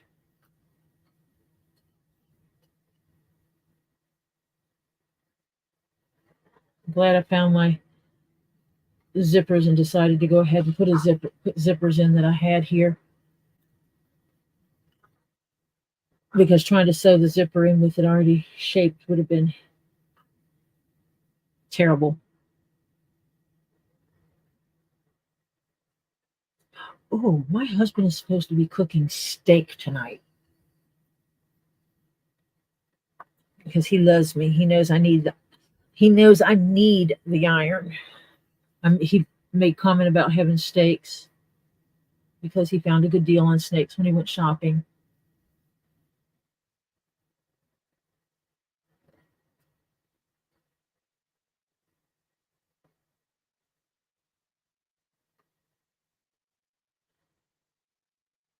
Well, I'm going to tell you now, if you get any big smokies, I'm interested in discussing prices with you. And I'm talking big chunka, big piece, obviously the pieces, individual pieces, but if you find a large cluster of smoky that you want to sell, I am willing to speak with you about it. I am pre-ordering it. Yes, I know those are hundreds of dollars. Those are more than $100 pieces, maybe $200, $300 pieces. I understand that. So I'm just saying, if you find the big smoky, I want it.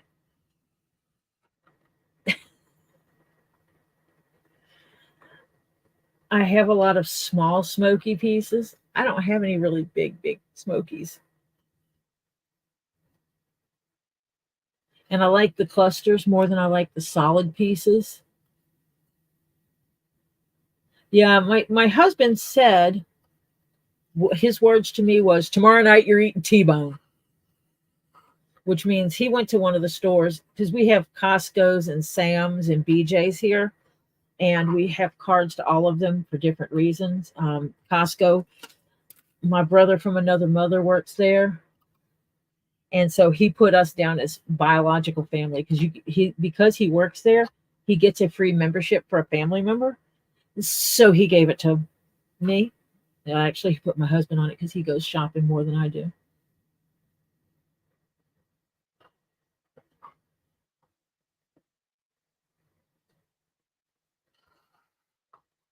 Well, if you find Big Smoky, you let me know. Just start sending me pictures from the field if you have to, because I'm looking for a large Smoky.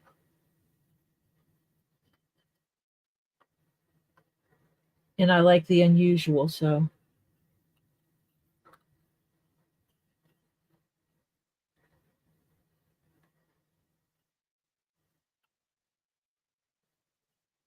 Well, you never know. You never know what you're going to come across. You came across a 10-pound rock today of something else. You never know when that's going to be a Smoky. Just say. So just keep it in your mind.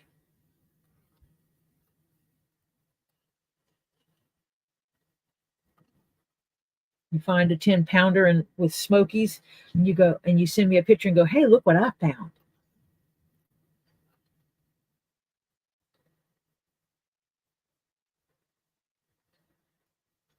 I'd be like, mine.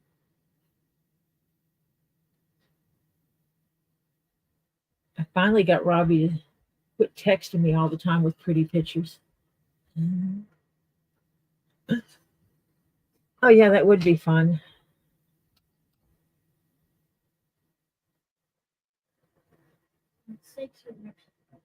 Yes, I know.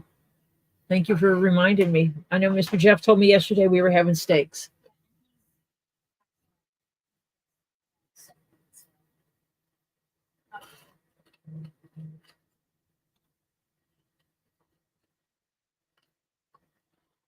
My husband is taking a nap because he stayed up late last night. He stayed up until the wee hours of the morning. His sleep schedule is worse than mine. Oh, this is hard to get this. There we go.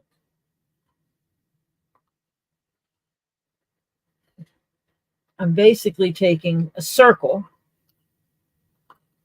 Oh, caught it again, see?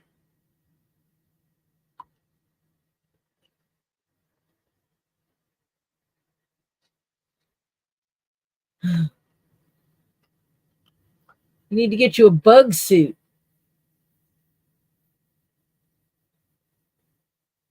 In the summertime, you just wear a full netted suit. I actually made one for my late husband, which was basically a long sleeve shirt and a pair of pants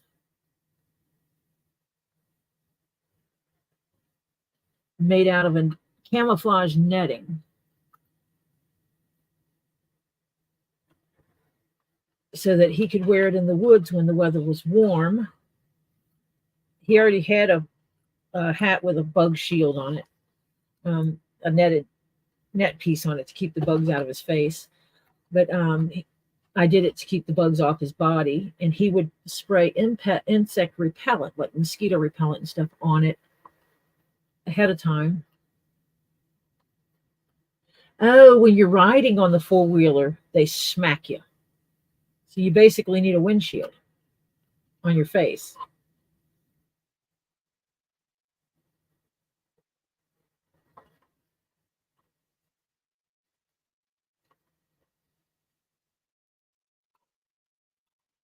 Because nobody enjoys bug goo in their face.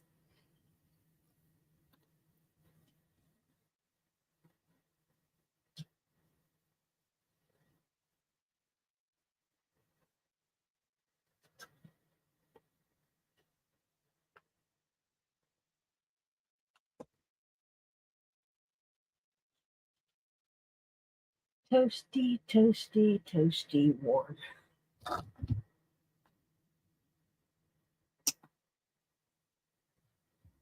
Clippy, clippy, clippy on there. Keep me toasty. Yeah. I'm trying to clip my fabric around my legs to keep me warm.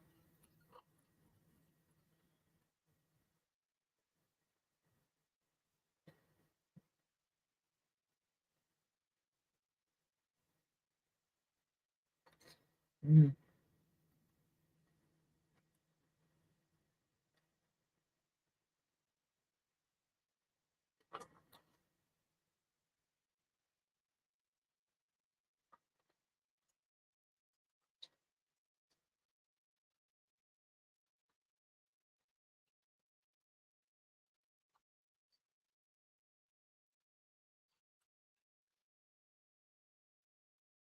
Do not wrap.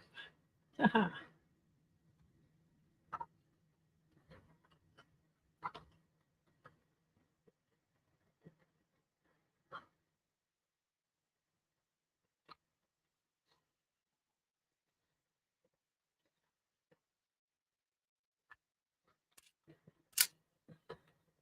That is taken up shape, and I will have to work with the shape a little bit when I'm done, but it is shaping up quite nice.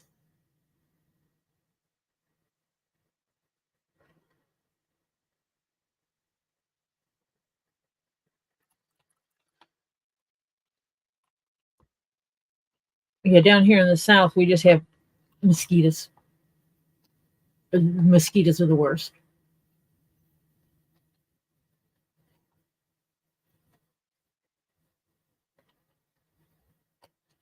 That's the biggest bugs that we have to deal with. That if you're just sitting still, that will just kind of land on you. Except for during love bug season. I do not know the proper name for the bugs. We always called them love bugs because you rarely see them flying only one. They're usually connected at the rear end, two of them. I think they have the shortest lifespan of anything I know of. That they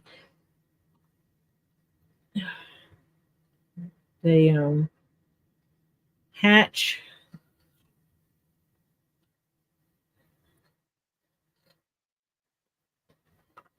They mate, they lay eggs, they die. That's basically their lifestyle. Yeah, I don't like gnats either. And what is mayflies are another one that are like that.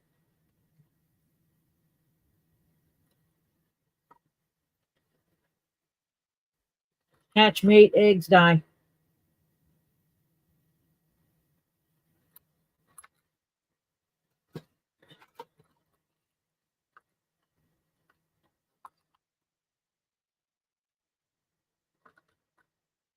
There we go.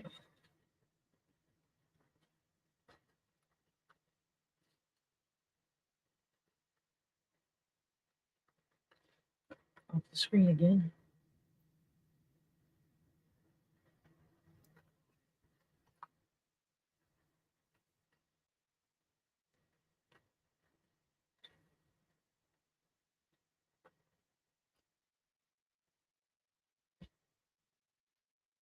Hmm. Hmm.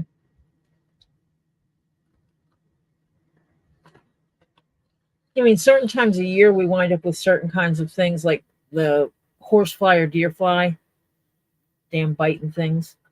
But where you are depends on if you have to deal with them.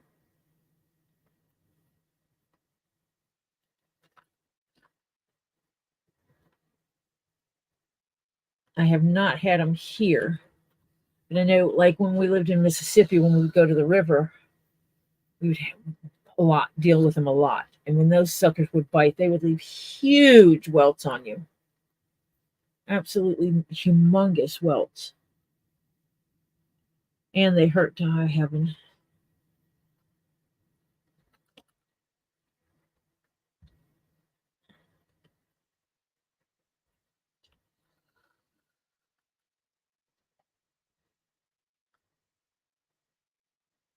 And gnats, you just don't see them very well. And then they little bitey things.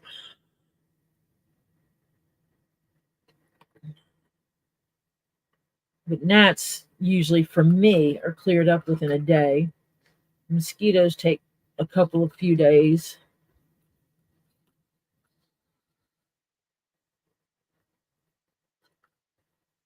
Those horse flies and deer flies take about a week.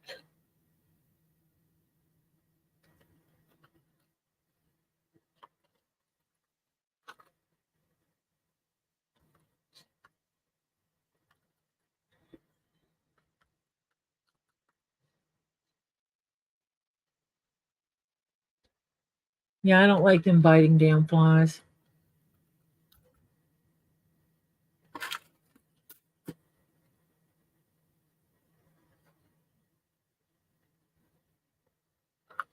Might have to make me a net outfit to wear when we come up there to avoid the biting bugs. Because we're serious. We are going to be coming up there.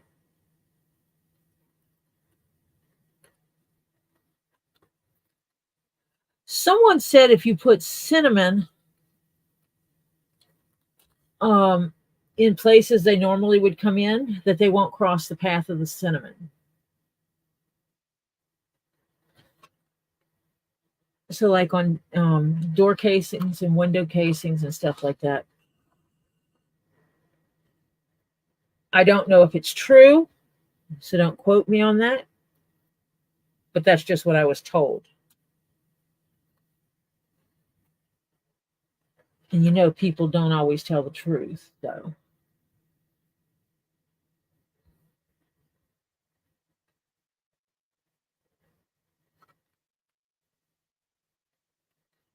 Yeah, and I don't I don't like using poison stuff anywhere inside the house or anything that's going to be lasting outside the house in the dog area.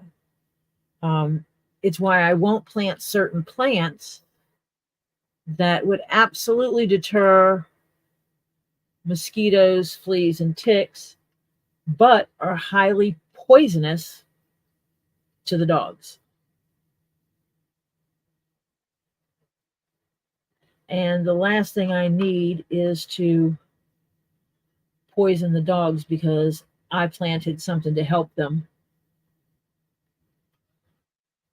and not realizing that it was, not paying attention to the fact that the dog was going to eat it.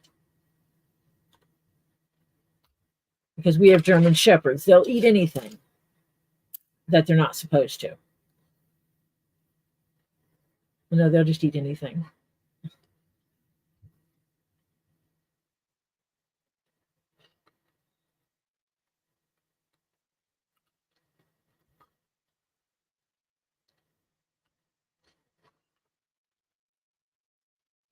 I do need to pay attention to what time it is. It's 6:44. I'm going to wrap up pretty soon because Rosie comes on at 7:15. And I want to be able to take a break and go stretch my legs and go to use the facilities and check on the status of dinner because yum yum steak and all that kind of stuff. I'm going to try to get around the rest of this top. I don't know that I'll get down the back piece of it, but I want to finish the round zipper portion of it.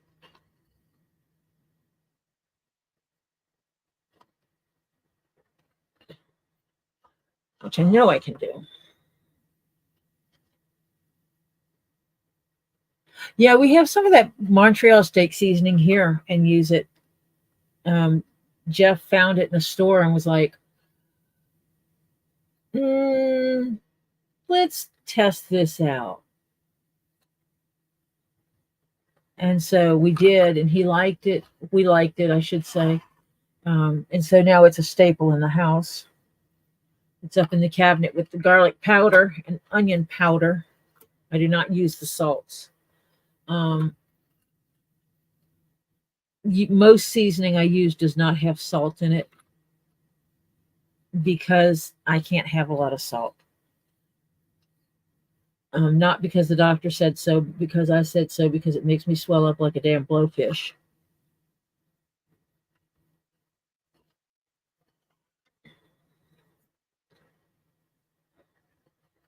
But we do, I mean, we use regular onions and stuff like that, but sometimes you're making something quick and you don't want to have to cut up the onions and wait for them to cook, so we use the powders.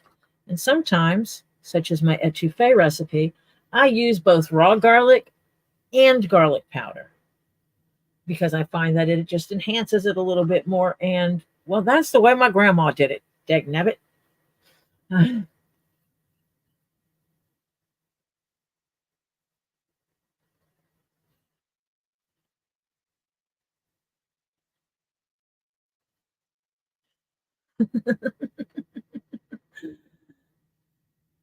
Flutter, I love the way you make all the little poems. And you custom make them for each channel. Flutter's bespoke sayings for channels. Custom made according to the channel.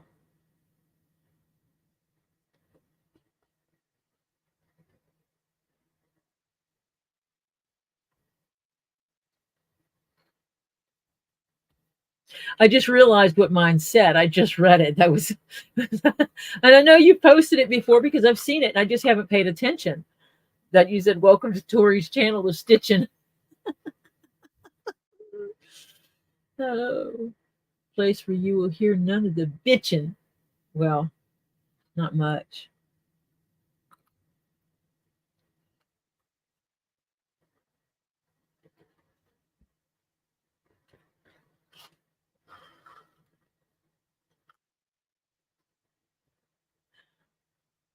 Yeah, and I know I get a lot of views that are when I'm not online, even though it was my lives. I do get a lot of views from people that are not from the lives, and I'm okay with that.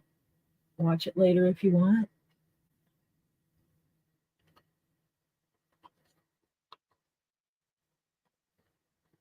I look over at my YouTube channel and it's like, am I frozen over there? And then I realize, no, I'm trying to put the stupid dead blasted needle in the hole.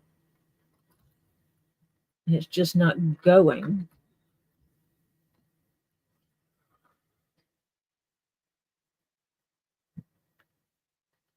It's being a bonehead.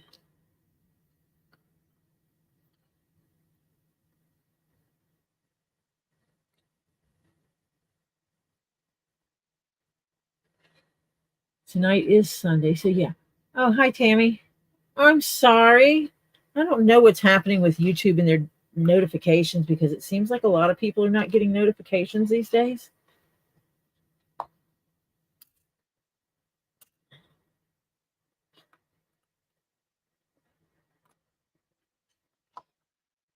That's how I keep track of if I've watched a video already, is with the thumbs up. So if I go to your channel and I watch one of your videos, I do a thumbs up on it. That way later when I go watch stuff, I go back to the last thumbs up and start there to watch videos.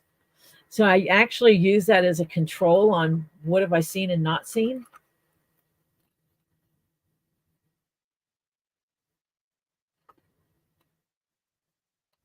And if there's not a thumbs up, then I need to finish what I need to watch it and give it a thumbs up. And there are absolutely times when I'll go to watch something that does not have a thumbs up and I'll be like, hey, I watched this already. And I give it the thumbs up and let it finish playing anyway. But yes, I would love for everybody to smash the thumbs up every time they came into my channel. If they have, at least the first time they come into the channel.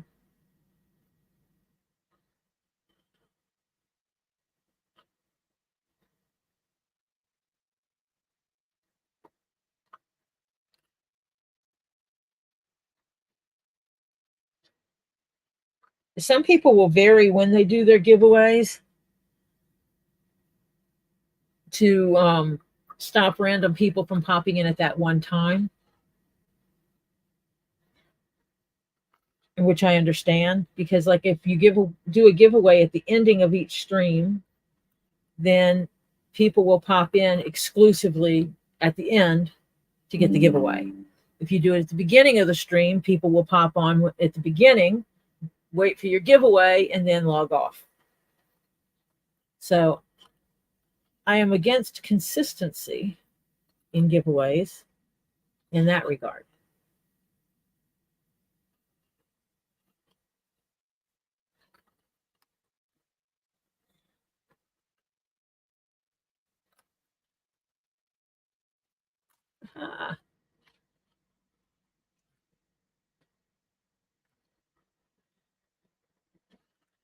Let me start going back down this other piece. And I'm at the place where these stitch holes want to align pretty doggone good. And my heater's now trying to burn my leg. I put my leg too close to the heater. Got a little toasty there.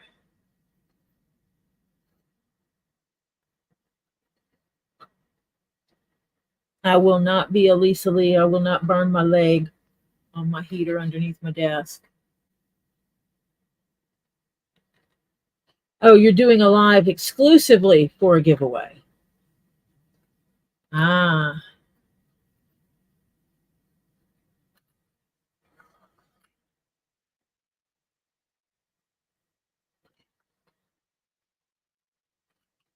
Well, if you know when your people are normal, the people that watch your channel are normally on,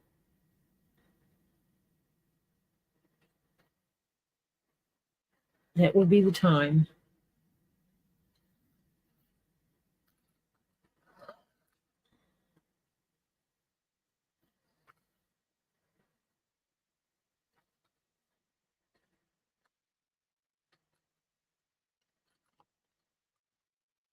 I need to do another time check, see how close I am to.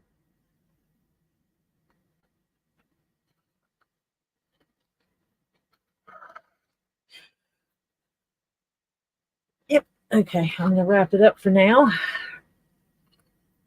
And I will finish this tonight while I'm watching Rosie's, because at 7:15 Rosie's Random Treasure comes on, and for some reason that is not what I was looking for.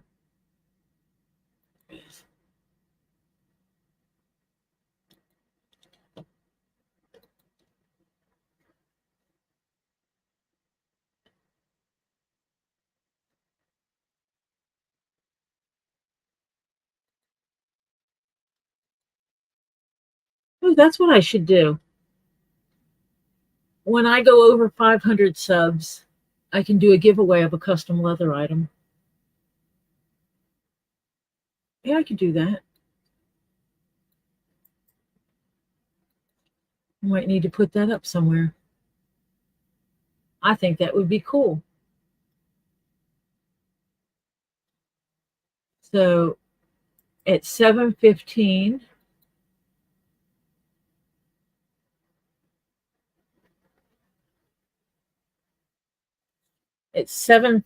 Rosie's Random Treasure will be on.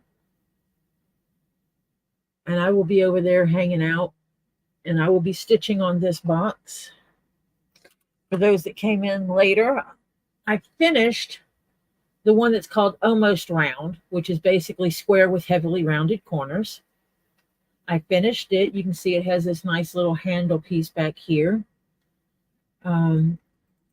I sanded the bottoms to make them smooth and put the black on there. Got the zipper, and it opens. This compartment opens, and you can see that it's same structure all the way down.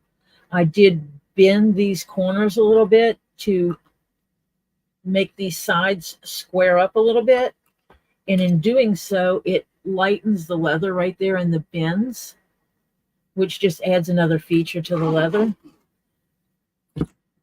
I'm going to mark off the footprints of these onto some paper, and I'm going to send it to Lisa of Two Leads in a Pod so that she can come up with a couple of acrylic tray designs that will fit all the parts in it.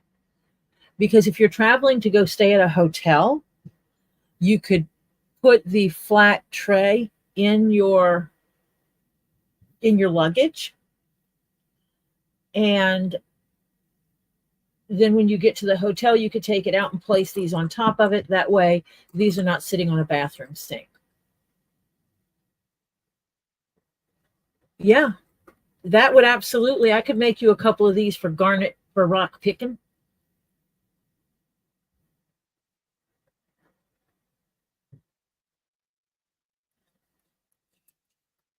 I will make you some of these. I will have to make you some of these. And what would be cool, because you know me, is if I do that, I would have to make the butterfly fit on it too, and put a butterfly on it.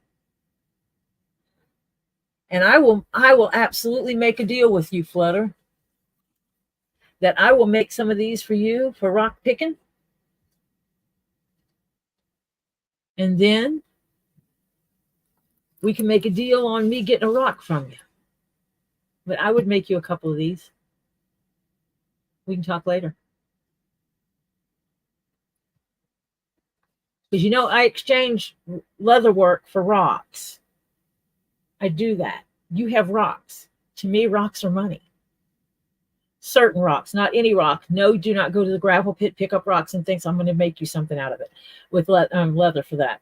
But, you know, as a collector of pretties, and Flutter living in an area that has pretties, Flutter has a currency.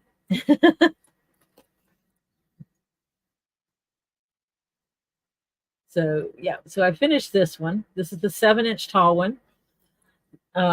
I am now working on the 7-inch round one. I just finished sewing that. I have to sew this strip here still down to here, and that'll be finished. And then I just have to sew in the bottom, and then I will sand the bottom and finish it just like I did this other one. And then I will get started on one of the short ones. I am trying to get them done. I'm not going to do them all, every bit of it on lives, because I am playing a game of let's beat the delivery. I'm trying to get all 5 pieces made before the blue leather arrives for the cover, for the caps that I'm making.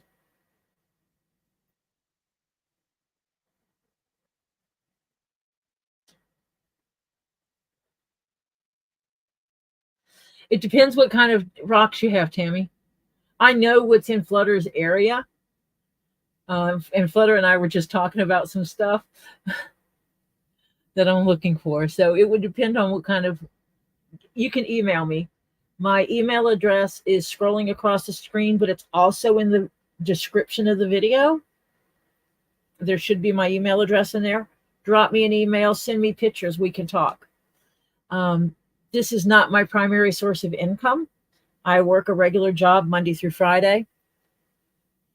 And this is what I do to support my hobbies and my obsessions. I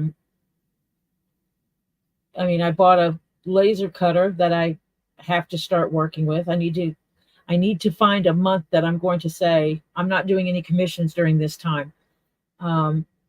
I am only going to be working on getting my area rearranged, because I cannot set up the laser cutter until I rearrange, because I have no place to put the air filter. So I need to do some rearranging so that I have room to set up the laser cutter completely. And once I get that set up, we're on the go. Sent me a picture of a quartz with baby growing out of the middle of it. Oh, I bet that's pretty. Hold on a second.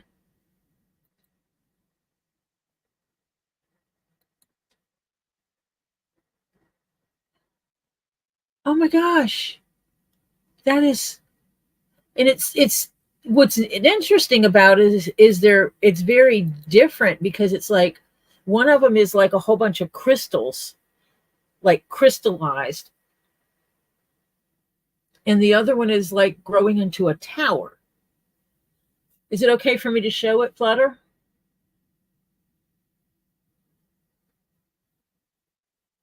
Because I will absolutely show this, because I'm like that.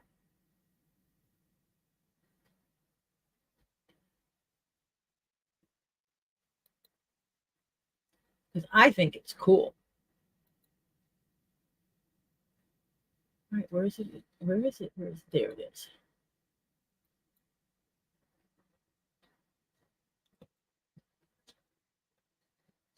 But let me see if I can zoom it in. So you can see, and I'm pointing to my screen, so, you know, it's like as if you can see my fingers. Let me do this. All down here, you can see how it's all crystals. It's just like really small crystals.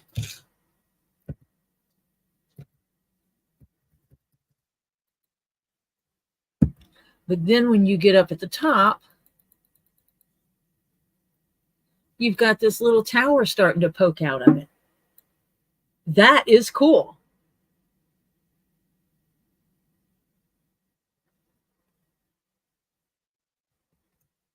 That is so cool.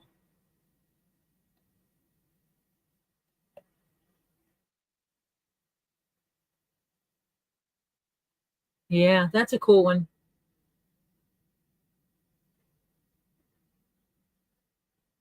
So it is now a little bit after 7.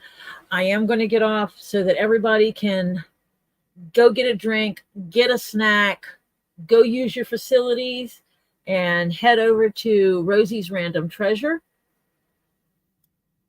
And I will be over there hanging out tonight. and stitching on my round container, my 7-inch tall round container. I'm going to finish sewing on this top, and then I'll sew his bottom on, sand the bottom, finish the bottom to look like this one. And then I'll either start working on the rectangle one or I'll work on the shorter versions of these. Not sure what. I'll see when I get there type thing.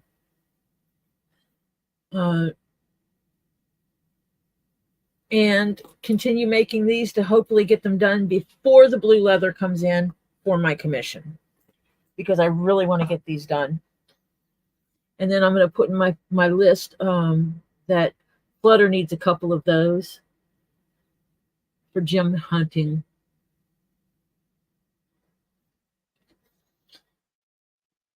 So yeah, I will talk to everyone later. I will be on tomorrow around 5:30. I might have to push it back to 6 o'clock depending on work, if I have to work later, but it should be around 5:30. I may have some stuff to open. It depends what comes in. I'm expecting a few things. So I will see you all later. I wish you the best. Until tomorrow. Bye for now.